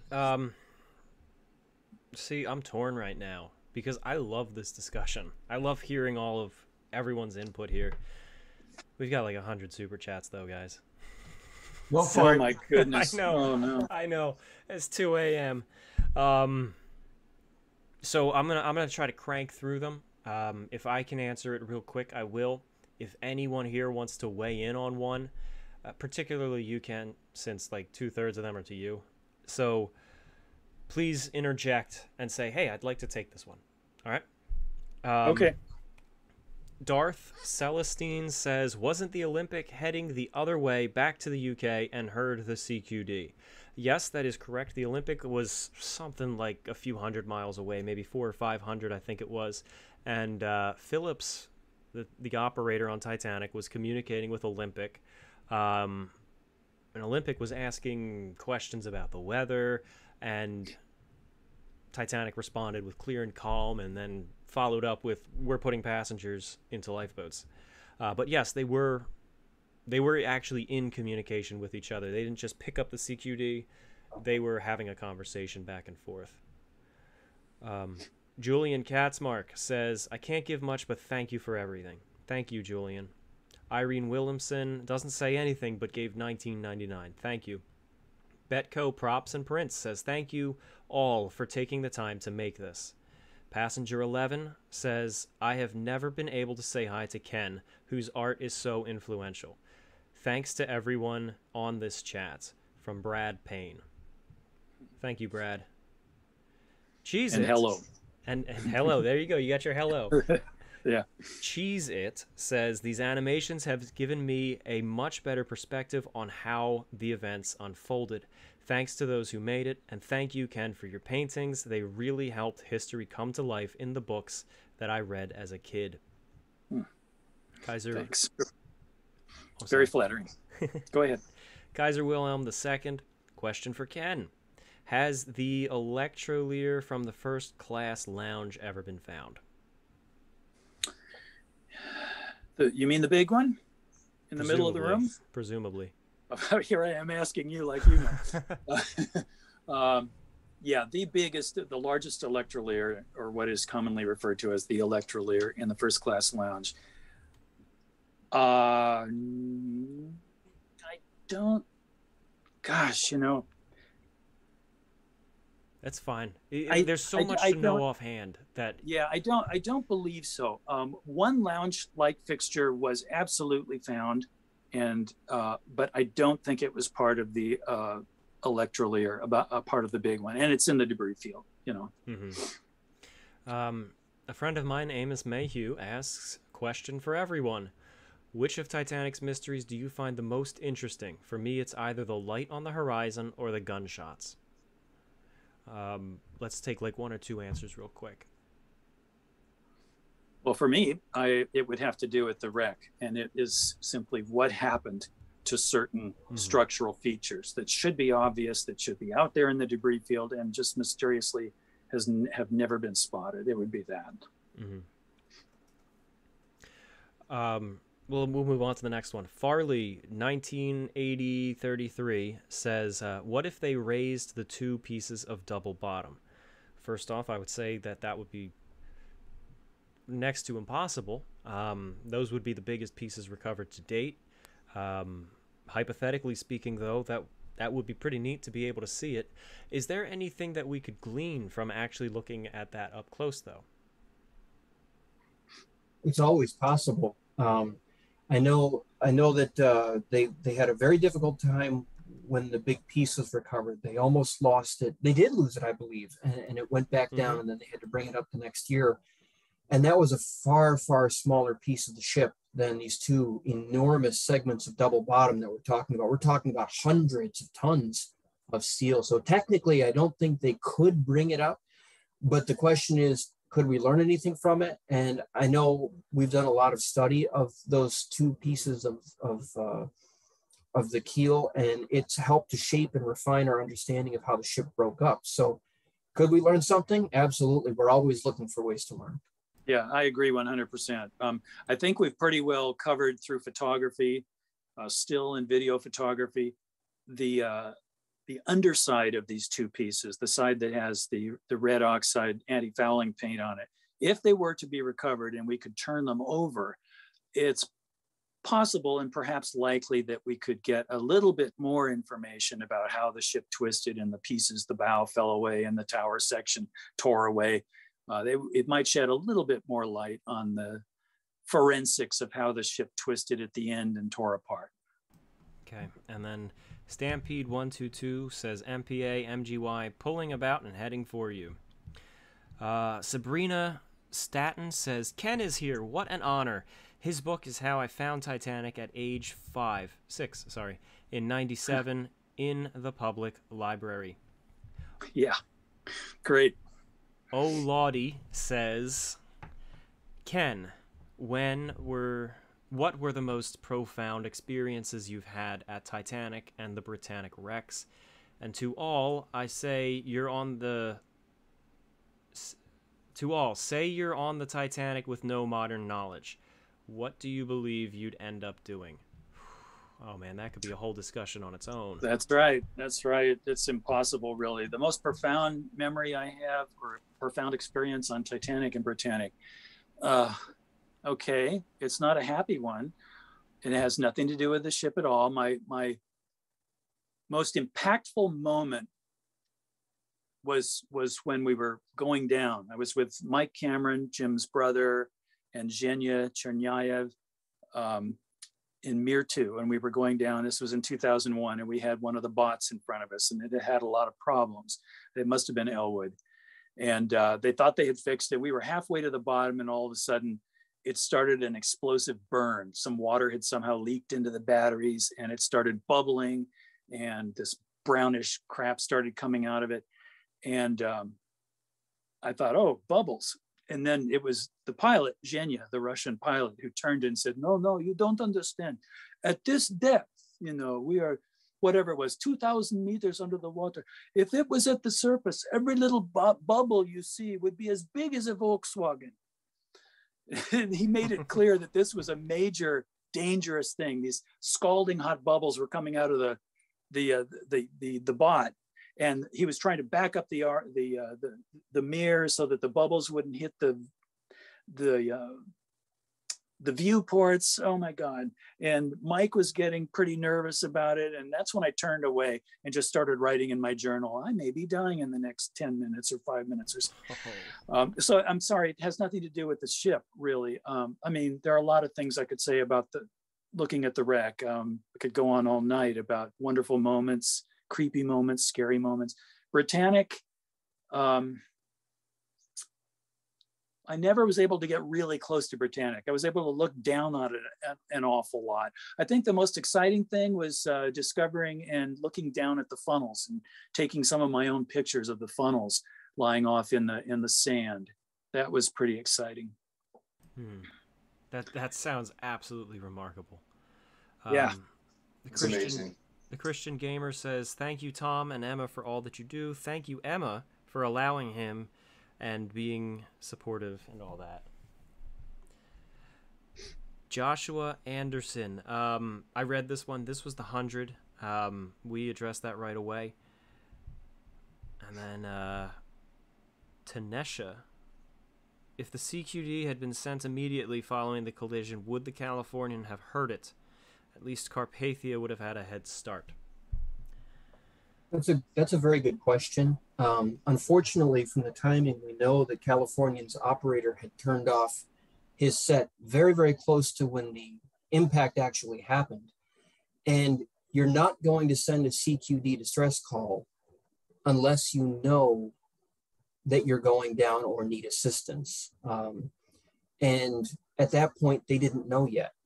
They were still investigating what was going on. And as regards Carpathia, they just were too many miles away. They got there a little while after the sinking, but it probably wouldn't have allowed them to get there any much earlier in order to actually affect the outcome, the numbers of those lost. That's my take on it anyways. Thank you, Ken. I agree completely. Yes. Californian was, had to have been too far away, already locked in ice herself, and to pick her way through the ice and to try to get to Titanic side to effectively get people off. I mean, you just can't do that with a ship that's sinking. The people would have to get into the lifeboats and then get over to California, and California would have to send her boats over to the side of Titanic. I think Californian would have arrived just about at the time Titanic foundered, in best case scenario. I think it's a case of, and I agree 100%, a case of the cover up when they reached Boston being far, far worse than anything that transpired that night. Yeah. Robert McRae says hello from Edinburgh, Scotland. Memorial here for second-class passenger Robert Douglas Norman. Any knowledge of his movements during the sinking? Not from me. I haven't heard the name, but I am not a passenger crew student at all. I do know that name. It's ringing a bell with me. Robert Douglas Norman. While you're thinking, I want to throw it out there that there's so much to keep straight. A lot of people automatically assume that a historian knows everything off the top of their head, but it's notes. You can't. A lot of times there's consulting, and you have to go back and check your notes. So I don't blame you guys for. That's why I hate the word expert. They want to call me an expert sometimes if I'm coaxed into doing a documentary, and I just fight it tooth and nail. Please don't call me a Titanic expert, Ken Marshall. And no, I'm not an expert. I do not have the final word on this. It's impossible for anybody to have the final word on this. You could maybe call me an authority, but I just hate the word expert. Steel Horizon 313 again says, just wanted to donate one more time.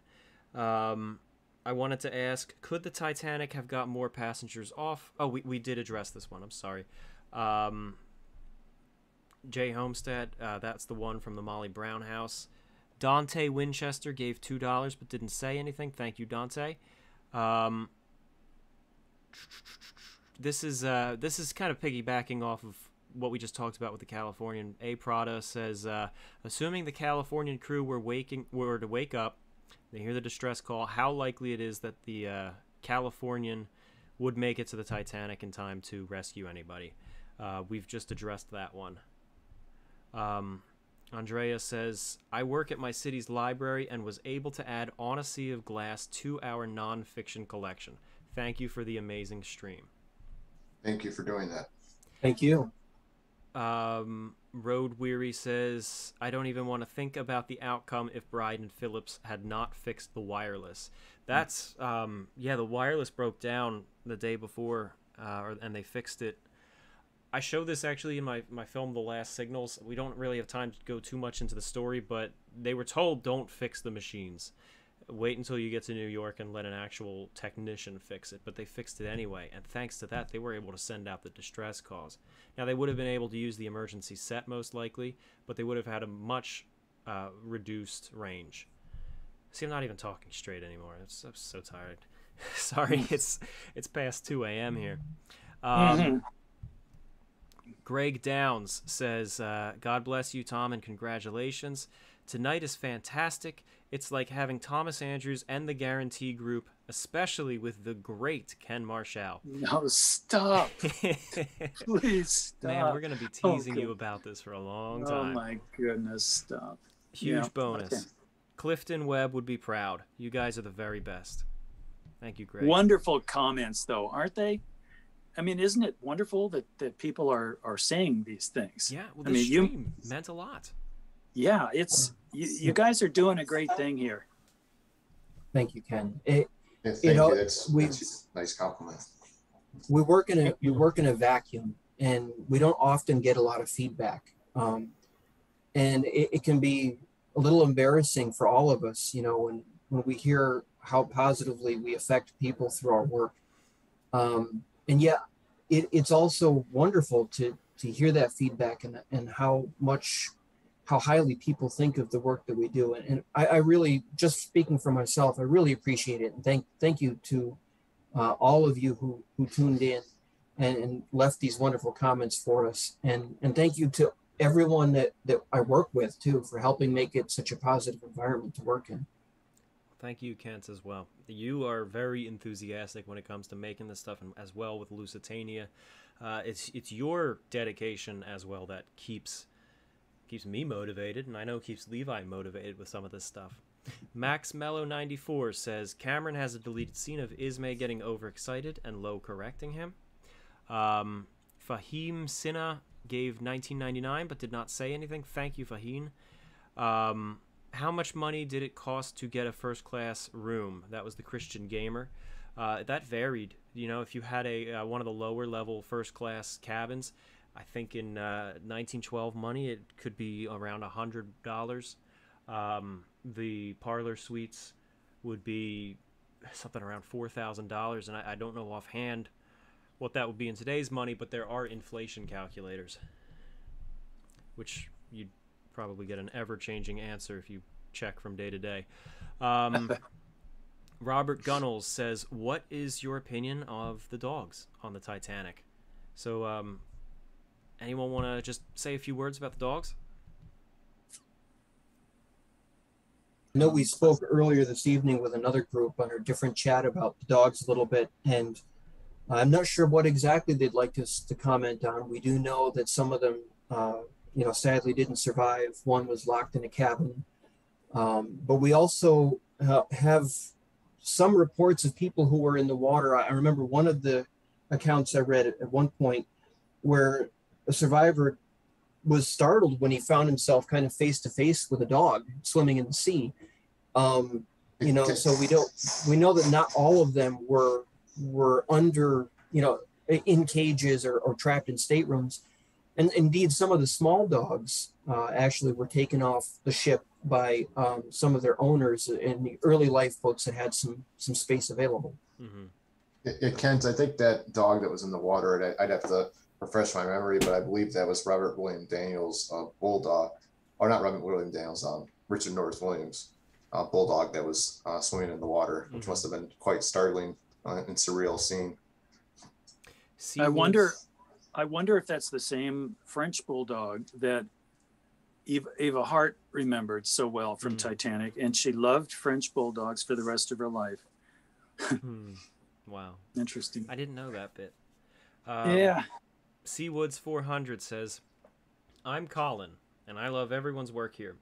Why was William Ernest Carter allowed to board a lifeboat, and what became of his Renault automobile?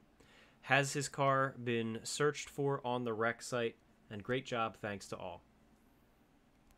Yes, the car was definitely searched for by Jim Cameron in 2001, I'm pretty sure, not in 2005. It is believed that although at the time the movie was made, we had photographs, reference pictures showing cars being loaded into ships at that time, and they were uncrated. They were intact vehicles. So that's the way he did it, for the movie. Since then, we've come across more research that seems to point toward the fact that more routinely automobiles were crated in wooden crates and loaded that way. So for whatever that's worth. But anyway, yeah, Jim Cameron has searched and I think saw something that was slightly roundish and thought it might be a tire under the sediment, but who knows? The rubber on the wheels would certainly have survived. But as far as the tin and the steel, that's another question. It was pretty darn thin on a car. I always loved watching that scene in Ghost of the Abyss. James Cameron was so authentic in his reactions in that film. He's getting all excited and we found a fender, and then he's like, no, it can't possibly be. And I've always found that a very enjoyable moment, a very authentic reaction to what you're seeing in real time. And the other thing too, which I guess was Ghost of the Abyss. No, it was 2005. 4 years later was Jim's very authentic reaction to going into C55, the Strauss sitting room, which was arguably the most garish, fancy, mahogany and gilt private room on the entire ship. And going in that room and seeing the mantle clock still sitting above the faux fireplace on the mantle there, that I will always remember. That was a very authentic reaction, among many others. Such amazing images that all of you managed to capture on those expeditions. It still boggles my mind. Yeah, and I had so much fun getting all the individual video frame grabs, enhancing each of them, and then mosaicing them together to create a wider view of that fireplace there, for example. DYND says, were the dogs in the kennels released from their cages? As a loving Airedale Terrier owner, I get very sad imagining their final panicked moments. The best accounts seem to indicate that they were. There's some debate about who actually did release them and some discussion there, but yes, there were dogs seen on deck, and it seems that they were released from the kennels. Mm-hmm. Emmett McAdams says, thanks to all 6 of you for sharing your time and expertise for the chat. Love your majestic and perfect art, Ken. Tom, hope you're enjoying a bottle of wine per usual for streams. Much love from Louisiana. No wine tonight. Yeah. Just, all right, let's see the next one. Fahim Sinha, this is actually his second super chat, the first with a message. What, if any, accounts do we have of second-class passengers getting word of the sinking and their experiences? Who made it into the boats and who didn't?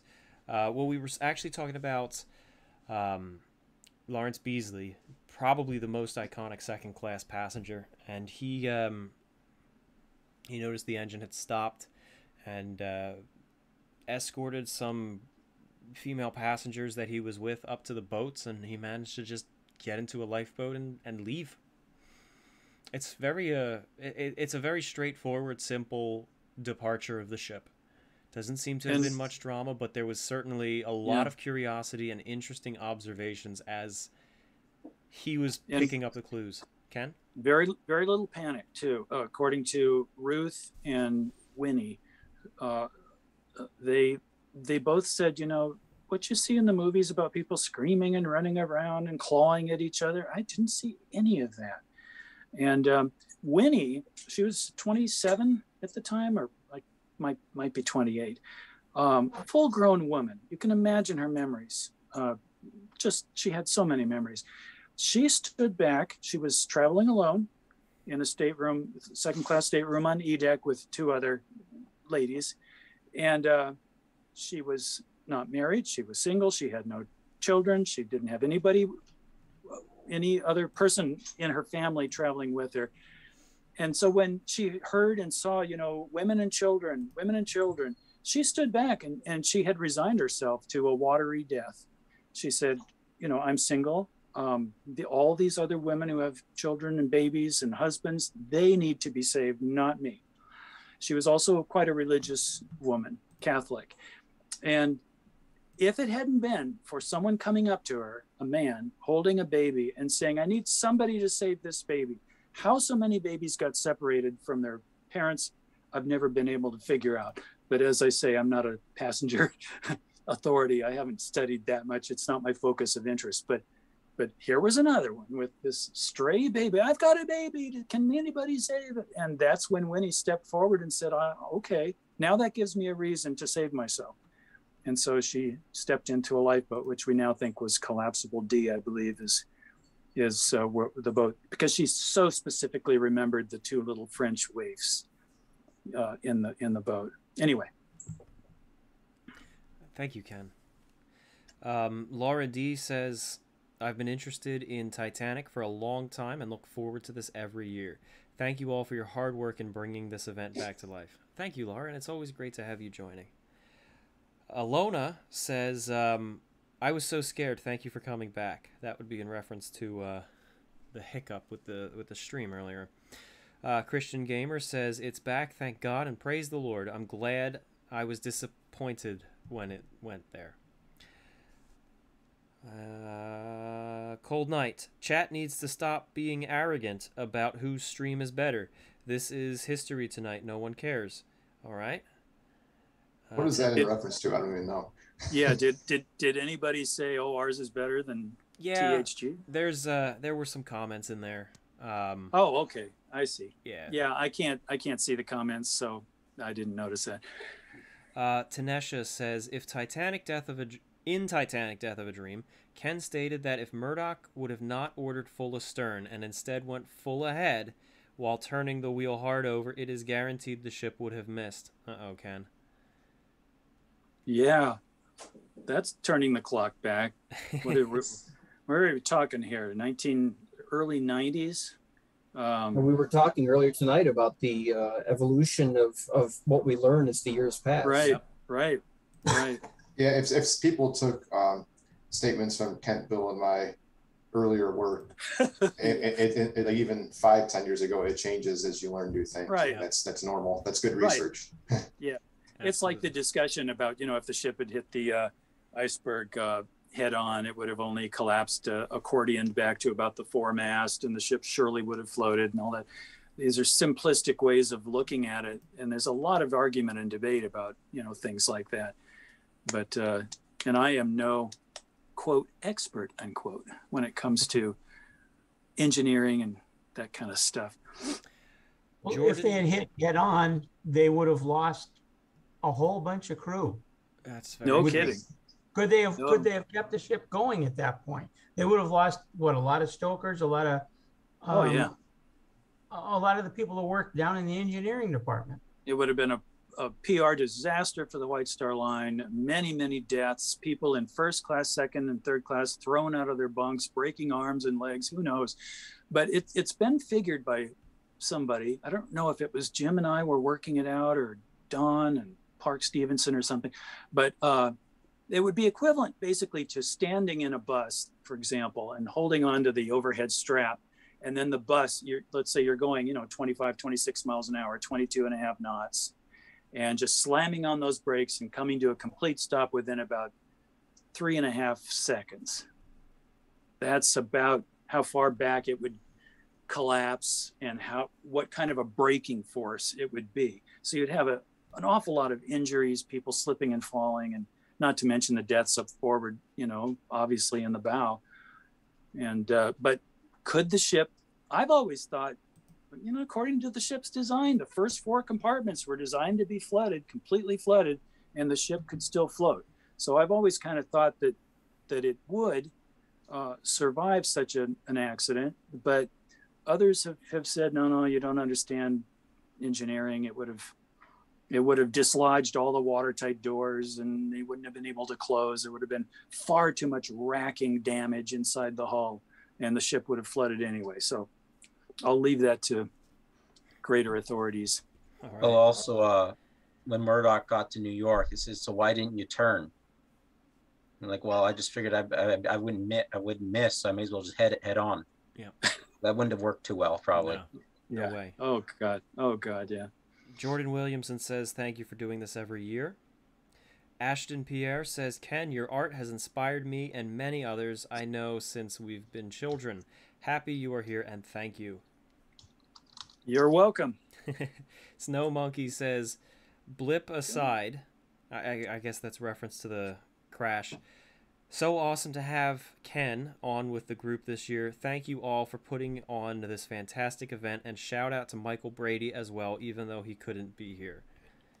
And that's my sister, by the way, Snow Monkey. So, hello. Oh, okay. What do we got next?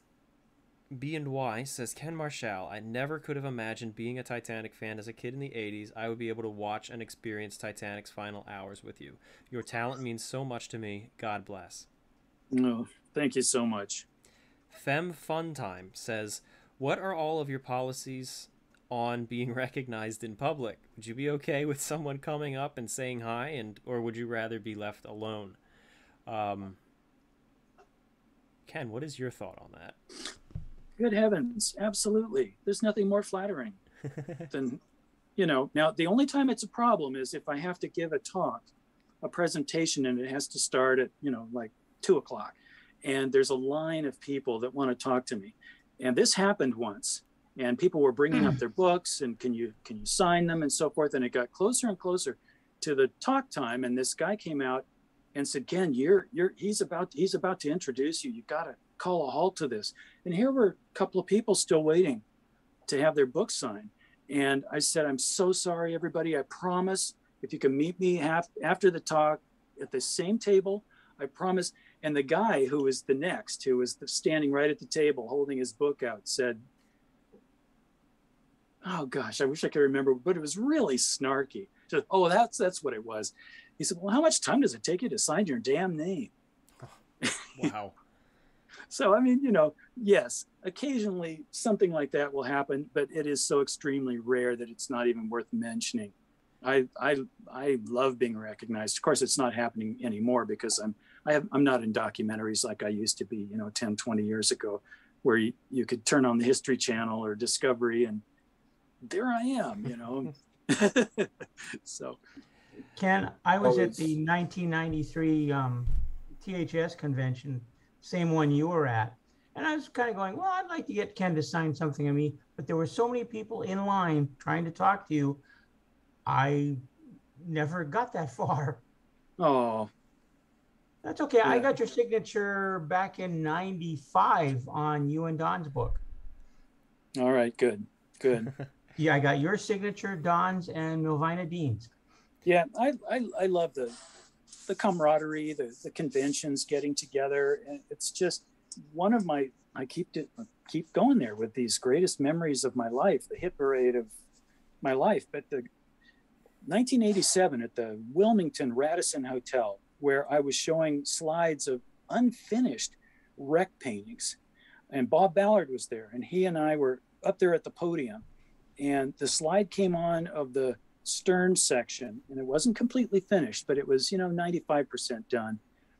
And I started saying, and this is what we think the stern section looks like today. And Bob Ballard stood back and he said, so that's what I was exploring, because he couldn't tell. It's like exploring a forest in a thick fog with a pen light. That's what he experienced. But I put all the video and the still pictures together to create an overall sort of view. And not just Bob Ballard's comment, but when that slide came up on the screen, there was a moan of applause and sighs from the audience that took me completely by surprise. And I mean, what an incredible compliment that was. I turned around like, well, what did I do? No, people think it's incredible what you did. Oh, I see. I forget what the question was. Sorry. Are you okay with people approaching you? Oh yeah, obviously, yes. I love the conventions. I love getting together with people, the camaraderie, seeing old faces and old friends, and the questions. I love Q&A stuff. Much, much more fun than being sat down for an interview and, okay, now talk about this. And you have to start with a fresh sentence. You can't say, oh, okay. You have to say, yes, when first class, yeah. And I'm not an expert in all this stuff. I know about Titanic artwork. I know about artwork in general. I know about the wreck. I know about identifying parts of the wreck. I know about recognition of the ship and her hull structure, her superstructure, because I'm an artist and I painted the Titanic since I was in high school. That's really it. And people always get this wrong impression. Oh, the great historian, Ken Marshall. No, you're thinking about somebody else. I am not a historian. I've picked up a lot through osmosis through the decades from knowing people like Don Lynch extremely well and many others. I've picked up a lot. I've read a few books here and there, but it kind of goes in one ear and out the other. My focus is on my artwork, kind of, just about the appearance, basically, of the ship. And then I got sucked into the wreck and working with Bob Ballard and Jim Cameron and all the rest. So, yeah, I enjoy being recognized. I don't know about the rest of you guys, but. Doesn't happen very often for us, Ken. We always joke that about 16 people on the face of the planet could probably recognize us on sight. So, yeah. And those are our brothers and sisters. Yeah. Yeah. Houstonovich says, are Ken's paintings of Titanic available to buy as prints? Yes, they are. We were actually talking about that earlier in the stream. When this is archived, if you'd like to listen back to that, was in the first few minutes. Prints are available on his website. What's the link again there, Ken? Well, for prints, existing prints and posters that are a specific size that can't change, that's transatlanticdesigns.com. All one word, transatlantic, no hyphen, transatlanticdesigns.com. But the better thing, the thing that I'm more excited about is Giclées, where it's a special process where they print on canvas. And that can be done through kenmarshall.com. There's nothing on the website that specifically says, oh, here's how to order a Giclées. Just, go through the contact and I think it's Ken Marshall Inc. Or Ken Marshall Inc. at AOL.com and express what image you like and what, Giclées, what painting you would like, what size and so forth. And somebody will get back to you with the size. Okay, thank you. And Ben. a price. Evan Claremont says, please keep doing what you're doing, not just the Titanic, but all of it. Thank you, Evan. Space Killer 555. I would like to just thank you guys for recreating the tragic events that unfolded that night. I'm also just as fond of researching and learning Titanic's history for many years and making my own recreation in VR to get a grasp of the sinking. Thank you, Space Killer. Bushy2 says, amazing that what you're doing and still doing. I have been fascinated with this ever since I was a kid. Amazing how we are still learning. And then the next one is Tyler Bioshock Rodriguez. That's not your real middle name. Have you ever heard of the Eastland disaster? And if so, what are your thoughts? It was an American Great Lakes liner that capsized in port, and major cause was the lifeboat capacity caused by the Titanic. That's actually something I plan to do a video on. I'll save comments on it until then. But thank you, everybody, for your comments. By the way, I'm sorry that we're mainly just focusing on these super chats. I know there's so many people here in the chat who are just sending questions and messages. It's fantastic to be seeing all of this. Unfortunately, because there are just so many in, we have to be prioritizing them, and we're running very low on stamina right now. I know I am, at least. Amos Mayhew says, Tom, talk about how Bride mentioned water coming into the Marconi room. Also, hi, Ken. Your art is what got me into the Titanic at the age of 5. It's actually a really good question about the water coming into the Marconi room. We've talked a lot, Tad, Bill, and I have about some of the details that Bride gave and some of his various accounts and how they were kind of a little bit contradictory.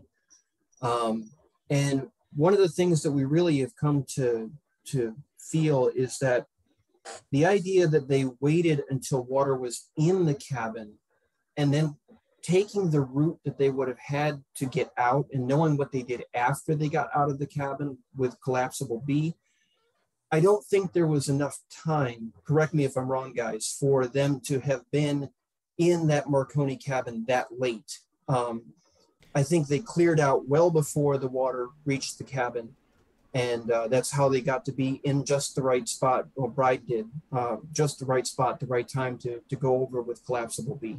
I think that's absolutely right, Kent. And like the one thing about Bride that I think a lot of people overlook, and I'll be real brief on this, is that he really told different versions of his story between his both inquiry testimonies, his report to the Marconi Company, and his New York Times interview.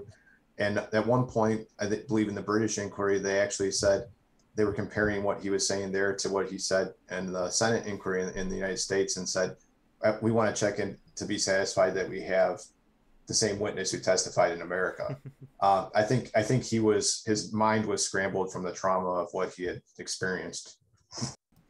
I believe you guys are right, but if they did stay until the absolute very end, to the point where water was actually coming down the hallway, if not into the room, they could have gone out through the skylight. There likely would have been some sort of an access ladder that that they could remove or add back in there. Bride talked about going up the skylight to adjust the aerials earlier in the voyage, so they could possibly have made an exit through there. Next up, we have Z Gamer says, Ken, your work has inspired generations. Thank you.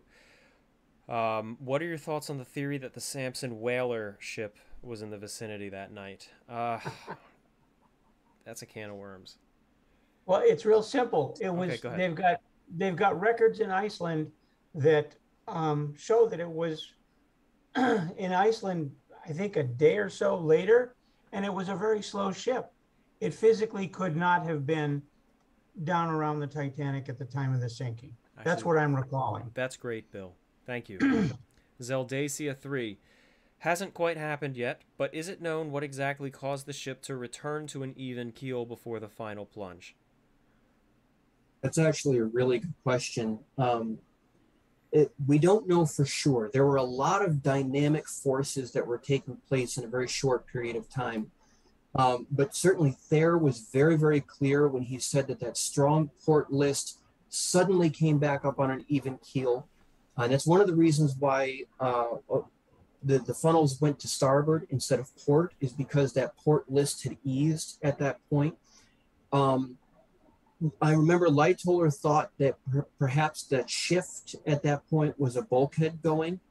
I don't think that's very likely. Maybe a bulkhead was overtopped, but you had so many dynamic forces at that point that it's very, very difficult to pin down one specific force for that motion. Thank you.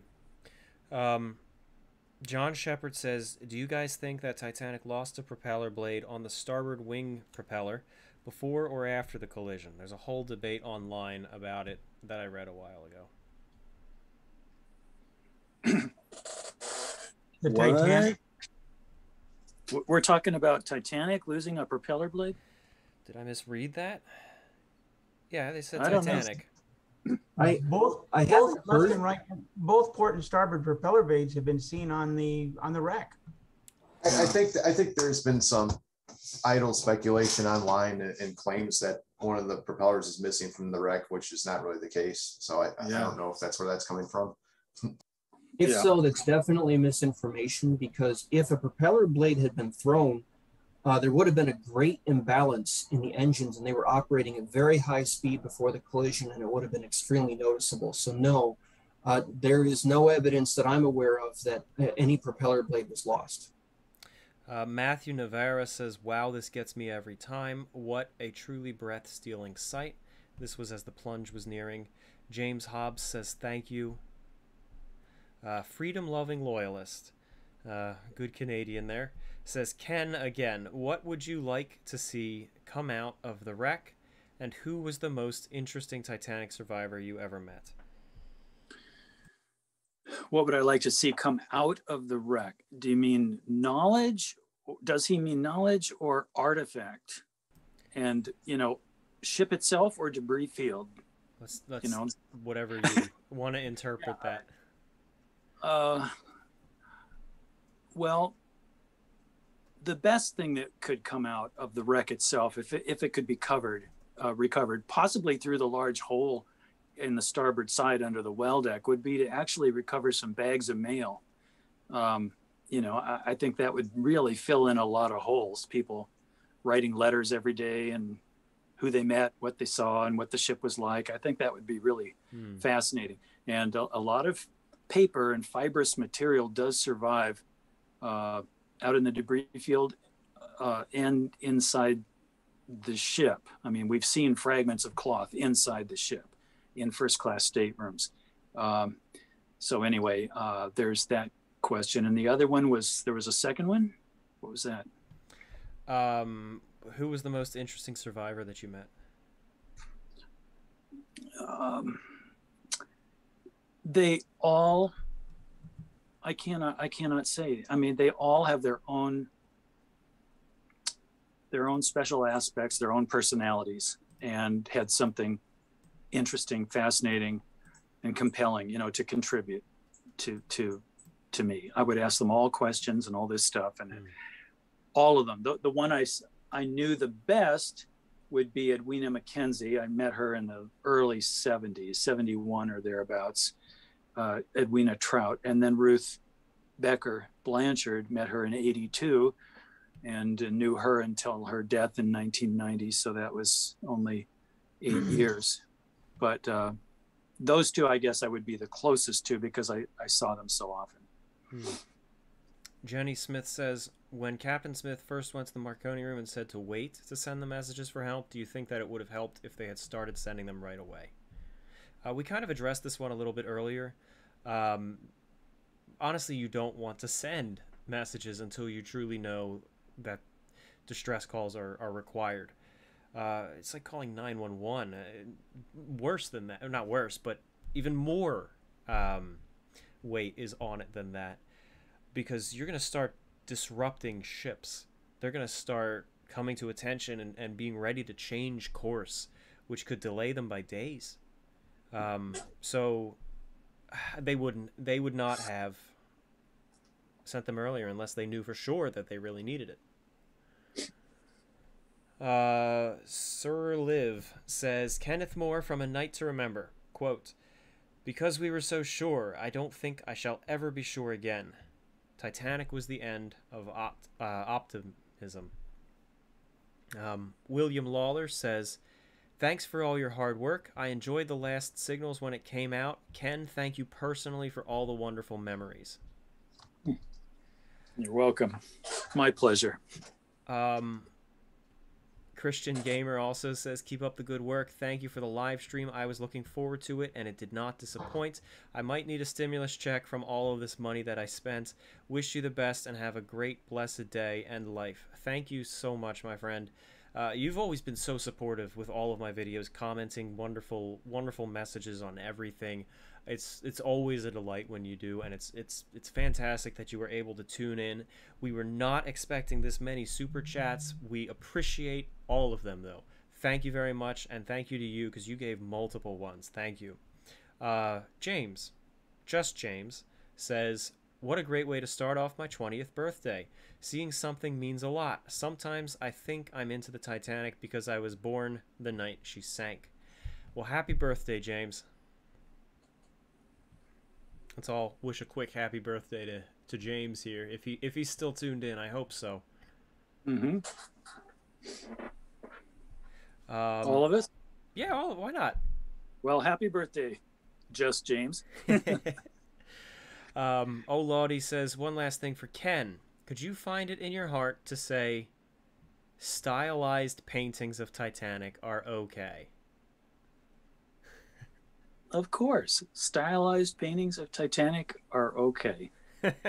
It isn't my thing. I don't relate to them particularly, but you do you.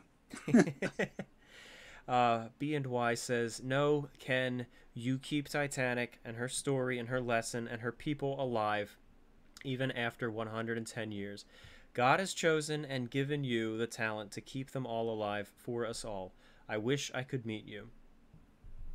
Well, maybe we will someday. That would be nice. Yep, you never know. Bass Player 2011. Oh, I'm sorry. Go ahead, Ken. I was just going to say I'm not dead yet. Bass Player 2011 Iffy says, are there any accounts of what the Guarantee Group was doing during the sinking? Anything? Not that I specifically recall. They likely would have been with Andrews in some instances.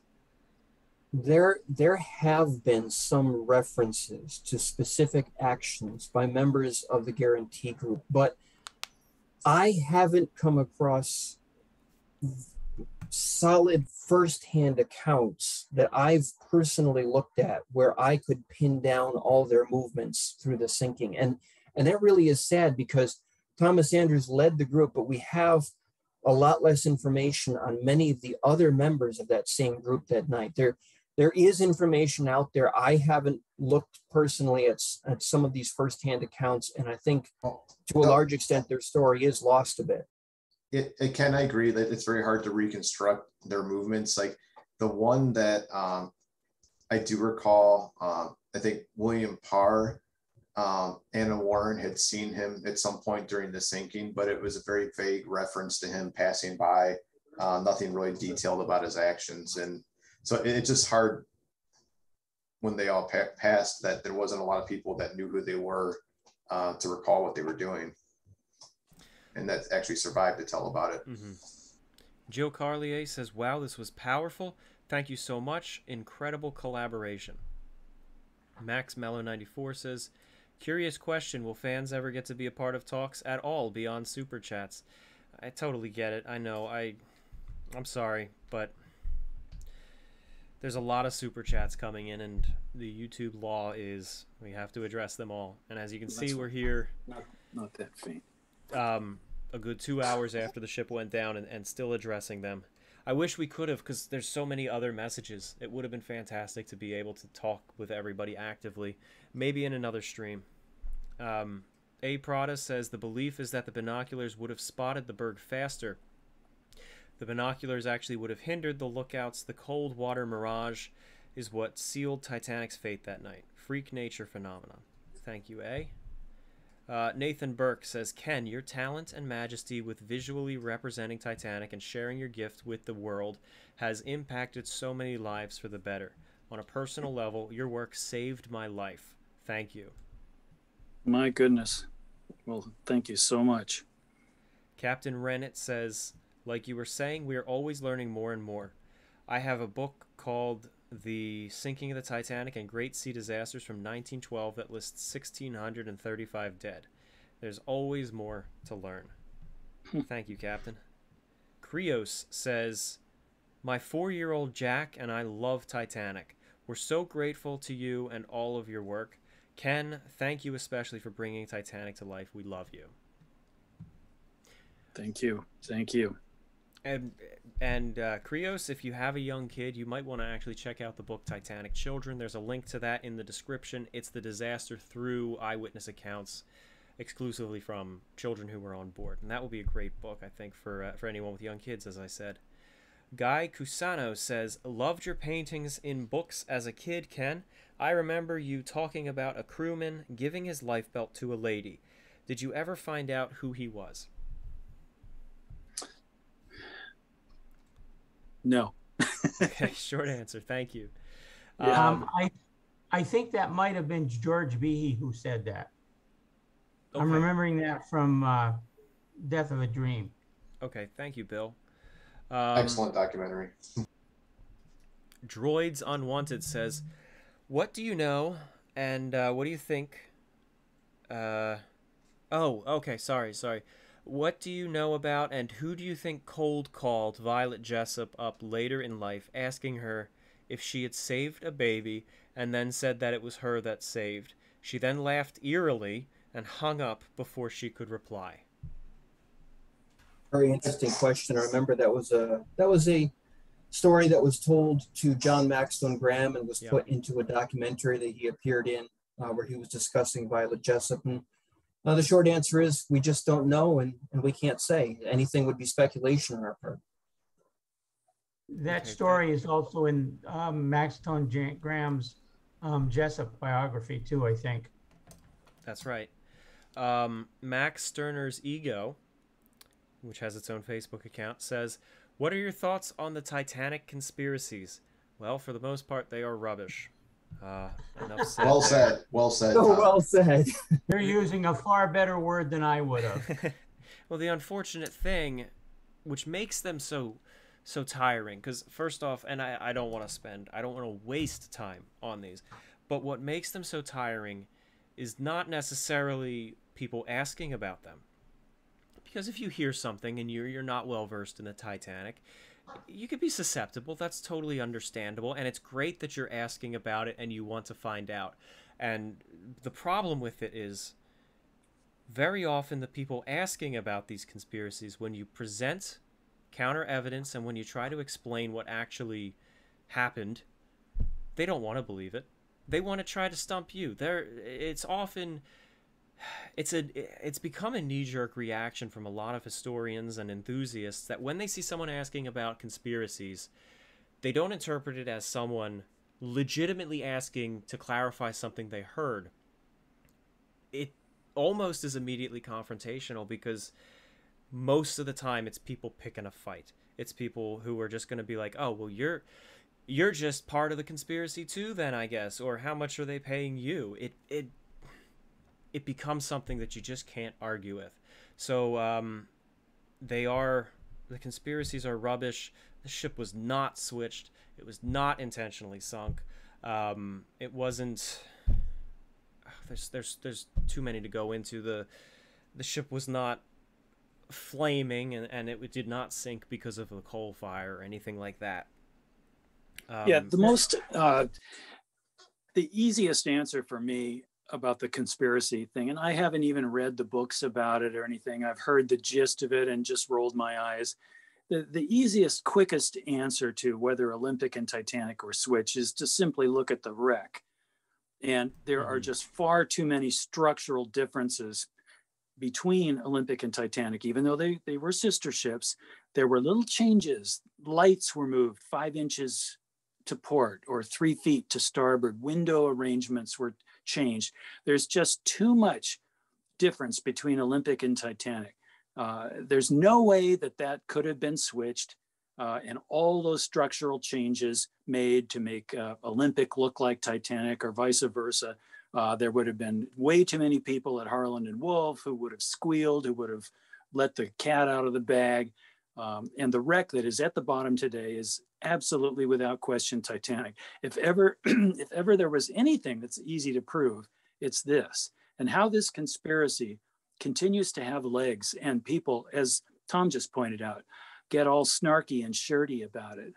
And it's like politics, and they don't want to know. They don't want to know. You lay out the facts. Here's the statistics. Here's the facts.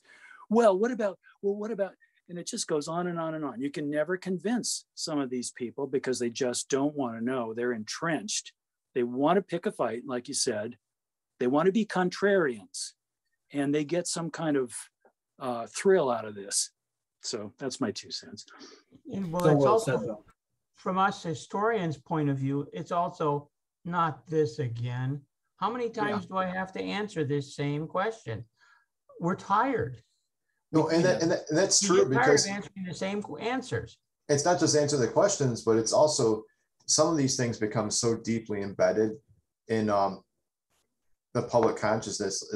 Like the coal fire is a good example, where now people repeat that constantly, or the weak steel argument, and we do scholarly works to debunk those, and it's just so hard to get rid of that once it's out there, even though it's complete nonsense.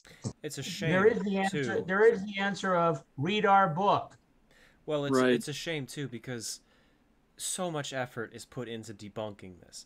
Hours, dozens of hours, putting together research and combing over things and articulating a well-made response and writing this up and getting it published. So much time and effort goes in, and a handful of people read it. And then YouTube channels with millions of subscribers just make something up, throw it out there, make tens of thousands and move on, and they forget it.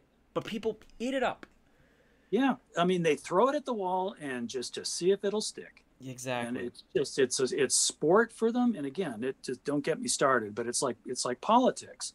And you just, after a while, you just realize, oh, dear heaven, what is happening to the world?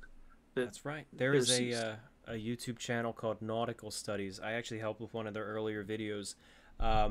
They did a video in the last day or two about the commercialization of Titanic's history.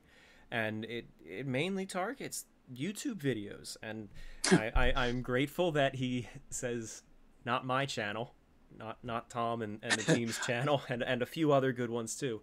But he specifically targets some of the big ones, and just how they trash the history, and they make a couple bucks, and then they move on and make something else up. Yep, and they get the most likes and the most hits and all this crap, and you just, it's the same thing with a lot of Titanic books that have been published over the last 30 years. Some of them are just thrown together there's no primary research done whatsoever. And there they are. They're in like their 7th reprint. They're in every museum, every exhibit. That really gets sticks in my craw, I'll tell you. It's yeah, you kind of resent it, and that's reasonable, I think, because of the Yeah, amount of right. effort and sincerity on Right. on the historian's part. Yep. We have. Oh, sorry. Go ahead. No, I just said let's go. Let's. yes. What's the next? What's We the have two next? left. We have two left as of now. Daniel Shell says, "How do you become a Titanic historian for real?" I love that question. And he's very sincere about that question too, because he asked it once and then he did a super chat. I noticed. It's either you don't go to school for it. There is no diploma that's ever handed out where you've become a certified Titanic historian or, as Ken says, an expert on the subject. Basically, what we all do is we all spend a lot of time researching, doing the boring work of looking at the archival documents and putting the puzzle pieces together, and then we try to bring it to life, either with brush strokes for some of us or with the animations and the books that we write. We try to make that information available. So there's no school for it. If it's a passion that you love to follow, then my best suggestion would be, start doing the research and the homework and see where it leads and where it takes you. That's right. I have. I do see a comment saying, any plans on making more videos about point of views from other lifeboats to continue the Lifeboat 2 saga series? Yes, that is a plan, but boy, was that video time consuming to make. And so was the Andrews video. Those are both supposed to be the starts of series, and who knows how frequently we can do installations in them. I do want to continue those ideas. I see they have prompted others to do the same thing. So we do want to do more. We do want to do more. Droids Unwanted just said, during the pandemic, it dawned on me that there were times when we had a daily equivalent loss of life as the Titanic every day. Did you have a thought or realization? No, that didn't occur to me before, but thank you. BNY says, to become a Titanic historian means you wish and hope to keep Titanic, her people, and her lessons alive for humanity. Thank you, BNY. We have one last super chat. I'm going to call it there. Thank you, everybody, for joining in. And the last super chat is where did it just go? I had it. Okay, here we go. Taylor LeBeau says, really enjoyed tonight. Between this and the THG streams, yours was my favorite, even despite the interruptions. Really great to hear from you, Ken. Love all your work, and good night, everyone. Thank you, Taylor. That actually means a lot. And thank you to everybody who tuned in, was active in the chat, and just was here, especially in the middle when we had the technical hiccups. And then now, as we're winding down, we still had mostly around 600 people while we were going on rambling, and we're now over 5 hours long of a stream. Tower Dragon just real quick said, thank you for all of your work, Ken. You started my obsession with Titanic when I was a kid. Well, that Thanks about so wraps much. it up. Yeah. It was wonderful to be on with all of you tonight, both the panel, the individual members of the panel who I've worked with for so many years, and Ken, whose work has inspired me over the years, and also all of the people who tuned in. We really appreciate all of the interest that's still shown in Titanic and all of the support that we've received and all the work that we've done. So thank you. Thank you to all of you for everything. You're all welcome. I can say is express my gratitude to Ken and the entire group, and to all the people that decided to join us tonight to commemorate this. It was a really special evening, so thank you for that. Thank you. I agree. And I want to express the very same sentiments. Tom, thank you so much for inviting me. It was last minute, but it worked out just great, and I don't regret a minute of it. I enjoyed myself thoroughly. Thank you, Ken. I am so grateful that you were able to join us. It would have been great if we still had Mike in this call as we initially planned, and we had all 7 of us here. But yeah, thank you for jumping on so last minute, and Vern as well for helping you get set up with the equipment. And actually, this was Tess, Kent's wife, this was Tess's idea to reach out to you so last minute and say, hey, get Ken. So thank you to her as well. Yes, thank you, Tess. Do we have time Thanks, for two Ted. quick super chats? B&Y says, Ken, please sign my book, please, sir. Yeah, sure. Do you have a pen? It's a virtual sign. Yeah, there you go. B&Y, if you want to, I don't know if that's a joke, but if that's serious, if you want to shoot me an email, maybe we can arrange something. And then Jill Carlier again says, I run the Titanic Book Club, and some of their authors join the club that don't do their research. How do we handle these folks? In the last few months, they've had 2 different people who have popped up on the book club. People like Tad and Kent and I, we never heard of these people, and they're spouting the information that they spout is there's no source that we can find. Or there was one guy just lately who was using data from the 1912 inquiry, having to do with the numbers saved and lost. He had nothing that was current as far as the last 20 years. And that's what Jill is referring to. These people that just kind of come out of nowhere, and just on a simple look, we kind of go, where did you get that information? It's, I mean, I've seen George B. go after 1 or 2 of them in a nice way, but where did you get that information? How do you think that? And that's what Jill's referring to. What to do about those people? Yes. Thank you, Bill. We applaud genuine interest in the Titanic and the hard work that people put into research. And we've made mistakes ourselves, and we've had to recover our ground and change our position on certain things over the years. So it doesn't mean that, you can't be, you don't have to be perfect right out of the gate, but you have to do your homework. You have to try to get it right. You have to be willing to move forward with your research too. Yep. B&Y is sincere about getting the book signed. I don't mean to put you on the spot here, Ken, but since he sent a lot of super chats, like I said, my email is on my YouTube page. You can go to the About section. If you want to send me an email, we can try to get something sent up. And again, I'm sorry if that's uncomfortable, Ken. I know we're on the spot here, but Yeah, no, that it wouldn't be the first time. It's happened. send listen, me an email and maybe we can do something. Okay. All right, gentlemen, I'm going to have to sign too. off here and get a late dinner. It's about 5 after 12 here on the West Coast. So I've enjoyed myself so much, and meeting some of you for the first time, talking with you and the whole thing. It's really been quite a pleasure. So take care, and we'll see you later. Thanks, Tom. Thank you, Ken. Thank you, Ken. Thank you so All much. right. Okay, bye-bye. Goodbye. We're Bye. all going to be signing off now. It is late. Thank you for tuning in, everybody. And I hope you have a wonderful, wonderful night. Happy Easter if you celebrate.